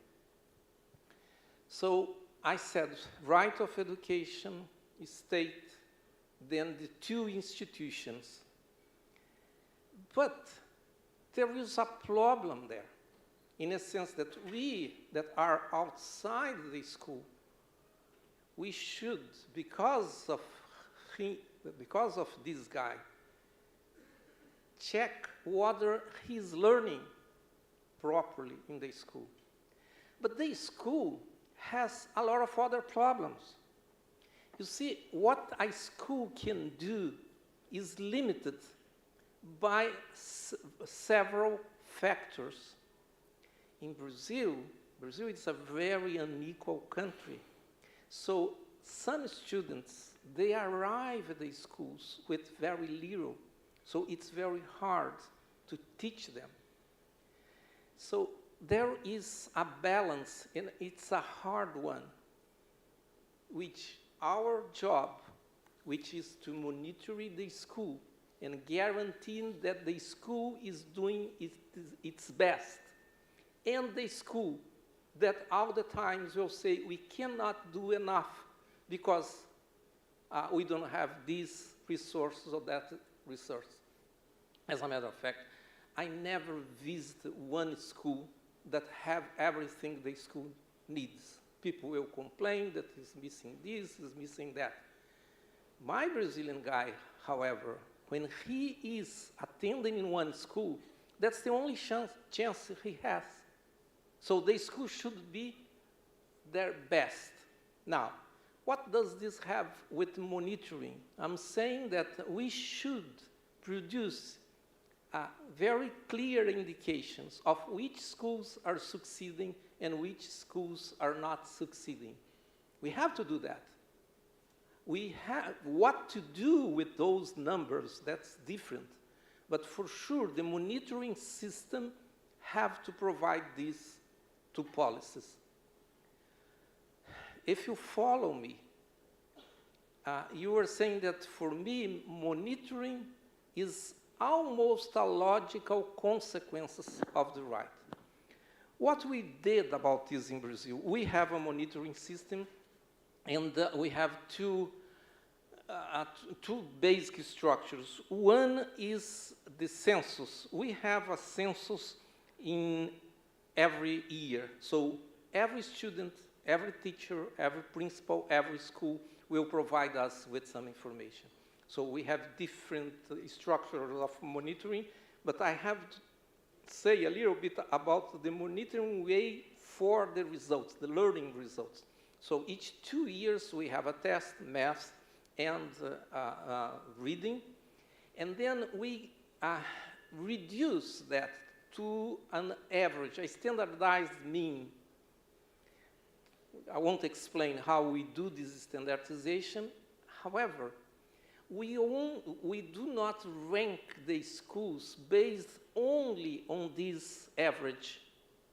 We penalize the schools that have a high repetition rate, in a sense that, well, your students did very well in the test. However, those are students selected, so we penalize it. And this index has been a huge success, in a sense that a lot of people, a lot of municipalities, they decided to achieve their goals. I need to explain this. We devised the index, and then, as a country, we define a goal for every school, for every municipality. In 2007, up to this year, we are going to start the second cycle. So each year, each 2 years, the schools know where they should be, and then municipalities do. Obviously, this indicator has had an enormous impact because we started discussing education through that result. How can I get the next? The next one, please. Okay. Next slide. That one? No, I that's don't not think me. it's yours. So back to the previous one, I think. No, He's insisting on his right. yeah. Bem, okay. I had a map of Brazil. Maybe we will find it. And it's very clear how the index succeeds, because for the whole Brazil, oh, there you go. Thank you, thank you. Follow me, 2005, and then will be that Brazil is becoming a green country. This is 10 years old, 11 years old, these literacy tests. So the success was a very big one. And then I asked my friend, why you did this? And he said, well, the first answer is that we devise an index, and most people decide that they want to be the first ones, or at least have good results in the index. I will explain later some consequences of this. But that's Brazil that we would like to see in our grades in for every group. So this is it. Thank you. Your first image was very inspiring. Imagine, Professor, that this young boy goes to the court asking for his right. We used to hear about human rights, about political rights, about civil rights, but never heard about the right to education. Maybe because he's minimum. Yeah, I try not to say human capital. I don't fight with that, but my motivation, it's different. It's because of human right, not only because of economic results. We can go hand to hand, but different models. Thank you. On va passer. No, we're going to go directly to a school principal, Iman Shafi'i in Rabat, Mr. Mohammed Haidar, graduate of the Center for Training of Professor Rabat. He started his career in education in the year 2000, and he's part of the Kenitra-based Center for Training, which he joined in 2017. You are you have a training in coaching, and you've worked with the Ministry of Youth and Sport. You're Secretary General of the organization of Muhammadiyah Scout movement. So. Quite many a facet of what has made you today who you are. And you have also been the principal of City Sliman School. You have run also school establishments, and you have also worked in the field of certification in summer camps, pedagogical cultural leadership, associative networking, communication, and entrepreneurship. So quite a lot of experience, plural, which is going to enrich the debate. And please, tell us, talk to us, Mr. Haidar, about how you have been working, what experience have you amassed as director of your school, how do you see the role of the principal of the school, and features and the ingredients of a good principal, should he or she be first a scout. Good afternoon. Let me start by thanking you with all protocols. With due protocols. First, my thanks go out to the National Human Development Initiative, INDH, for the very organizing of this national teaching and training day. Of course, for many reasons, you have succeeded. You have successfully chosen the topic of this meeting when we talk about the quality of teaching, which is the key for human development, and it is verily true. It is the key to that. Today, the INDH has sent a strong message whereby the educational responsibility is not resting only on the ministry. It's a societal responsibility. All of the governmental departments as well as the educational system must give importance and pride of place to education, because this is our future depends on it. I'm going to talk about the role of the principal in my presentation. As you know, of course, the principal of a school is a very important component of the educational system, playing a very important role in managing the school, running the affairs and the activities of the school, but also in providing the appropriate means and possibilities for addressing the quality challenge. I'm going to continue by saying that in order to have quality in educational establishments, the principal must get relieved of the former traditional way of acting, but be the leader. And the conventional role of the principal is when the principal was known only for his authoritarianism, if I may say, but he or she now, the principal, has new roles to assume in order to create a real challenge on the school establishments. First, he or she, the principal, must be realistic in the way he plans or she plans. He or she must plan according to and as per the resources made available or that could be made available. He should not be a dreamer. He should be, of course, realistic and set a certain number of priorities that he or she as principal can implement and achieve in a medium to long terms.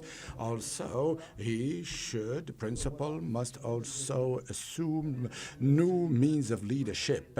By new leadership, I'm talking about not only I'm talking about the oversight, orientations, guidance, and the use, the balanced use and the wise use of the authorities, the coordination and the dispatch of the roles in an appropriate manner. Also, as a leader, the principal must also know how to communicate, and he should know how to communicate, and I underscore it, and he must have internally and also with the outside world a communication plan. With the professors, with the teachers, with the parent and students association, also with the rest of the world, with the outside world, and with the partners, and also the principal should also be able to convince others, also be able to mobilize everyone around the Moroccan school betterment. And also the principal must also be responsible and accountable, with respect to managing the projects, and also respect of the objectives. And this should be part of any activity in the school establishment, and this approach and equation must be respected all through his principal duties. And also in light of the school education, Ministry of Education's activities with a view to create the dynamism of change through the school in which I'm the principal. Al-Imam al-Shafi'i has created and set up, of course, a system in order to change the reality at the school. Let me be frank with you. I'm working in a public neighborhood, Rabat-based Al-Hayy Al-Farah in Passandawar Al-Hajj, in the name of the establishment. 1,321 pupils of both genders, 36, a faculty of 36, if I may, teachers, 36 teachers in a very fragile, very socially disadvantaged area. And through the organized project of teaching, we have made a real prognosis and diagnosis of the needs of the institution, and we draw from the study a certain number of indicators that frankly speaking, were rather dim. These indicators are the doubling the year's level, and also higher violence rates in schools. Likewise, there's also the belatedness in coming to schools, and also that the absenteeism of teachers. And we created a work team composed of educational and the partners of the school establishment. Of course, the conditions to be part of that working team, of course, is the willingness, of course, the coordination and the effectiveness and efficiency in assuming and discharging the work. And we have set up and implemented a program for an establishment under the name, of course, the educational clubs. a very important lever for improving the education system and increasing the school life through the new technique which is now implemented and operationalized in all of the education school. Of course, not to be too long, the Ministry of National Education these past years have worked drastically through the ATAISIR program and also for the generalization of the initial and fundamental schooling, etc., etc. But there's always a problem which is causing us a lot of problems, i.e. why quality is not there. And this is a challenge that we'll have to all address. And allow me and talk very, very quickly in a nutshell about this project. This project is in its first year, and we have embarked on a second year, and frankly we have been surprised, positively surprised by the results we've reached. We have not been contemplating that in the first year we're going to reach these good results.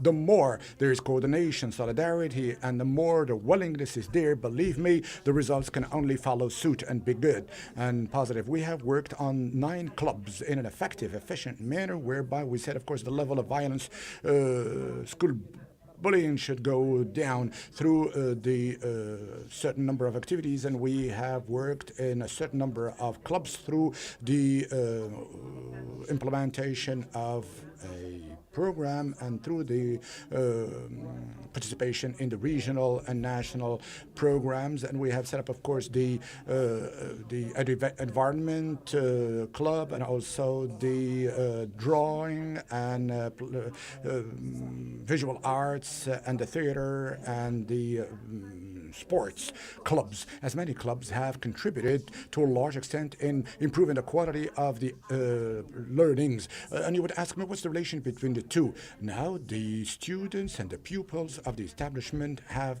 started coming on time in the morning, because in the morning we would be organizing the school radio program with the children and pupils really coming and making it to school earlier. So this, of course, has allowed us to fight the school dropout rate and absenteeism. Second, the school institution, unfortunately, does not have a pitch, does not have a playing grounds, and with the neighboring educational establishment, we now having the pupils of both schools go into the same pitch and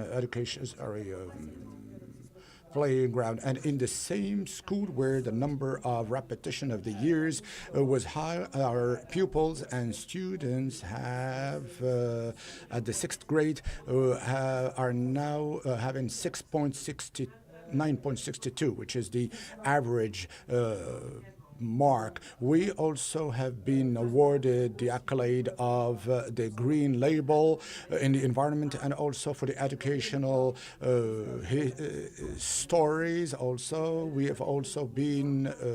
We have this.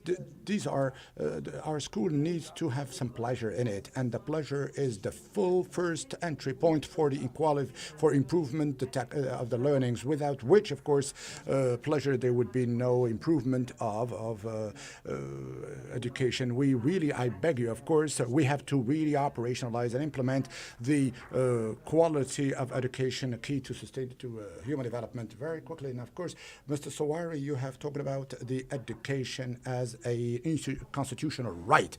Within the framework of your work, you have really implemented or operationalized that right by proposing and adopting the creation of recreation and leisure and pleasure activities, hence, let's now talk about experiences, and this morning we've talked about it, and this afternoon also we started saying that the educational system is everyone's responsibility, up to and including the school establishments, the educational system, the civil society organizations, the NGOs, CSOs, etc., etc. But also, I think that there are initiatives that have been undertaken by a certain number of CSOs, civil society organizations. I'm now going to ask Mrs. Dalila Barada. You have quite an extensive and interesting career in financing and in the finance and audit fields, and also in a private education since 2015. You are the Director General of the Sanadi Foundation, and I would like you to talk to us about this very important and interesting experience that started with a willingness and wish to correct situations in some institutions, and I'd like you please to talk about the complementary that may exist between the university school system at the secondary level, as well as the civil society organizations. Mrs. Dalila Barada, please feed us on the Sanadi. Where's the word Sanad? The support is there. Thank you for giving us the opportunity to speak to you. I'll present you with the Sanadi Association. A 10-year-old association recognized as a public benefit association, and we work in the area of education through school support and working against dropping out of school, because the dropout rate has a number of root causes. We keep talking about infrastructure, no classrooms, no canteen, no this and that, but the main causes for dropping out is the poverty of the quality of learning outcomes, which lead to repeat years, and kids feel like they go there for no reason, basically. In rural areas, the parents as well see that there's no reason why their kids should keep going back to school. And so we wanted to tackle this scourge, particularly felt in rural areas. Our model, so to speak, is a good one. It's a collaboration-based system between public, private, and CSOs. And it all started from a private initiative. It was a company, actually, that wanted, within the framework of its social responsibility activities, to work with the community, and particularly focusing on the children of the workers that it hired. And it saw that the workers, even if they had a low salary, would invest some of their money to pay for their school's education. And so what the company thought would be a great idea is to bring in teachers to give remedial classes and support classes within the company. And the initiative was a tremendous success. And the company quickly realized that, sure, it was successful, but then the infrastructure was not really there. And really what justified the success was the enthusiasm and the dynamism that the children started feeling. And so the company wanted to see actual results. The parents felt that the company was extending its hands to its workers because it alleviated a burden that in some cases equated 10% of their salaries. From their side, the teachers, they were there, they knew that the whole community was mobilized around the initiative, and so they needed to perform well. And the children, obviously, in this kind of ecosystem, felt that they needed to do well. So it's the combination of all of these efforts around the same goal, which is the success of the educational deliverables to the children, that led to this success. Other companies wanted to take inspiration from this initiative, and this is why Sanadi became an idea for an NGO. And we moved then from this kernel initiative of one company that helped fund the schooling of the workers' children to become an initiative that will benefit children who needed support in schooling. And as we worked in concert with the National Human Development Initiative, we basically made leaps within the framework of a strategic partnership, and the multiplier effect was tremendous. And just to give you some sense of our size, well, we start this school year with 30,000 students, with about 1,000 teachers in 300 schools in close partnership with 300 principals.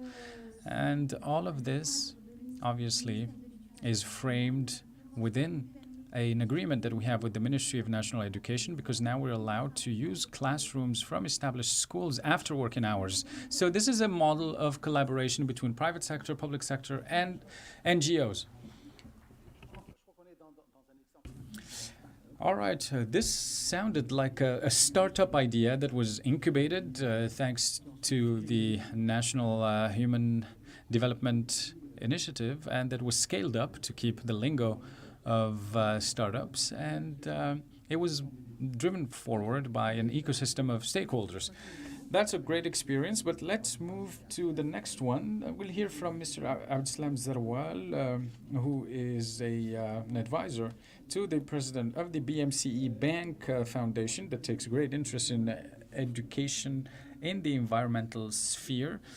And Mr. Abdeslam, you are the advisor to President Mazian, who is the founder of said foundation, and you've had a long career in the Ministry of Education and Cooperation and Policy Affairs, and also a general inspector, and so you know your way around the educational system. And this is why the BMCE Bank wanted you for this. You're a graduate from Paris and the National Public Administration School with a double master's degree. So if you could tell us about this kind of proactive initiative by BMCE Bank to support the school system in one particular aspect of education. Thank you. I would like to thank the National Human Development Initiative for its invitation. I would similarly like to commend the efforts to excellently organize this event. I extend my salute to Mr. The Wali, the governor, and his team. I have been in touch with your team, and they have shown great professionalism. But I would like to commend you, sir, for the bravery, because when we talk about an issue that is as complex as the quality of learning outcomes, it's not easy. I've had a 40-year experience at the Ministry of Education, plus 12 years in the foundation, and I understand very well the intricacies and stakes when we start a conversation about education. Obviously, my presentation is not going to be about the BMCE Bank Foundation, but I'm just going to give you the top line. So this is a public benefit foundation that was created in 1995. Is my presentation up, says the speaker. So we have one slide here. The moderator speaks to the production team. Please pull up the presentation of Mr. Zeroual. All right, here we go. So this is a foundation that started in 1995, funded by BMCE Bank. And it is no secret if I tell you today that 4% of its wealth goes to the foundation. So we're talking about something like $60 million that were allocated to this project.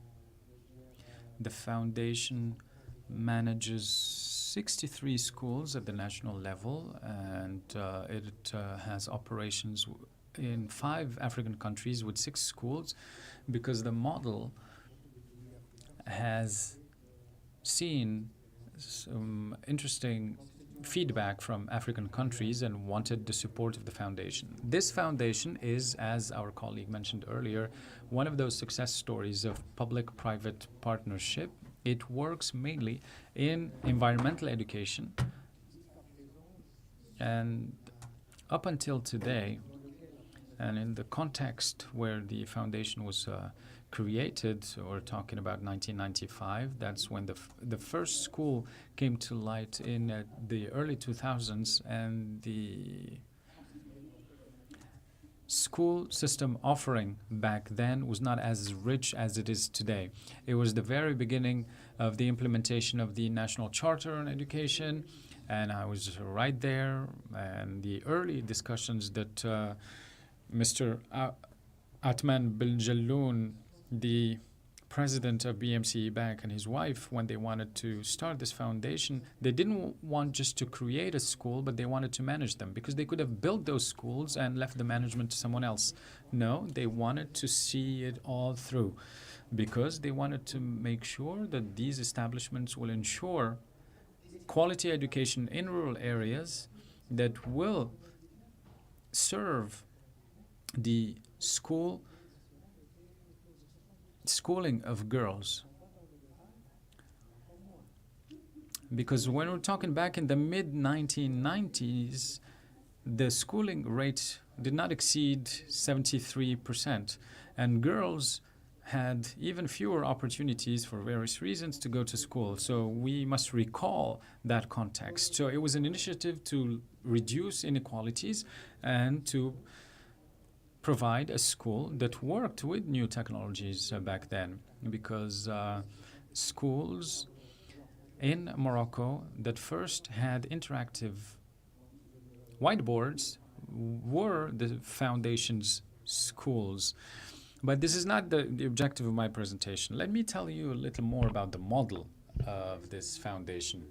I will have to probably repeat some of the ideas that circulated earlier, particularly when it comes to the centrality of the pupils. All right, this slide, obviously, we all agree, since its creation, our foundation has placed the pupil at the heart of the whole operation. Pupils need schools, and the whole conversation about, pedagogical aspects. I told them we needed a school.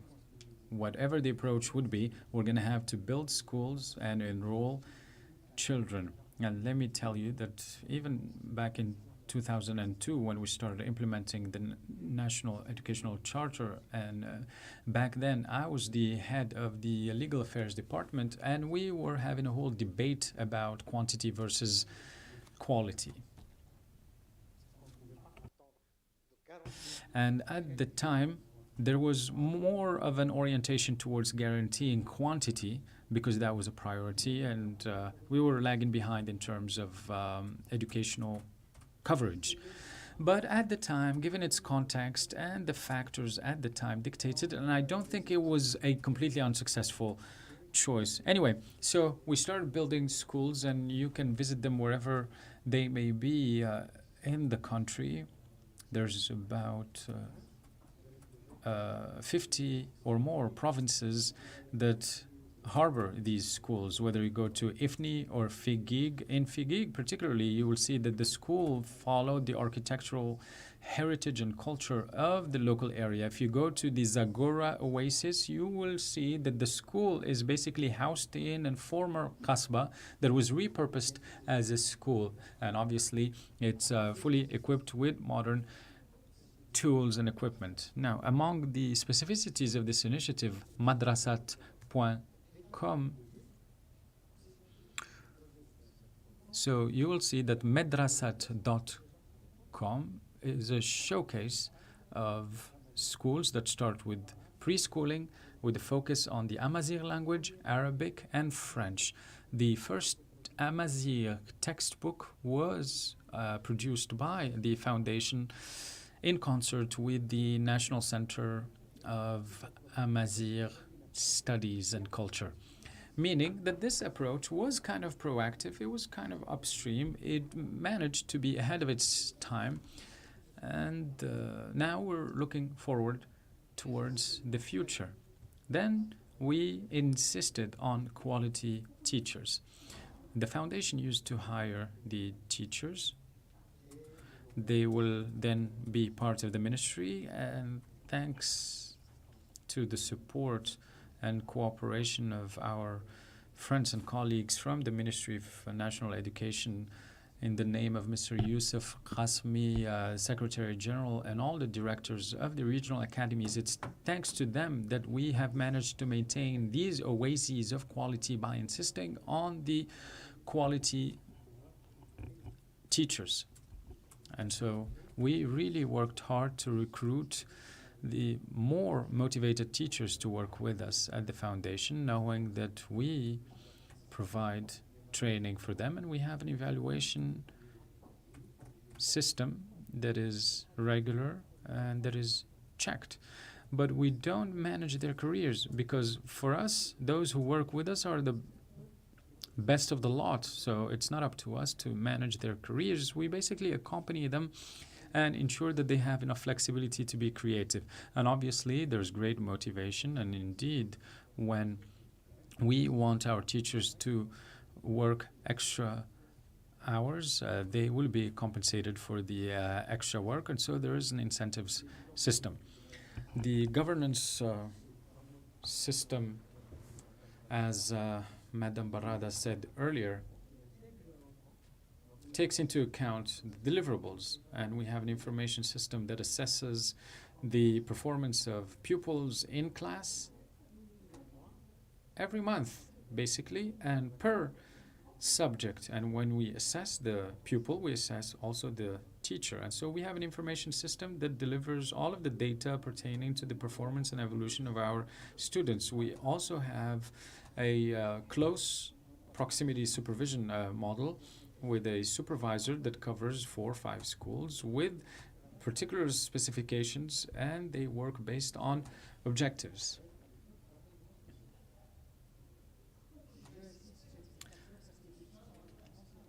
I know what I'm saying in terms of the difference in the offering that we provide as part of the foundation. It is based on an assessment, really, that brings out the positive potentials. And when we had used the international standards before, teams and others, we have observed, actually, comparing them to our own assessment systems, when we assessed our own pupils versus pupils from public schools in the neighborhood, our pupils had higher grades and better results. It was not an extraordinary difference, but they were better on average. So we also engage in what we call participatory management. And so the principal of our schools, he's not just a principal, he's a teacher as well. And before, we have experimented with a system of coordination every 2 years, where there's a rotation among the teachers to play the role of principals. And when teachers become state employees, this means that they will have to change the school system every 4 or 5 years. So we wanted to make sure that our team would coordinate internally and work with our inspectors so that they find the best way to rotate. Now, moving on to talk a little bit about new technologies. And since 2000, we were early adopters of technology, and we've experimented even with the robotics program that we tried to mainstream earlier, but it's getting serious this year by equipping 20 schools with robotic technology. And our schools are all equipped with the multimedia rooms with internet access. Now, with regard to this aspect, and given my experience as a veteran of the Ministry of Education, let me tell you that I don't think we should equip schools and go over the board like that unless we see in the teachers that there's a real need for that and that it will be impactful. I'm not going to criticize previous projects, but then when you have a multimedia room that works, it works. But when not, 3-4 years into the teacher's tenure, when they lose enthusiasm, well, the rooms are just going to sit there. So we need this kind of collective understanding of the importance of technological use to ensure more efficiency. Clearly, in our programs, there isn't just that, because the foundation, it's a foundation not only for education but also for the environment. And so our president instructs that we make sure that the environment is embedded in our education system. So we have a culture of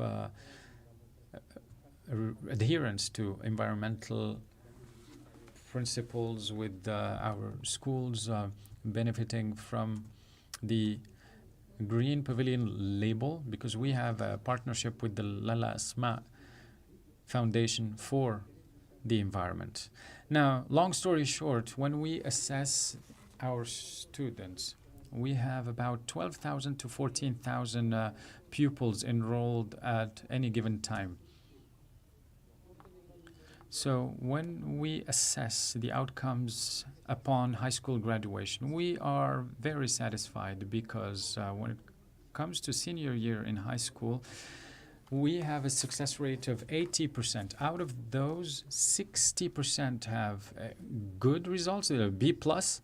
And let me tell you that this year, for very good, meaning A-, 28 of our students have qualified for that, and out of those 28, there's 25 girls. These are girls from rural areas. These are girls from those areas that managed to make it at the national level, and they showed that when we give them the opportunity, they will do their best. I hope that I didn't go over time.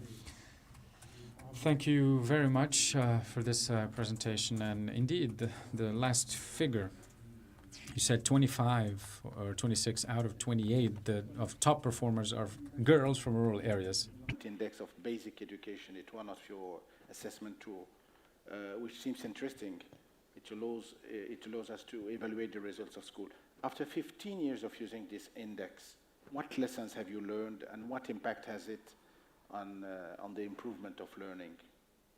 Yeah, thank you for these very good questions. I came here to tell you that a monitoring system is essential in any system that aims at guaranteeing quality, but we should be very careful.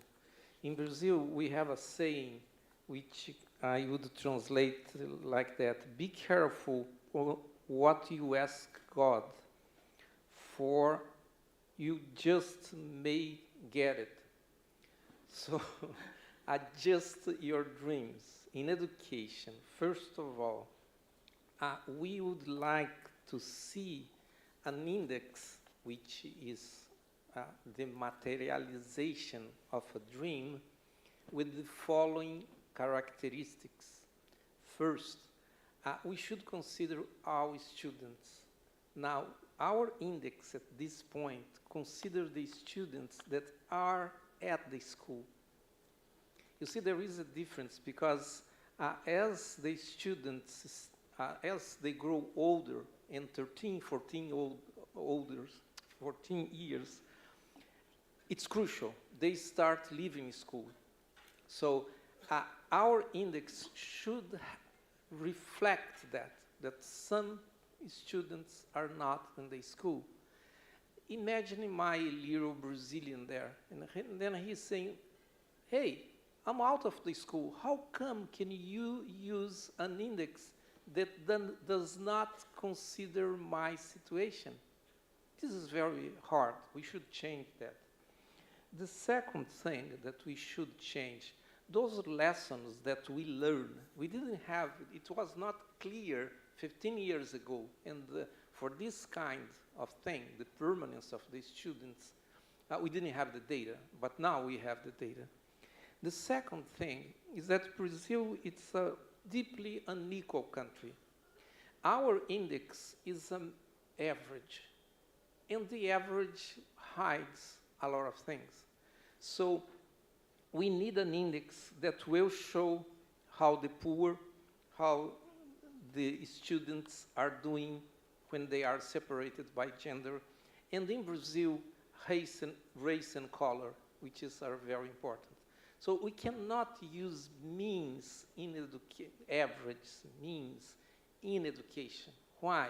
Because every person has a right if you succeed and I don't succeed, there is no sense in taking an average.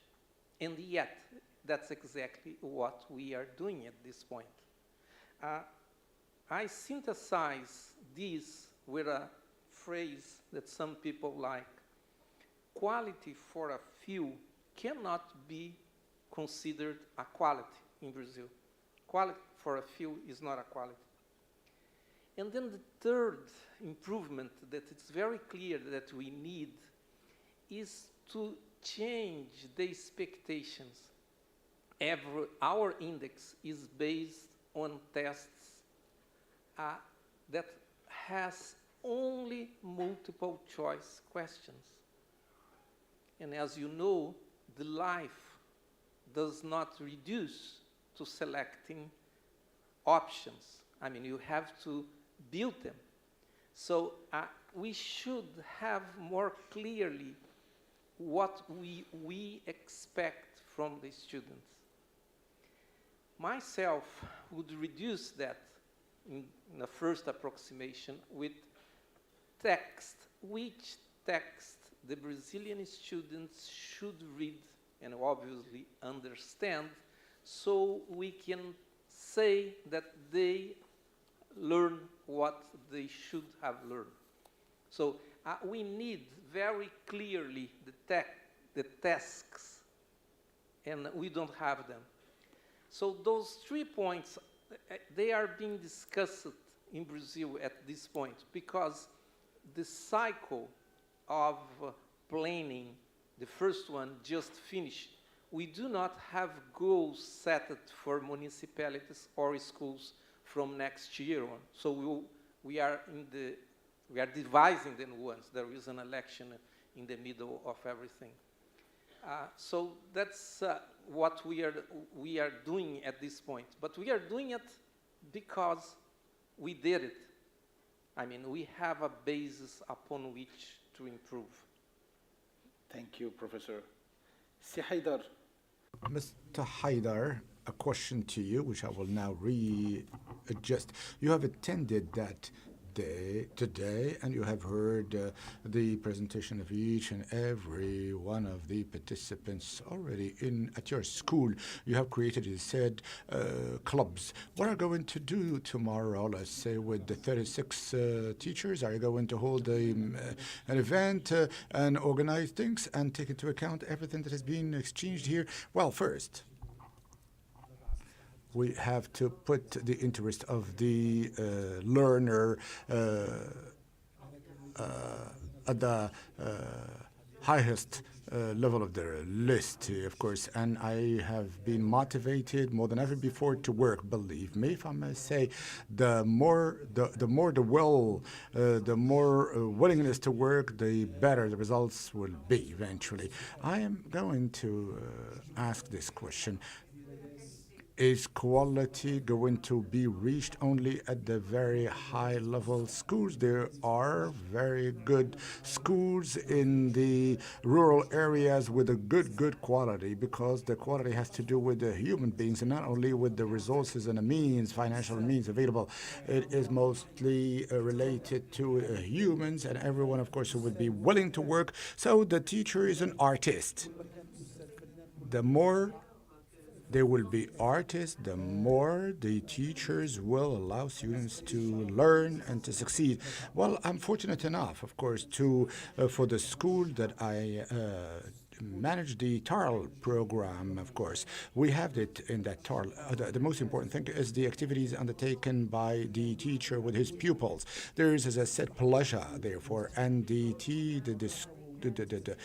pupil comes to school with a smile, and hence, of course, that was a very good ingredient for learning. So the call I'm staging today, and we are in dire need now as a Moroccan society to mobilize everyone around the Moroccan school. The educational system must be given pride of place, and all our efforts must be centered on the Moroccan school. Thank you, and no. Thank you. And of course, I pay tribute here to the principals and the teachers and the professors from different cities in Morocco. Madam Barada, you too are going to leave soon. Now, how many students do you have this year? 30,000. The objective is even greater than that. Of course, with the INDH, of course, it's how many? Yeah, Mr. Wali, governor of the INDH, is asking. Yeah, I think he said 120,000. Well, Mr. Haida said something very important. We at Sanity, we are in a very privileged position, and we are not the public school, but we're working in the public schools, and we are active, privileged observer. And what Mr. Haida said, of course, is very true.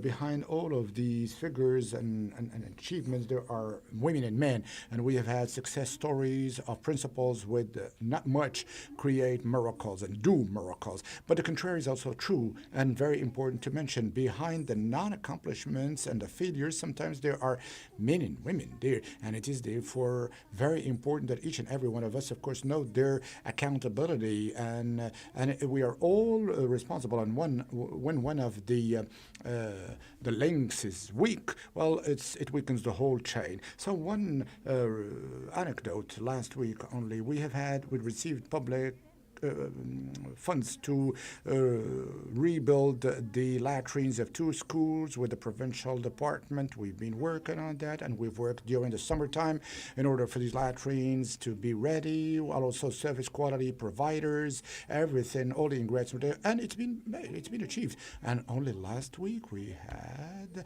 a meeting with the donors to inaugurate, open quote, this latrines. The director, the principal of the school is there, and we told him, of course, the donors wanted to see, and that is being used. And we went there, the first school, and what happened? And we found nothing. The school was closed. The principal was not there, and the person at the entrance was not even aware of that. And we went there. Of course, the latrines were there, but there was no connection to water, whereas, of course, it should have been done before, and it hasn't been used before. And we know that in 6 months from now, there would be no taps, no faucets, no water in those latrines or restroom. And we've visited second school, and thank God it was better. The moment we made it, the pupils have come out with the flags, and they were singing the national anthem. Of course, the mothers of the pupils have prepared Moroccan cakes to host the donors. Well, of course, the first school, the interest is lost on it because we don't have any interlocutor or spokesperson.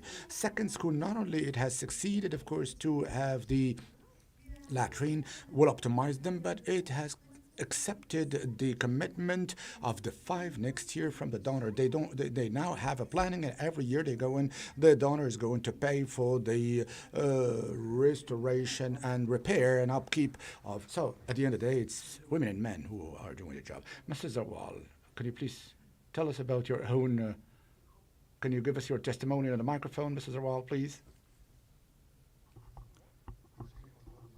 No, I applaud what I have heard up until now. Yes, because, as a matter of fact, the quality of education and the success, it's not the rate of success. I have to say it out loud.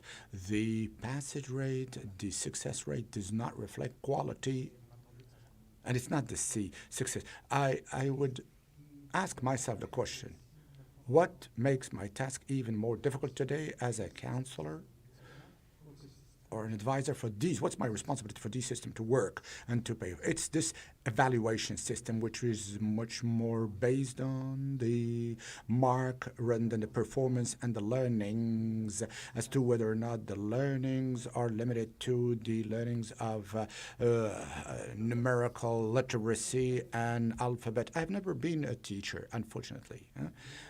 But I have had 40 decades of work in the field of education, and I feel to be a little more pedagogue, if I may say, than some. Only, I'd like to come back, if I may, on Madame Barkia's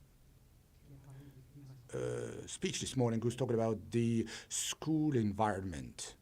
very important. One can build a very nice school. We can give the best computers and the most glossy textbooks, but if we do not include in the school environment, including the governance, inter alia, and I heard Mr. Governor with a lot of happiness, these are initiatives. It's good that we propose that model, but unfortunately it looks,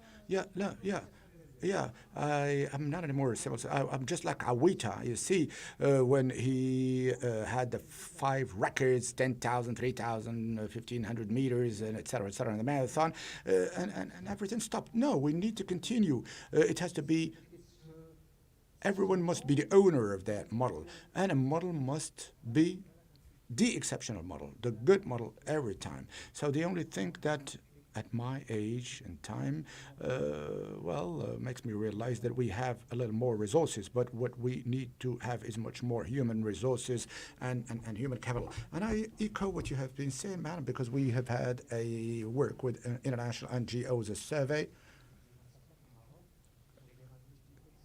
to know what are the levels of quality, and everyone, you would see that everyone, of course, agreed to say that it is the student, the teachers that came first. Second, of course, is the spaces and the surface area of the school, and the third one not heard by the interpreter, sorry, which means to say that when there is the human element and when that willingness is there, everything can follow. I'm sorry to repeat it again. I shared that earlier during lunch with some of our colleagues. I'm going to say that out loud. We don't really give a lot of importance in our schools to time. The time is very important. The teacher has 5-10 minutes to go this, and then 5-10 minutes to go that. And I was in the ministry in an office, I did not know that. Let me speak to you candidly. When a teacher is late by 1 minute, that very minute is 30 minutes because there are 30 teachers who are, pupils who lost. There's a multiplying effect, of course, so it's times 30, and catching up on lost time in the primary is almost impossible.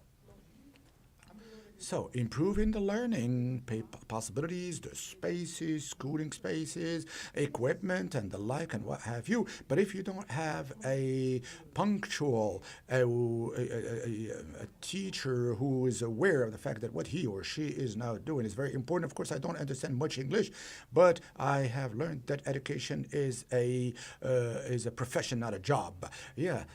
So it is a profession, not a job, quote unquote. So if we are not aware of the fact that time is of the matter, of the essence, and that the directors and the principals must have some leeway, margin of maneuver. For example, when a bulb needs to be changed, and when we don't have a bulb to change it, now the time to be replaced, of course, you know the time that it takes now at schools? And this time lost is lost. And it's not something we can catch up on. We're going to try and catch up on time, which leads me to say that I'm going to avail of maybe in the moderator too.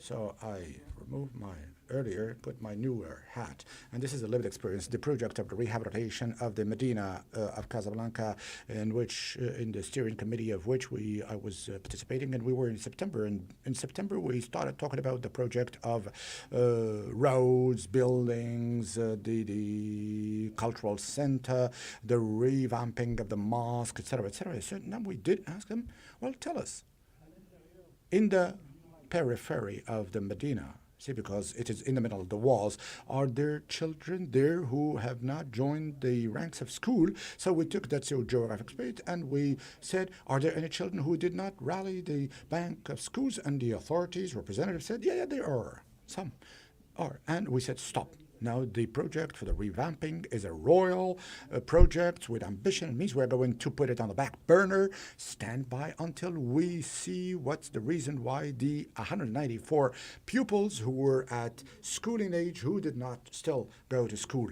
Why? The authorities have made exceptional work. They went doorstep family, doorstep to doorstep, and ask the families why the children did not go to school. And we had also a list with data. All of these children, after 1 month, have been fully able to go to school through what we call the D system, i.e. there are schools that are empty, isn't there?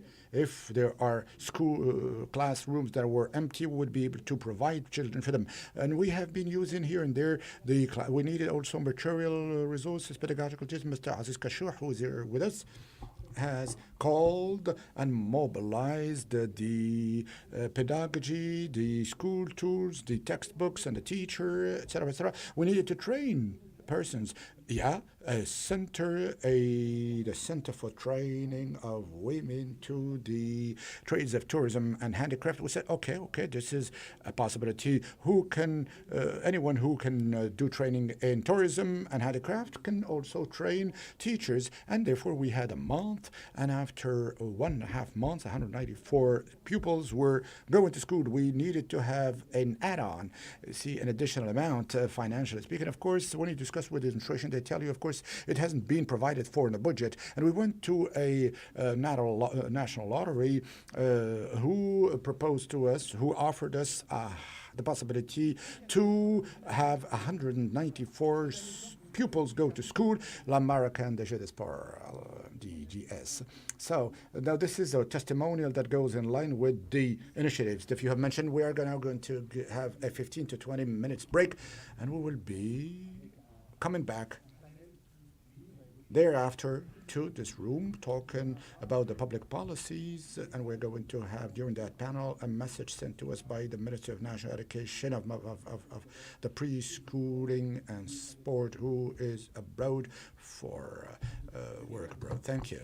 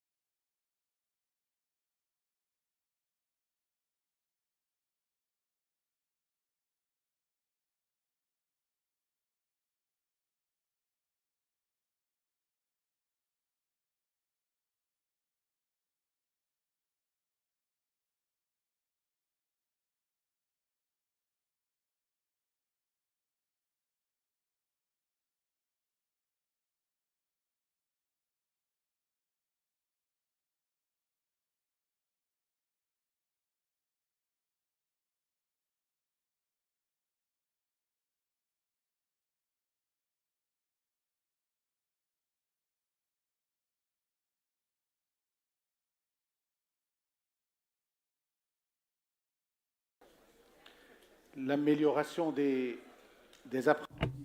Improving learning outcomes hinges by definition on reviewing and rethinking educational models. So we are a long-standing nation that is open to change and to development. And there are temporalities and timeframes to be looked at and to be dealt with. And in our case, and we've seen this from the various panels, that yes, reform is great, and the highest authority in this country has placed education at the heart of human capital development, and we've seen that. We've heard that learnings are a fundamental part of this effort. Now, we're going to be talking in this fourth panel about public policies that have been undertaken to support improvement and promotion of schooling and human capital. And I'm going to call 4 illustrious names. First, Mr. Fouzi Lakja, if you could join us on the podium. You are Minister Delegate to the Minister of Economy and Finance in charge of the budget. Hello, welcome to you, sir. I also call on Mr. Youssef Belqasmi, Secretary General of the Ministry of National Education, Preschool Education and Sports. And Mr. Abdeltif Mazouz, who is the President of the Regional Council of Casablanca and Settat. So this is a prominent region among the 12 regions of Morocco. And the number of school kids is among the largest in the country. And we are pleased to invite Mr. Jesko Hanchel, who is the Operations Director for the Maghreb and Malta at the World Bank.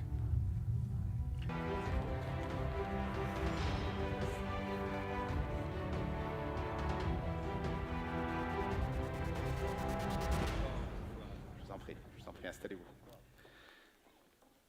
Alors pour commencer, bien entendu. All right, to kick off, we will give the floor to Mr. Fouzi Lakja, who is a Minister Delegate to the Minister of Economy and Finance, who is in charge of the budget, and his presence is of interest because he will be talking to us about the vision and the public policies that go hand in hand with the development of the education system in our country.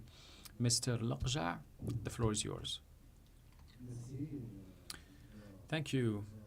First of all, I would like to thank my colleagues from the Ministry of Interior for their kind invitation to participate in this national conference of the highest interest and which tackles a critical issue for the development of our country.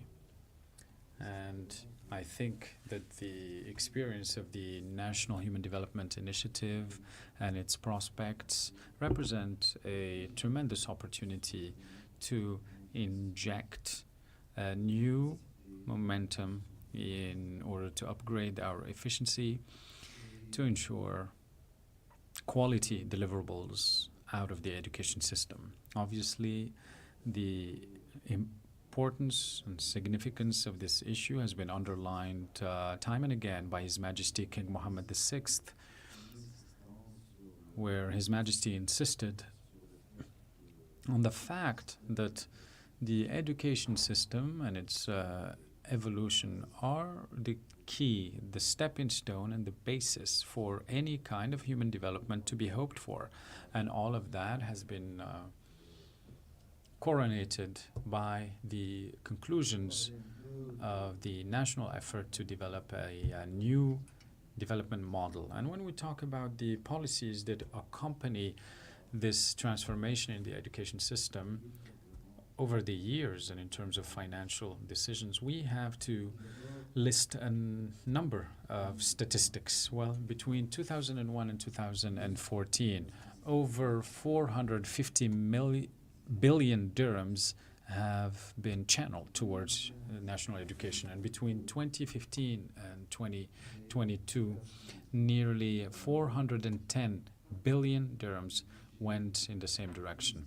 And the ministry's budget, just to give you a clearer idea and to see the growth, has moved from 21 billion in 2001 to reach over 62 billion dirhams in 2022. So obviously we have to include here the payroll, which is a essential component of the expenditure. But we can also see that the means that have been mobilized for the education system have tripled. And in terms of scales, we're talking about an allocation of 5.2% of GDP and more than 20% of the general state budget. So our national budget spends 20% on education. Right, so this was obviously accompanied politically and in terms of policy and in terms of collective contribution, in terms of job creation. And generally speaking, the ministry has benefited from a replacement rate of 200%, replacement of retirees. So we replace those who retired and we add 1 to 1.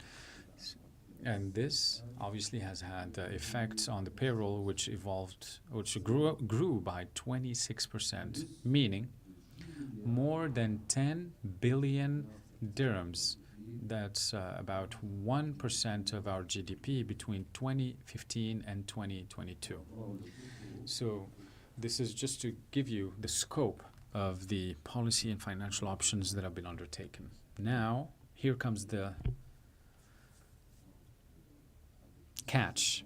Unfortunately, and despite all of these efforts, well, today, what we're observing, and everybody has described it so far in the various panels, well, we heard the statement of the Minister of Interior, and there are a number of areas of precariousness within the education system of Morocco, which actually crystallize a through line or one recurring theme over the years, which is the gap or the lag between the budgetary efforts that are quite significant. Well, let me say here that everything is relative, and good comparisons are the ones that are done based on the GDP and the general state budget. We have to steer away from the comparisons that look at the numbers in absolute terms and other comparisons that talk about the cost per pupil as they are done in various parts of the world. Anyway, so despite all of this, I think that as we look at the results and the numbers, well, here they are. About 75% benefit from mandatory education. So we cannot talk about mainstreaming mandatory education, plus 300,000 dropouts per year, mainly in rural areas. Then there's basic learnings that are not really harnessed, because 30% of public school pupils manage their way after primary school, and only 10% when they're done with middle school. And these are the results of the PNEA survey. And the numbers are here. We can justify them, look at them, read them differently, but here they are. And only 25% of students today participate in extracurricular activities, and when it comes to the international performance of our students, well, we learned that nearly about 20%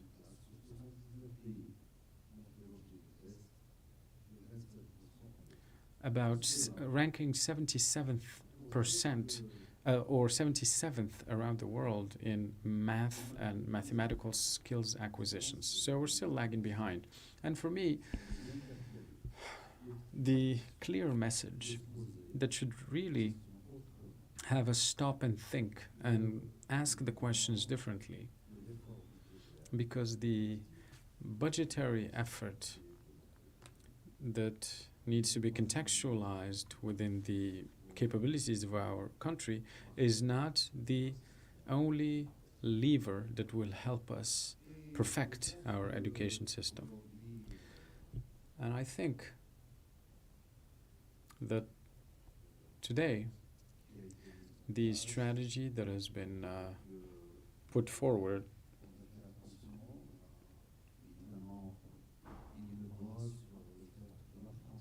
because we're looking at learning as the critical issue, and it is quite a universal problem. It is something that is witnessed globally to varying degrees from one country to another.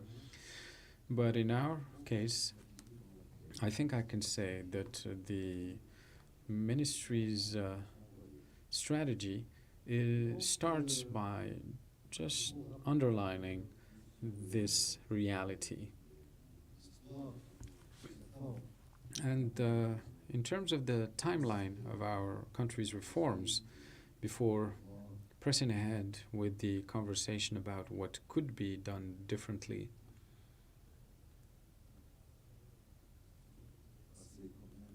because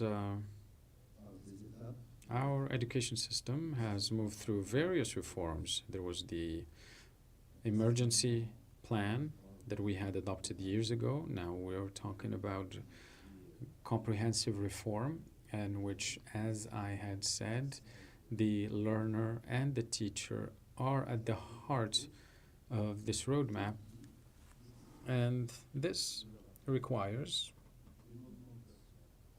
an annual budget increase of 5 billion dirhams all the way till 2027, meaning between 2023 and 2027, we have undertaken the budgetary choice to make those increases every year by placing the learner and the teacher at the heart of the reform. And we hope that we are going to be able to achieve the results and reach the objectives that we are all collectively working towards, so that these financial and budgetary allocations, and I'm not going to linger on the difficulties and the challenges and the disruptions that are part and parcel of our management of our finances, but suffice it to say that education is a strategic choice at the government level, at the state level, and obviously taken inspiration from the royal orientations that have been reiterated multiple times. And to conclude, I dare say that we have a roadmap, and Mr. Shakib, the Minister of National Education, is leading the way. We are gearing up to engage further efforts starting 2023, but the success will still be linked to the comprehensive efforts of all stakeholders. We cannot be talking about educational reform without asking questions about the socioeconomic status of families, particularly those in rural areas, because the dropout rate there is significant, and we cannot succeed in this reform if we do not question the capabilities and the living environment of those families. And I think that the success of all of these efforts will hinge on the assets that we have, and the quantum leap that we need to undertake should be looked at as part of the socio-economic development agenda that has been delineated by His Majesty King Mohammed VI.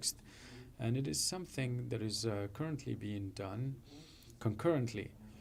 And I think we have an appointment with history to ensure that we succeed this transformative reform, and I hope that I've stayed within the time allotted to me. Thank you.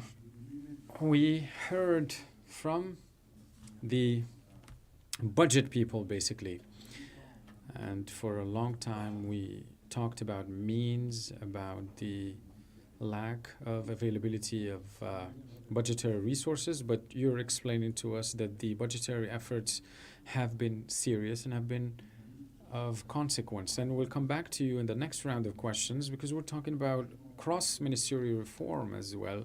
There's now more and more engagement on the part of the stakeholders from elected offices and looking at the various trends that we will try to link back to the World Bank.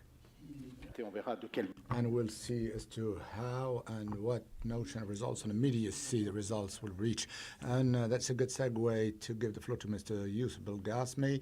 We've talked much about the changes to be undertaken at the National Education Ministry. Could you please provide us with the agenda? Where do we stand today, and what is the plan for the months ahead? So I'm not going to talk year-wise, but month-wise. Well, thank you. Let me start by thanking INDH for the important support. It has been providing the Ministry of National Education within framework of a project on which I will touch later, but also for the organization of this important, very important national conference on the quality of learnings being a key for the development of human capital. It goes without saying that talking about reform leads us to think mostly and to start discussion with the diagnosis. I'm not going to come back on the diagnosis. It's been made already, and it's never been the end in itself. So this is a diagnostic which is undisputable. But I would like to adopt a construction-oriented logic, so we want to forge ahead, not backwards. Let me now talk in terms of assets, over and above the diagnosis made, the figures, all of the elements. What do we have today, and what resources do we have today to make headway? The first component is, and by the way, I am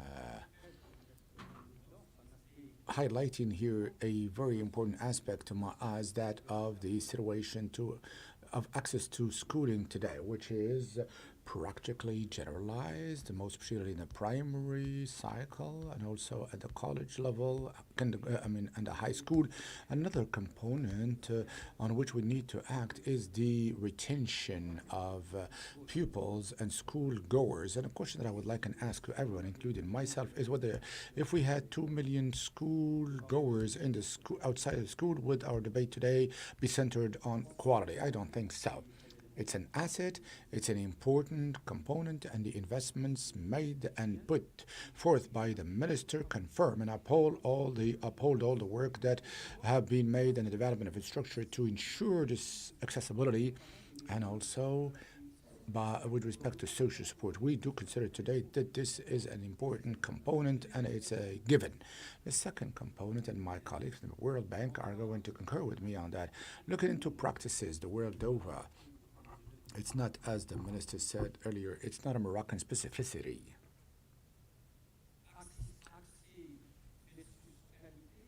Access versus quality has always been a political decision in the choice of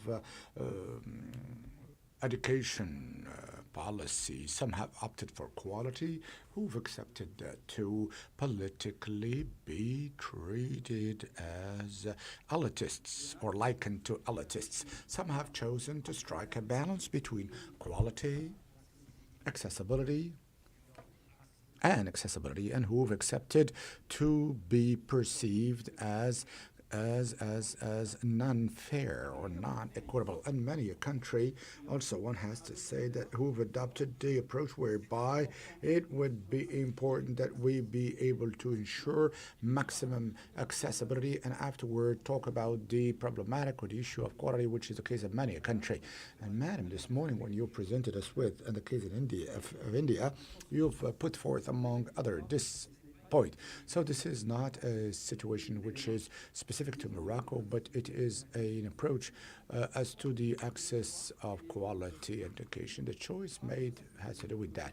Well, this was a good segue to say that today we need to be assured that there is a first level of or tier of the issue which is being treated, and the watchword, the motto here is quality. Of course, it is being said here, the dimension of quality in the very title of this meeting. Mr. Bourkia was talking also about this second point. We could have been working, and after that, of course, just like many countries, of course, they tap on their own shoulders and they self-congratulate themselves. Morocco is one of the rarest countries. Well, not rare. Very, very few countries have accepted to accept international evaluations. It takes courage. We really delve into the details of a number of countries, but let's say of the 190 plus countries the world over, if we look into the PISA evaluations, the last issue there were 78 countries. This year there are going to be 80 countries. Pearls on 190 plus. Let's say 190 plus countries. Pearls, which is the evaluation which reckons the evaluation of reading ability. The last issue is 58 now. Post-COVID is going to be 50. Teams. The former issue between the two editions was around 70. Only to say that today I'm not even going to talk about the very nature of the educational system which accepts to participate to this kind of activities. Mrs. Bourkia said also this is a very important asset, that is to say the national educational systems assessment in Africa. No country, not even the world over, this is a very important regulation loop that allows us to make these acknowledgements and to forge ahead. So this is also a very important asset. A third one on which whereupon we built more and more. We're not going from scratch. We have started from based on important things. Only now, let me recall that the vision has not been created today. The vision was defined with the strategic vision spanning 2015-30 that was published by and adopted and approved by His Majesty back in 2015. Now, following that, in 2019, August, there was also the outline law. And this is an asset and a given for a country. Very few countries have an organic or instructional law, to use the jargon which is being used in that, which has fixated, cast and steel the strategic choices made by the state. April 2021, the new development model, which has integrated all of the components of the strategic vision, which was found in the framework law, and which has made out recommendations that we find today, and Mr. Minister said all the governmental program in October 2021. So only by saying that we're not starting ex nihilo, we're not creating a new story, we're not doing a new reform, we are in the same framework, work in the same framework. Now, pertaining to the implementation, now we may say we're going to make all the provisions of the Vision 2015-30 there, but the assessment made would require us to have an additional budget of 10 billion dirhams if we include the preschool of 14 billion dirhams per annum. It goes without saying that efforts are to be made, and Mr. Minister said there are extremely important efforts that have been made by the state. Once it is obvious that we're not going to be able to propose more resources. Would be added there too the capacity of being able to expend and to implement. And hence, it was necessary in the design of the roadmaps to be able to choose some principles. The first principle is that the progressive phased in implementation process. The second element is prioritization. The third principle, not to say element, is the selection from among these priorities, those actions which this time around are going to materialize this choice of quality, and hence choose the actions that do have an impact on quality, and most particularly on the pupil.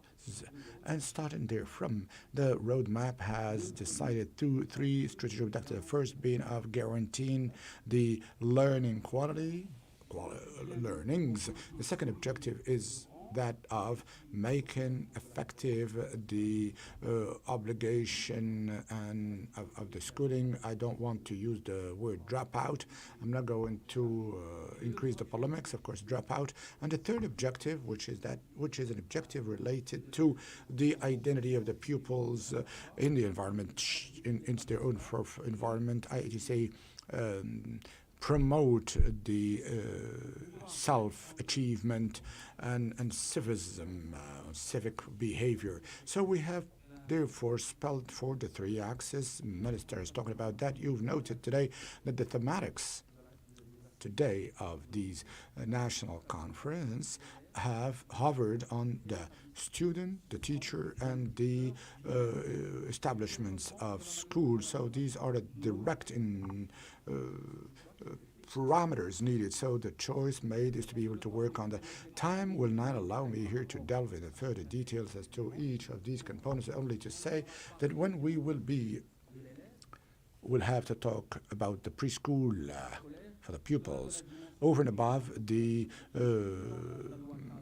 binding nature of schooling from 4 to 16, is a quality inductor, because the preschool children with a quality preschool, it makes it possible to have an experience of school going very more important, and it makes it possible to guarantee the school success, avoiding failure later on. Now, the school support, we shouldn't be surprised.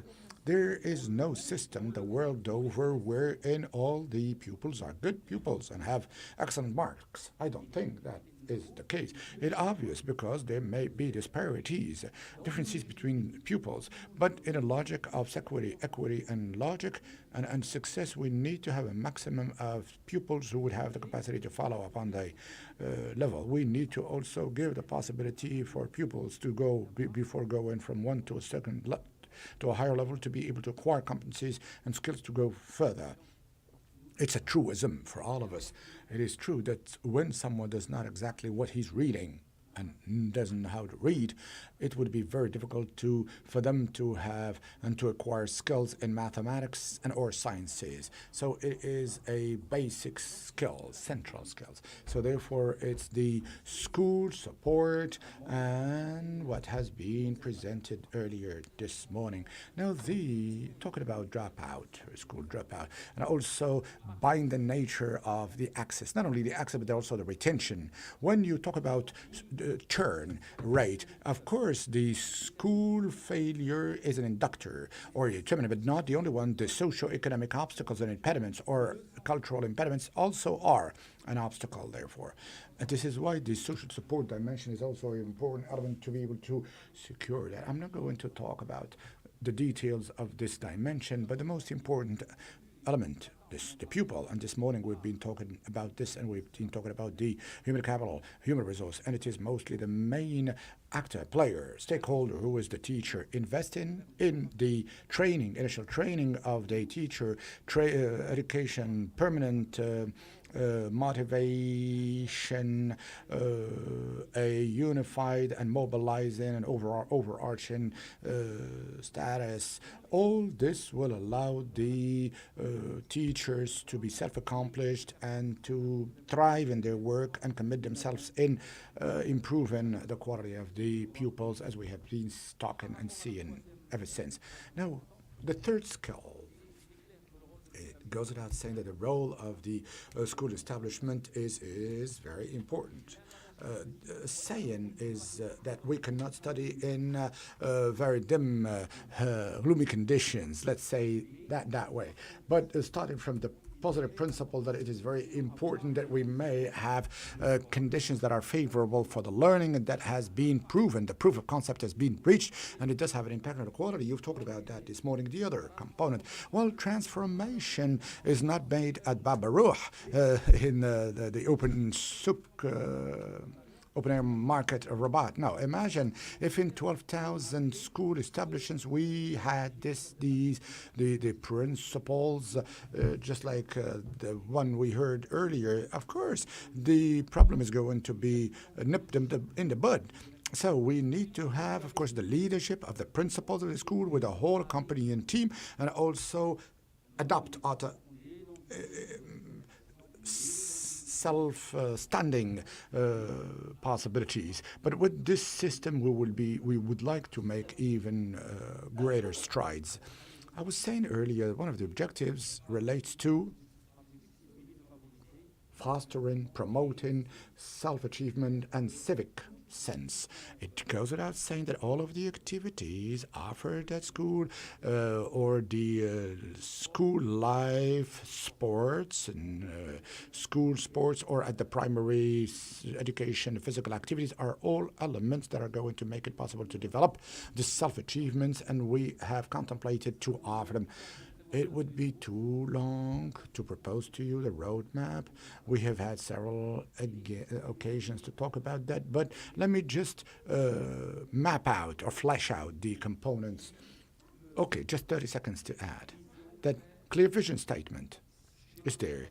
Operational system for the period 2022-2026, clear, also made clear through the roadmap, and there are success conditions that are a prerequisite to be able to to reach the objective, Mr. Minister. The first condition is governance.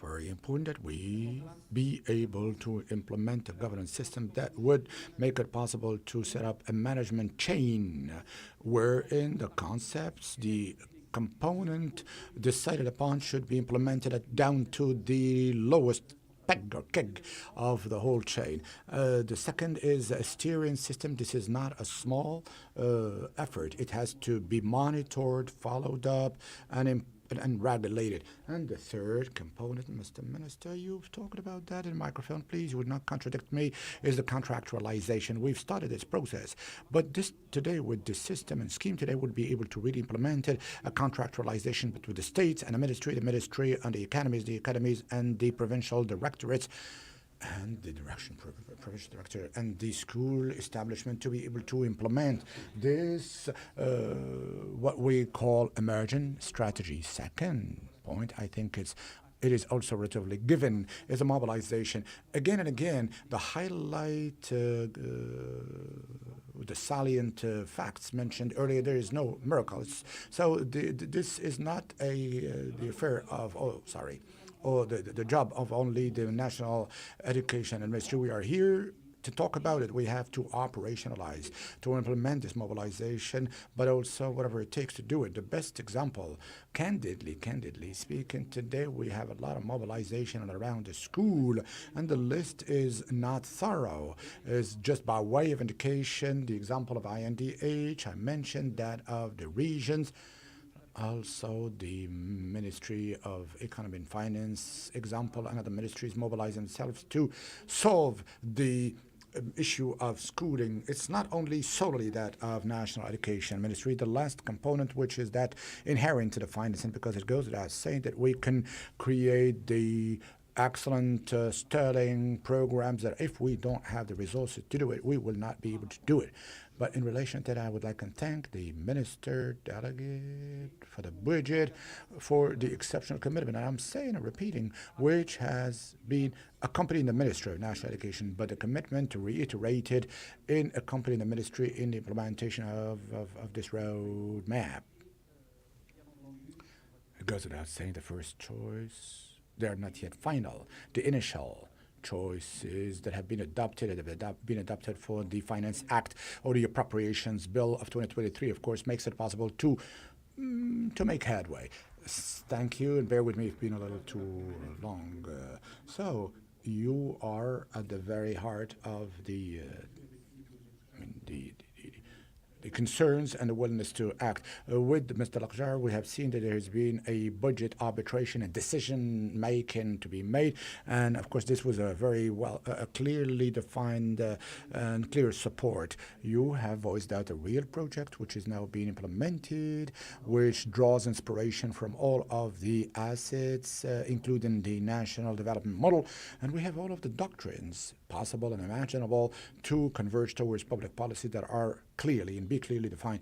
Quid, what about the local government's actions, the intervention of the elected representatives, those who have decision-making power at the local level and who probably within the framework of this regionalization, autonomy, advanced autonomy, are you today having the means and the possibilities to accompany this transformation of educational system, but also support it quality-wise of learning? Mr. Mahzouz, you are the president of the Greater Casablanca-Satat region, representing the lion's share, if I may say, of the national economy and the population of Casablanca and Satat, greater metropolitan area. Hello, everybody. I'd like to thank the Ministry of Interior and particularly the General Directorate of the National Human Development Initiative and its team for having invited me and for including the regional councils in this conversation. I'm glad to participate not only as a president of a region, but as an ex-professor who has had a 35-year tenure. And I also was kind of an entrepreneur in private education for some years. Now, based on everything that we've heard so far, and in this afternoon, we've heard about the right to education. So, before and after all, education is a right, and our Moroccan constitution has entrenched that under Article 31, and allow me to quote quickly in the Arabic language: the responsibility of ensuring that citizens benefit from a modern form of education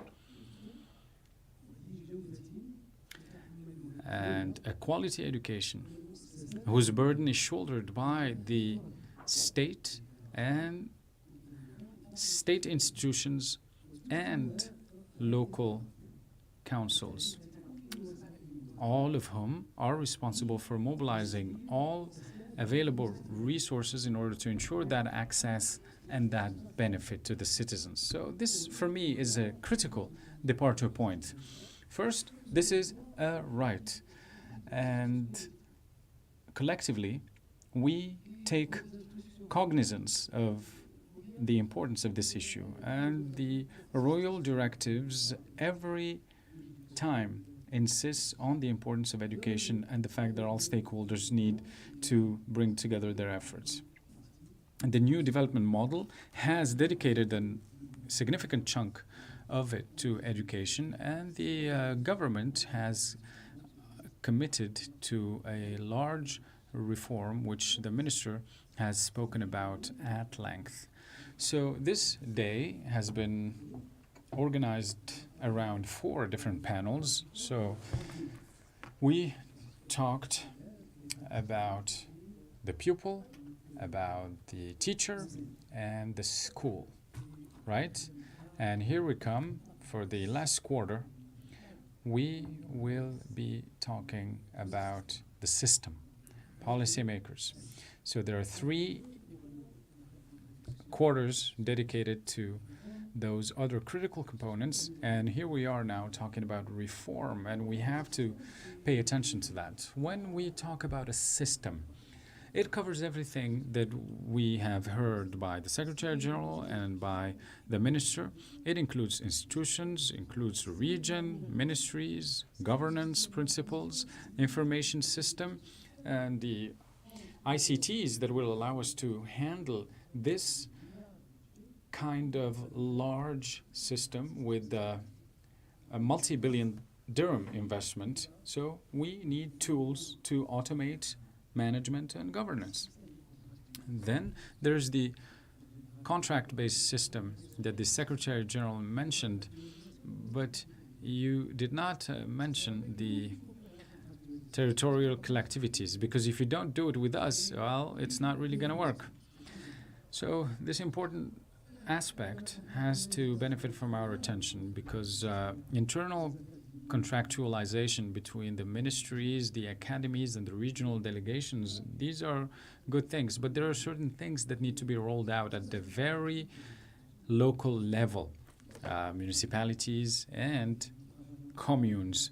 We work with the regional academy, and we have a number of agreements and contracts that allow us to play our role within this reform effort. And the question that begs is, how can we intervene the most effectively? Well, first of all, we have to abide by the powers that we have, the texts that are out there, and how can we help to teach at the right level, says the speaker, in the English language. So how can we, regional councils, municipalities, communes, and other local councils, contribute to this effort? Well, there are three levels of territorial collectivities. There's the region, there's the provincial councils, and there is the communal councils. I'm not going to lecture you on the administrative and governance distribution in Morocco, and I'm not going to list the various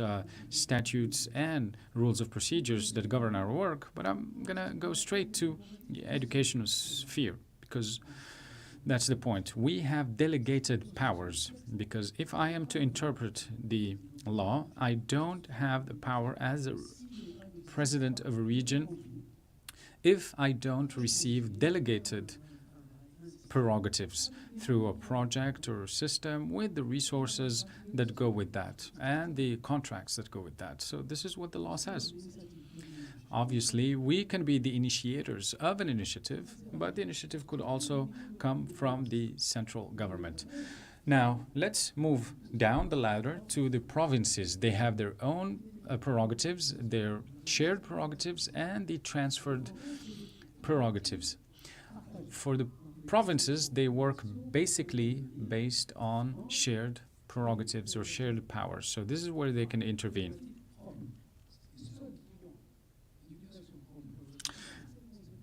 And provincial councils, the speaker corrects and says they have their own prerogatives to manage the education system, from transport to school management, study of needs, and educational needs at that. Then, in terms of shared powers, there's the social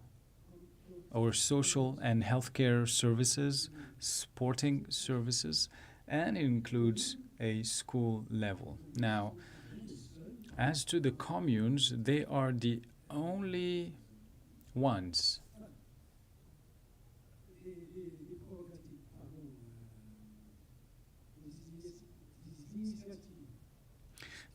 they have the power to manage shared initiatives with the idea of creating and managing nurseries, kindergartens, and youth and sporting centers and libraries, and manage other elementary school establishments. And this could be the initiative of the commune or the state. Now, if we look at the three levels of management of public affairs, I think it's an intelligent system. So there are three levels of representation, and each of those levels has either more powers that are so labeled own powers, or shared powers, which is the case of communes, or transferred powers, which is the case of the regions.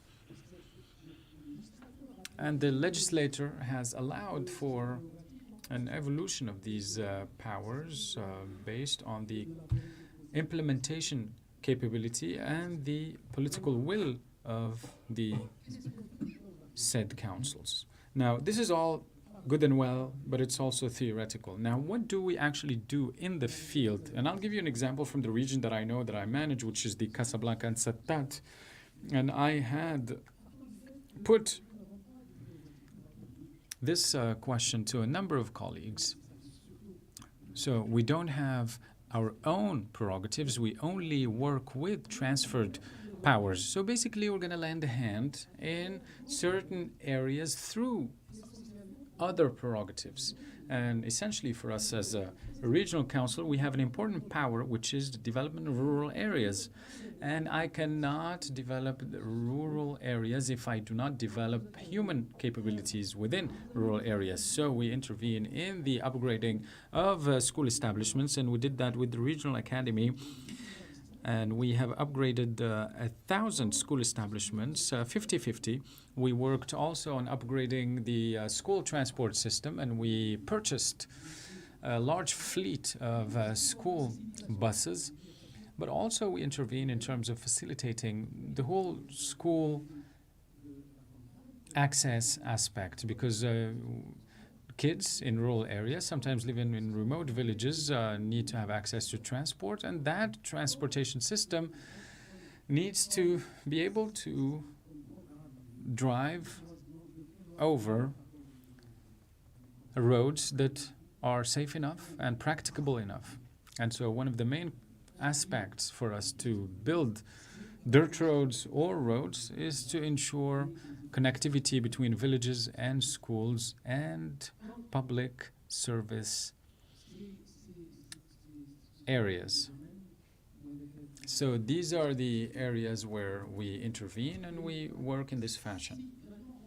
Now, if we'd like to push this forward, well, since we've heard contractualization and how it happens internally between the ministries and the academies, well, we have to distribute roles properly, because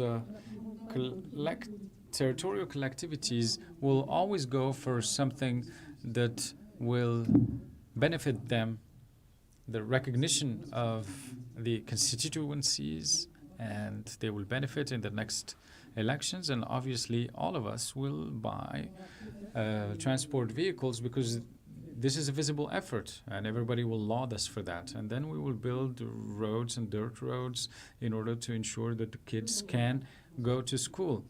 And every now and then we'll pay attention to one school or another. And what do the citizens want? They want school transport. They want the boarding schools, bed and board basically, and they need us to intervene on one aspect of the educational value chain, which is not essential in the education delivery, meaning we're not the pupil, we're not the teacher, and we're not the school.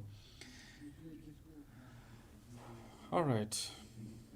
I turn to you, Mr. Jesco Henschel. You bring with you the World Bank experience, and you are in the know as to the reform efforts that have been engaged in Morocco. What are some of the key factors based on which our country can achieve the reforms, and what are the ones that Morocco needs to prioritize?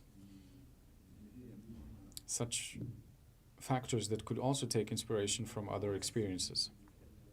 Well, first of all, thank you, Ministry of Interior, the National Human Development Initiative, for organizing this event and for inviting us. It was of great interest for me to listen to everybody that took the floor in this panel. Unfortunately, I couldn't be with you throughout the proceedings of this national conference, but I think that the answers to your question have been discussed in the various panels. And I was thinking as I was listening and reading the various themes of the panels, I think that there are 4 critical points. The gentleman spoke about the 3 first components and the 4th one, right? Student, teacher, school, and then system. And Secretary General and the Minister have mentioned certain critical points.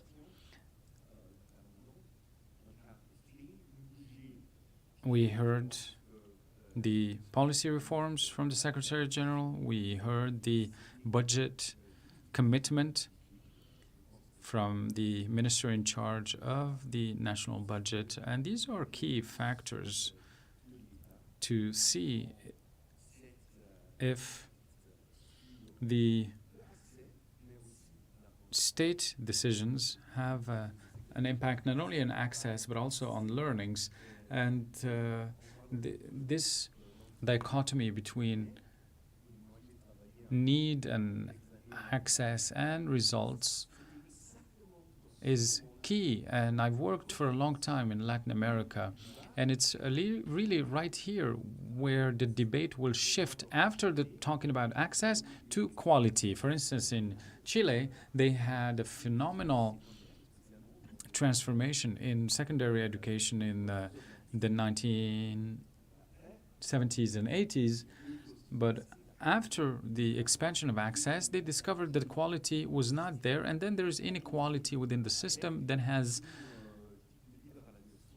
exacerbated with the liberalization of the education market. And so they've had that experience 30 years ago or more, where after the expansion of access, there are issues that rear their head with regard to quality. And so this is a point to remember. Then there's the new development model in Morocco, the new strategy, the new vision that brings in new important elements. A second observation that I want to share with you is the capacity building and the will to implement. So state institutions are on board. National Education Ministry, all the way down to what happens at the commune level, at the government levels that interface directly with the communities. And so this implementation capability is fundamental in bringing theory into practice. And also the impact on actors is key. Another example from Chile, in 1991, there was an experiment. It was conventional at the time, though, and they have passed a law that will see the teachers being paid based on the outcomes of classroom work. So there would be evaluations, and there will be an incentive system if the outcomes are good. Plus, there will be a negative incentive. Like if there's no evolution, no progress in 2 years, the teacher will be dismissed. And this obviously sent shockwaves across the teaching community, and the reform failed because they lost a key component, which is the teacher, right? And so thinking or focusing in an out of proportion manner about the outcomes without paying attention to the levers that will make it happen can be an issue. And third point, you have mentioned PISA and other tests and indices and about the whole culture of data collection and data use. And for me, sociologically speaking, that could be the most difficult thing to achieve, because changing mindsets of various players, various actors, and tell them that when you look at indicators and data as something positive is not the easiest thing to achieve. And I've worked on a whole bunch of assessments of public expenditures as part of various programs, and it's quite normal from the point of view of administration. Well, the first reaction when you look at the data is, oh my God, what's gonna happen? And everybody freaks out when they're about to be assessed, and maybe they're gonna judge me. Is there's something wrong with our system? And so when you want to create a mindset shift in using data and information and assessment results is something quite difficult. And I have worked in Argentina years back, and a few years ago they started a very innovative program, but a highly politically complex program. And it had to do with the implementation of a health care insurance without contributions. Exactly similar to what the Kingdom of Morocco is doing right now. But there's been great resistance from who? From doctors, from private establishments. And so it became very difficult to handle. And the realization that's set in is that we cannot implement it across the country in one go, but let's start with one province in the north of the country, which is one of the poorest. And here's what we're going to do. We're going to use data at the level of the primary healthcare centers, and we will use daily data to show the impact of that reform.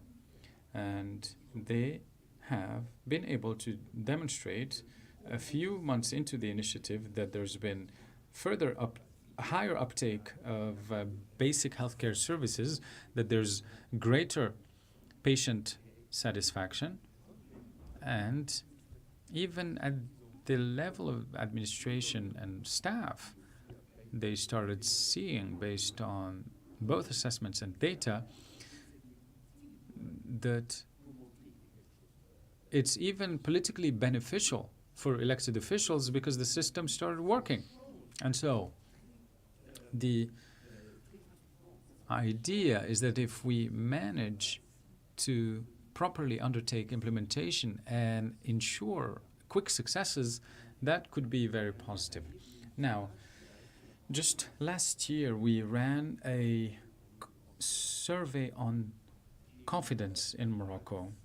It was a poll of 6,000 households during COVID-19, so we'd done it over the phone, and we asked about correlations between the determinants of confidence of households vis-a-vis various institutions. And some of the outcomes told us that the process of public policy development, including such principles as transparency, access to data, access to information, was more important even than the outcomes that have been achieved. And so what you said about the importance of data and how to handle that data, for me, is key. Now, last point, and this will bring us back to the conversation of stakeholder alignment.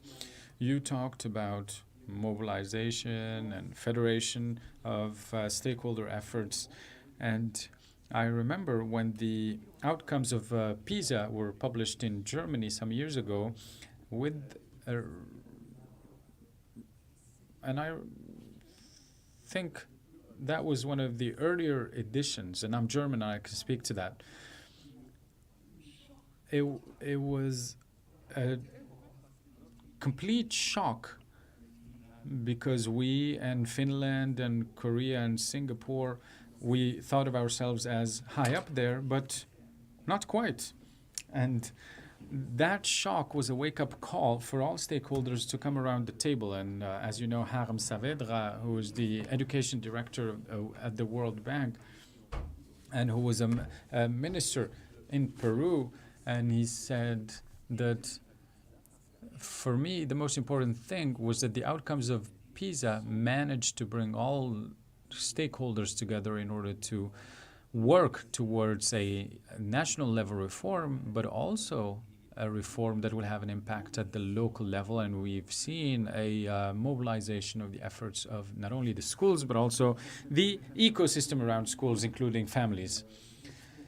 Thank you, Mr. Henschel. Now, I will give the floor for some closing words to Mr. Fawzi Lakja. You are amidst a cross-cutting system. You work with various public policymakers, and obviously within the government there's give and take, and also a need by the government to work towards capital development in a cross-sectional manner. We've heard a point about contractualization, and we have a representative of a constitutional institution, which is the Regional Council, and who will ask you certain things. And everybody knows that you are a results-oriented person. So how can we work in favor of human capital development? Thank you. I'm of the opinion that to conceptualize the debate, the educational system is a societal project.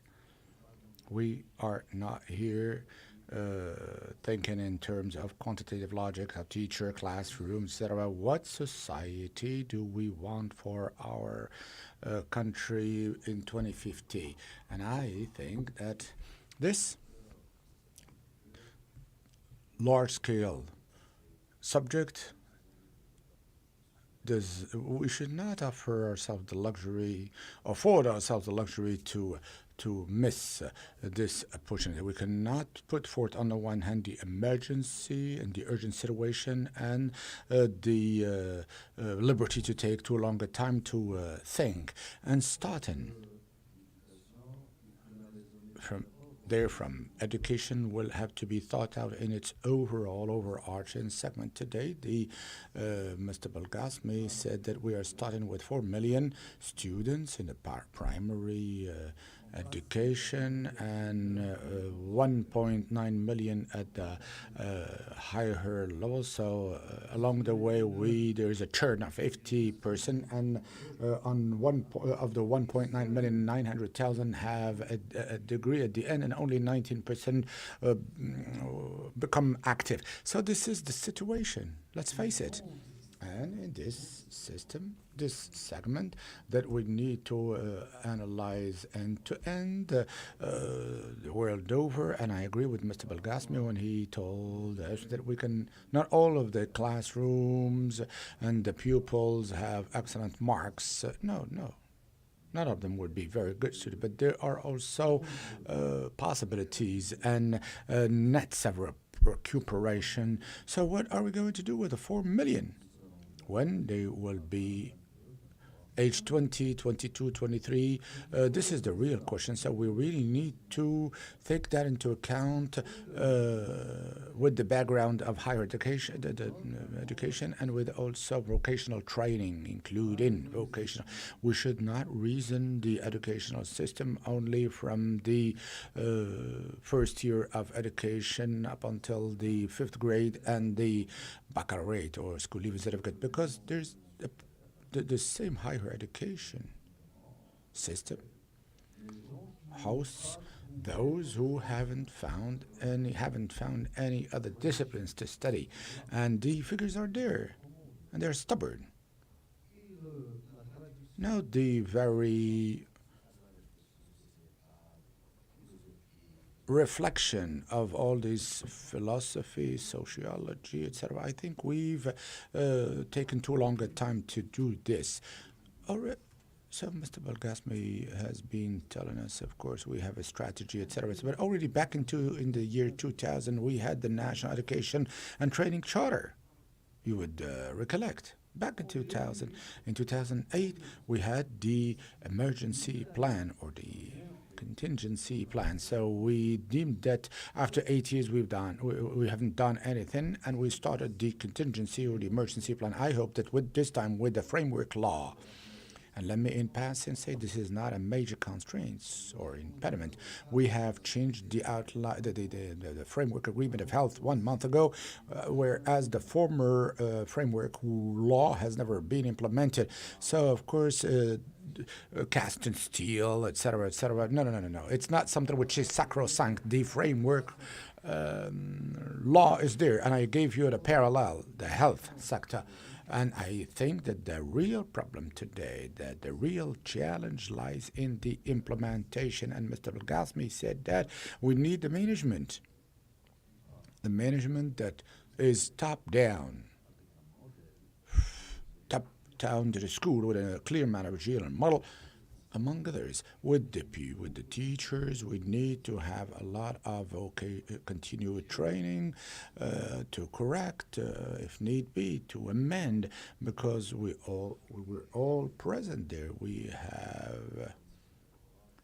We've said whether these were adequate training, and we've relinquished them, and we've changed our minds, and so much so that, in summary, over and above the financial and budget-related consideration, we're talking about generations. Yeah, we're talking about generations today. And read thoroughly that figure. From 4 million, you lose 3 million along the way. Only 1 million would have a degree, and of the 100 million, only 200,000 are going to embark on the professional or life. So that's the real challenge, not 1 or 10 billion dirhams. So candidly speaking, I have participated with the colleagues in their colleagues, pragmatic, practical, implementation-oriented with clear actions, net and clear, straightforward, etc. I remain very optimistic and confident that we can catch up on yesteryear's delay. And thank you very much for all of your presentations, relevant, and which conclude this panel. In a couple of minutes, we're going to have the presentation by Mr. Derdouri for the synthesis and summary of the days. He's been closely following the presentations that were given us. Thank you.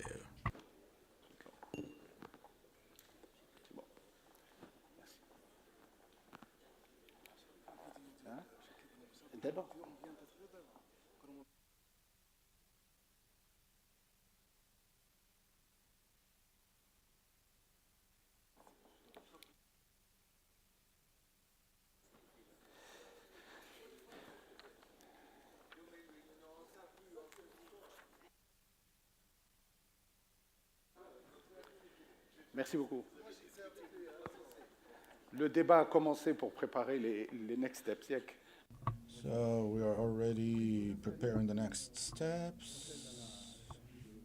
De clôture de ces assises. We're going to soon have a closing ceremony.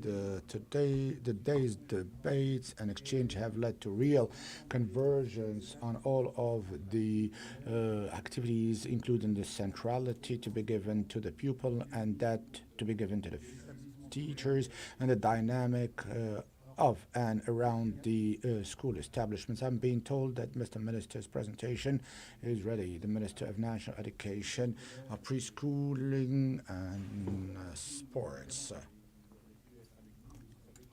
As you know, he is not with us, and he is part of an international event with UNICEF and at the United Nations.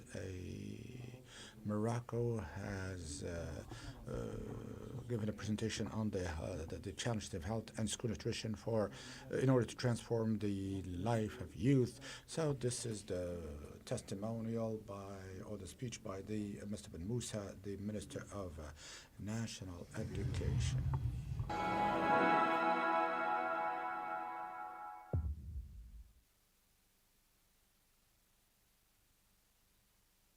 In the name of God, the Almighty, the Most Merciful, ladies and gentlemen, dear audience, at the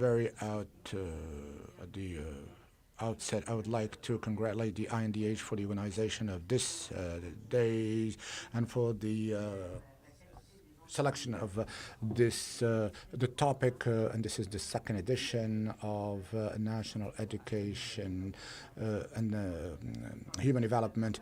And this requires the improvement of the education to be part and parcel of our societal improvements. Now, the human capital with great improvement, betterment, whose major tools would be for the betterment of the teachers, both genders, regardless of where they are located, in order to allow them to have the possibilities to be fully integrated in the professional life and the academies. Now, we should not reduce the pupils' path in only getting their degrees. Now, the development of human capital through a quality school goes necessarily through the generalization of the fundamental education and through the capacity building of the students, pupils, through programming, reading, literacy rate, as well as the improvement of the schools and the school transport and school catering also, and also improving the teaching and giving its glory, and also sports that would contribute to the development in this respect, and also in line with the framework law provisions. A roadmap has been set up in order to improve the quality of education spanning 2022-2026, and which comprises a certain number of tangible measures aimed at orienting efforts and endeavors towards the procedures that would have a direct impact on the learners. The Ministry of National Education and Sports and Primary Education has launched a roadmap within the framework of the participatory approach, as well as joint efforts towards building a Moroccan school based on quality and gearing towards quality. Ladies and gentlemen, the National Human Development Initiative is part and parcel of the improvement of our schooling system and for the operationalization of our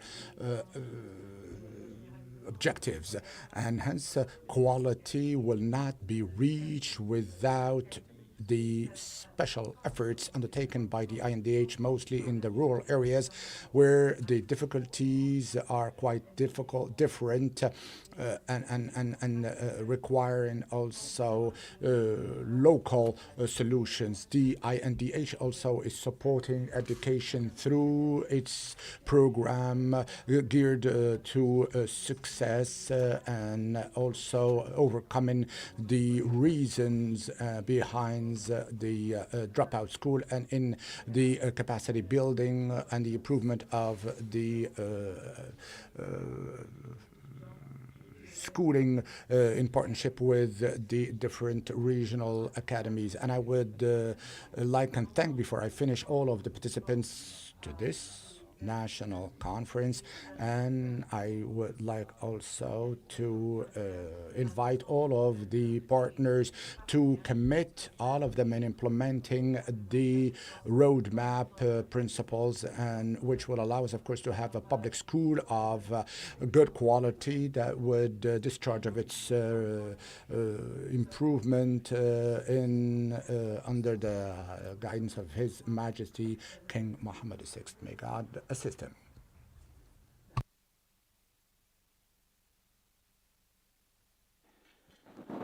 Message du ministre de l'Éducation nationale. Message of the Minister of National Education, which spanned all of the challenges pertaining to capacity raising and building, and education is one of the most important factors. I'm now going to call on the architect, engineer of these national conference.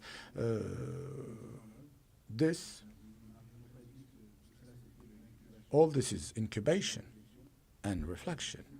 So without further ado, I'll give the floor to Mr. Dardouri, the governor and the coordinator of INDH, for a synthesis of all of our day's works. Mr. Dardouri, over to you.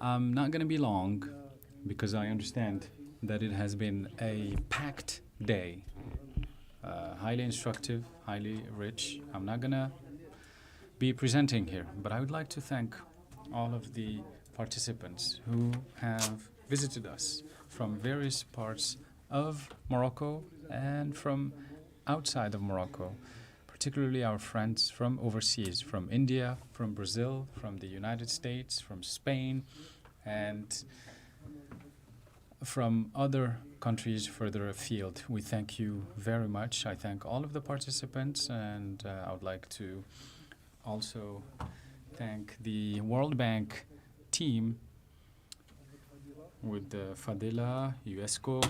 Fadila, you helped us a great deal, and we look at you as our ambassador in Washington, D.C., because all of the work that you have seen here, ladies and gentlemen, was not being prepared a few nights ago.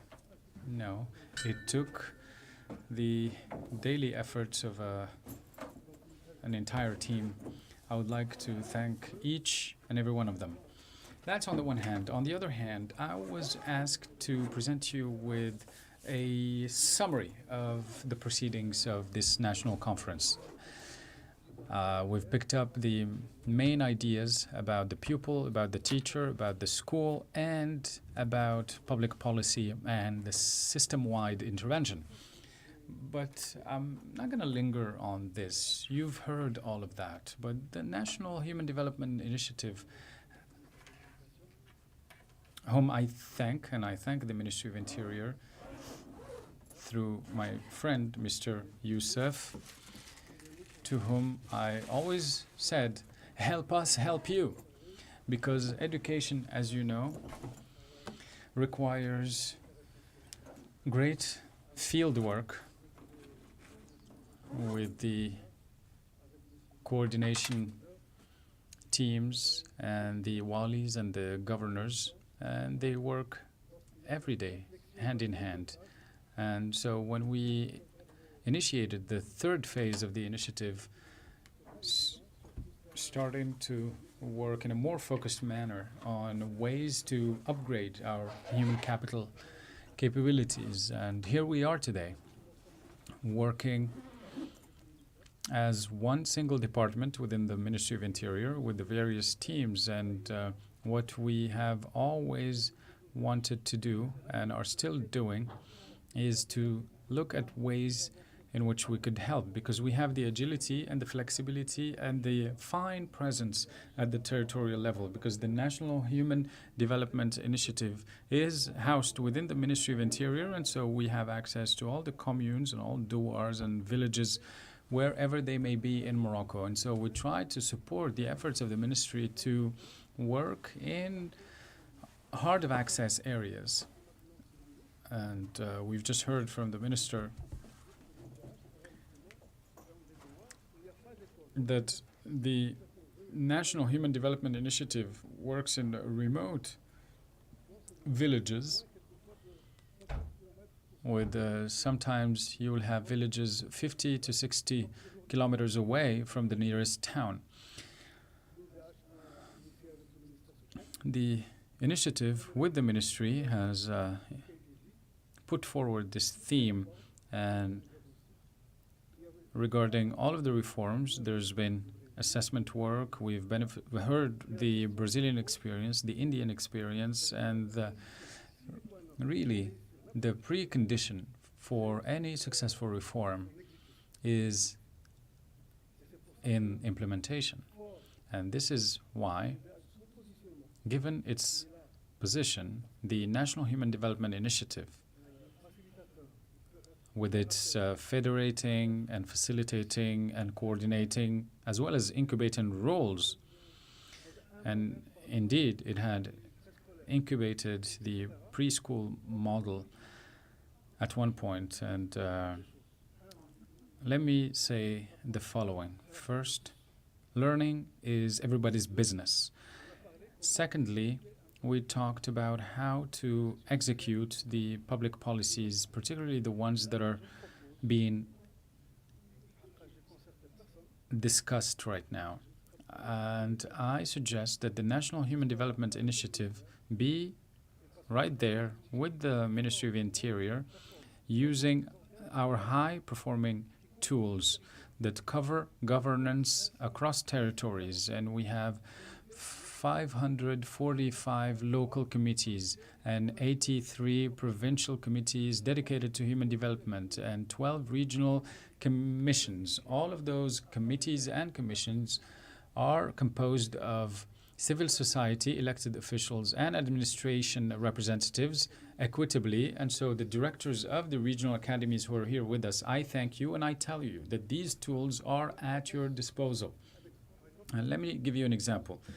In any given province, and it seems to me that the province is the go-to place and the apt place for engaging these kinds of efforts. If any provincial committee with its various components conducts an assessment on learnings in its territory, and so you'll have elected officials, you have the presence of the region and the commune, etc. They will all come together and they will say, okay, so the value of the learning outcomes is such and such, and given that our country is so diverse geographically and culturally, you go from north to south and you will come across a whole gamut of situations, contexts, and issues. And so that locally cognizant committee will be able to send its recommendations for implementation. And let me guarantee you that given our culture in program execution, well, in just a couple of years, if not earlier, we can fix that problem when it's flagged. And so that's my first suggestion. Second proposal, and I turn here to the Secretary General and to the education ecosystem at large and everybody, the elected officials, the regional councils, and so on. Well, here we are. Today is Monday, isn't it? In a few days, across Moroccan territories, we must have teams that will translate all of this content into something that is workable. Because the challenge really is to how to capture all of this and turn it into acts. We have the proper assessment, and we want to have more and more of those competencies that have spoken earlier. The school principal, very inspiring. The school teacher, where is she? There she is. We want to have more and more of you. We want to have dozens, hundreds of you.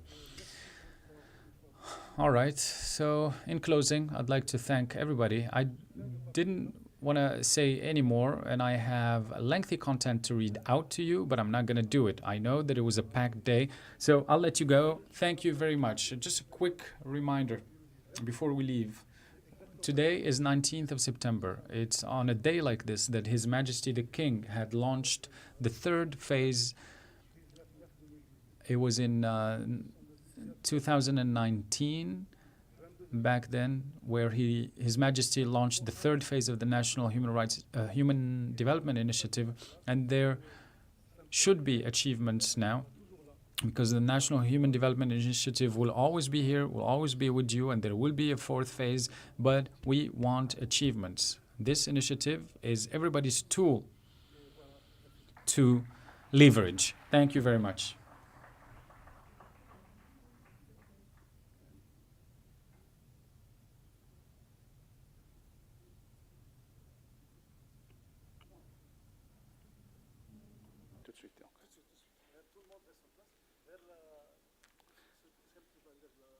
Elle est identifiée.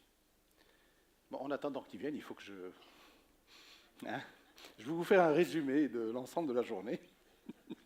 Bien, évidemment, on arrive à la cérémonie finale. Je pense que ce que vient de dire c'est Derdouri est très pertinent. Il n'a pas cherché à résumer l'intégralité des...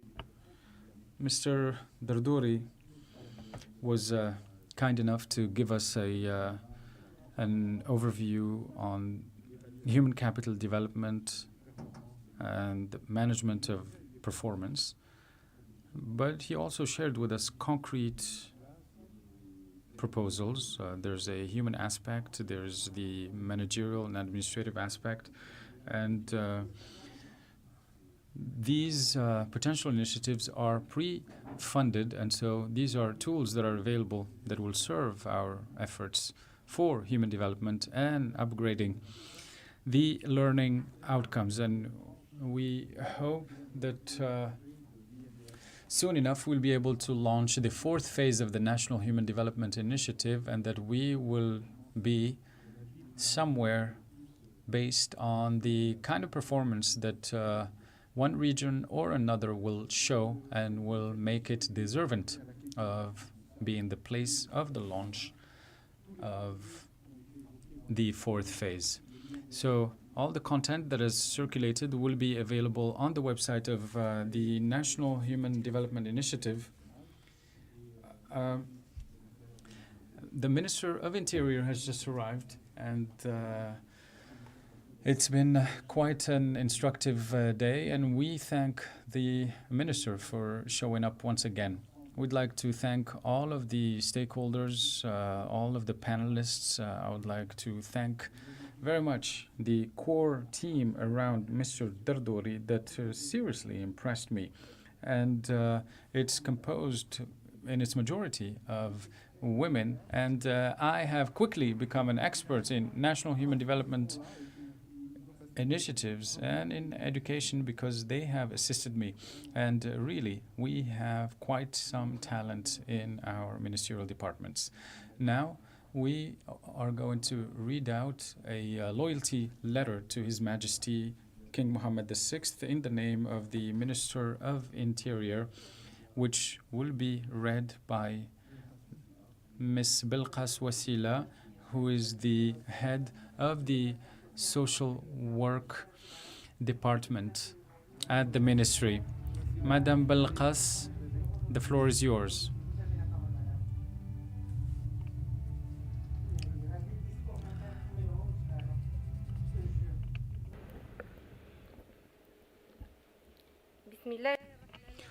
In the name of Allah, most gracious, most merciful, a loyalty letter to His Majesty the King. Your Majesty, King Mohammed VI, may Allah assist you. On the occasion of the conclusion of the proceedings of the 2nd National Conference on Human Development,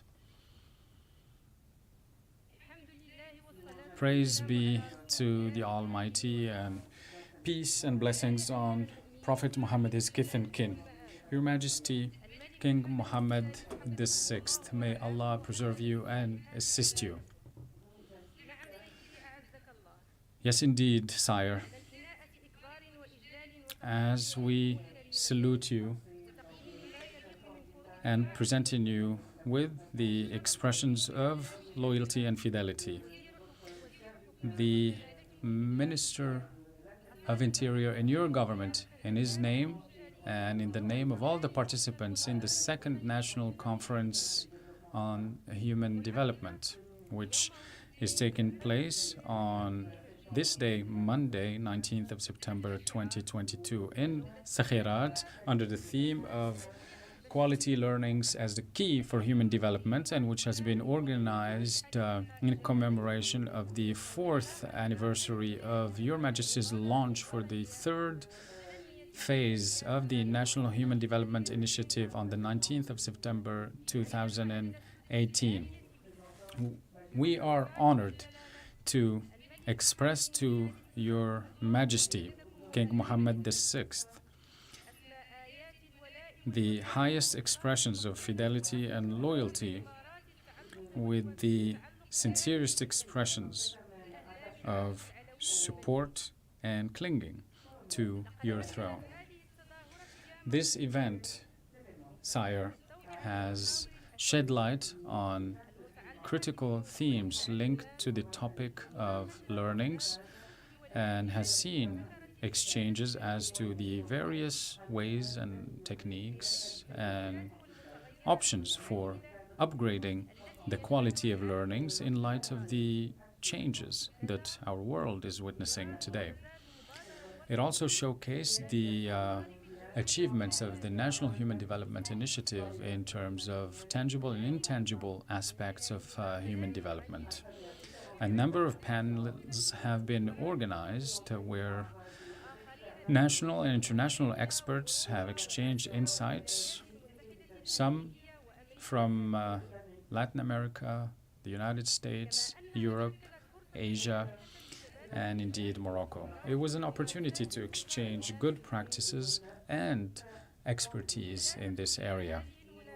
And we shall seize this opportunity, Your Majesty, to express to you our pride in the achievements that the National Human Development Initiative has been able to undertake through programs and projects under your enlightened leadership, as we promise and plead and express our sincere pledge for supporting your vision for elevating the status of living for the people of Morocco. We beseech Allah that you remain a minaret that helps your Moroccan subjects look forward to the future. We beseech Allah to provide you with health and tranquility, that you may be assisted with the Crown Prince, His Royal Highness Prince Moulay Hassan, and that you be assisted by your brother, His Royal Majesty Moulay Rashid, and all other members of the royal family. And may our nation benefit from the work of your generous hands. Thank you, Sire. Peace be upon you. Done in Skhirat on this day, Monday, 19th of September 2022. Your servant, Abdelwafi Laftit, your Minister of Interior.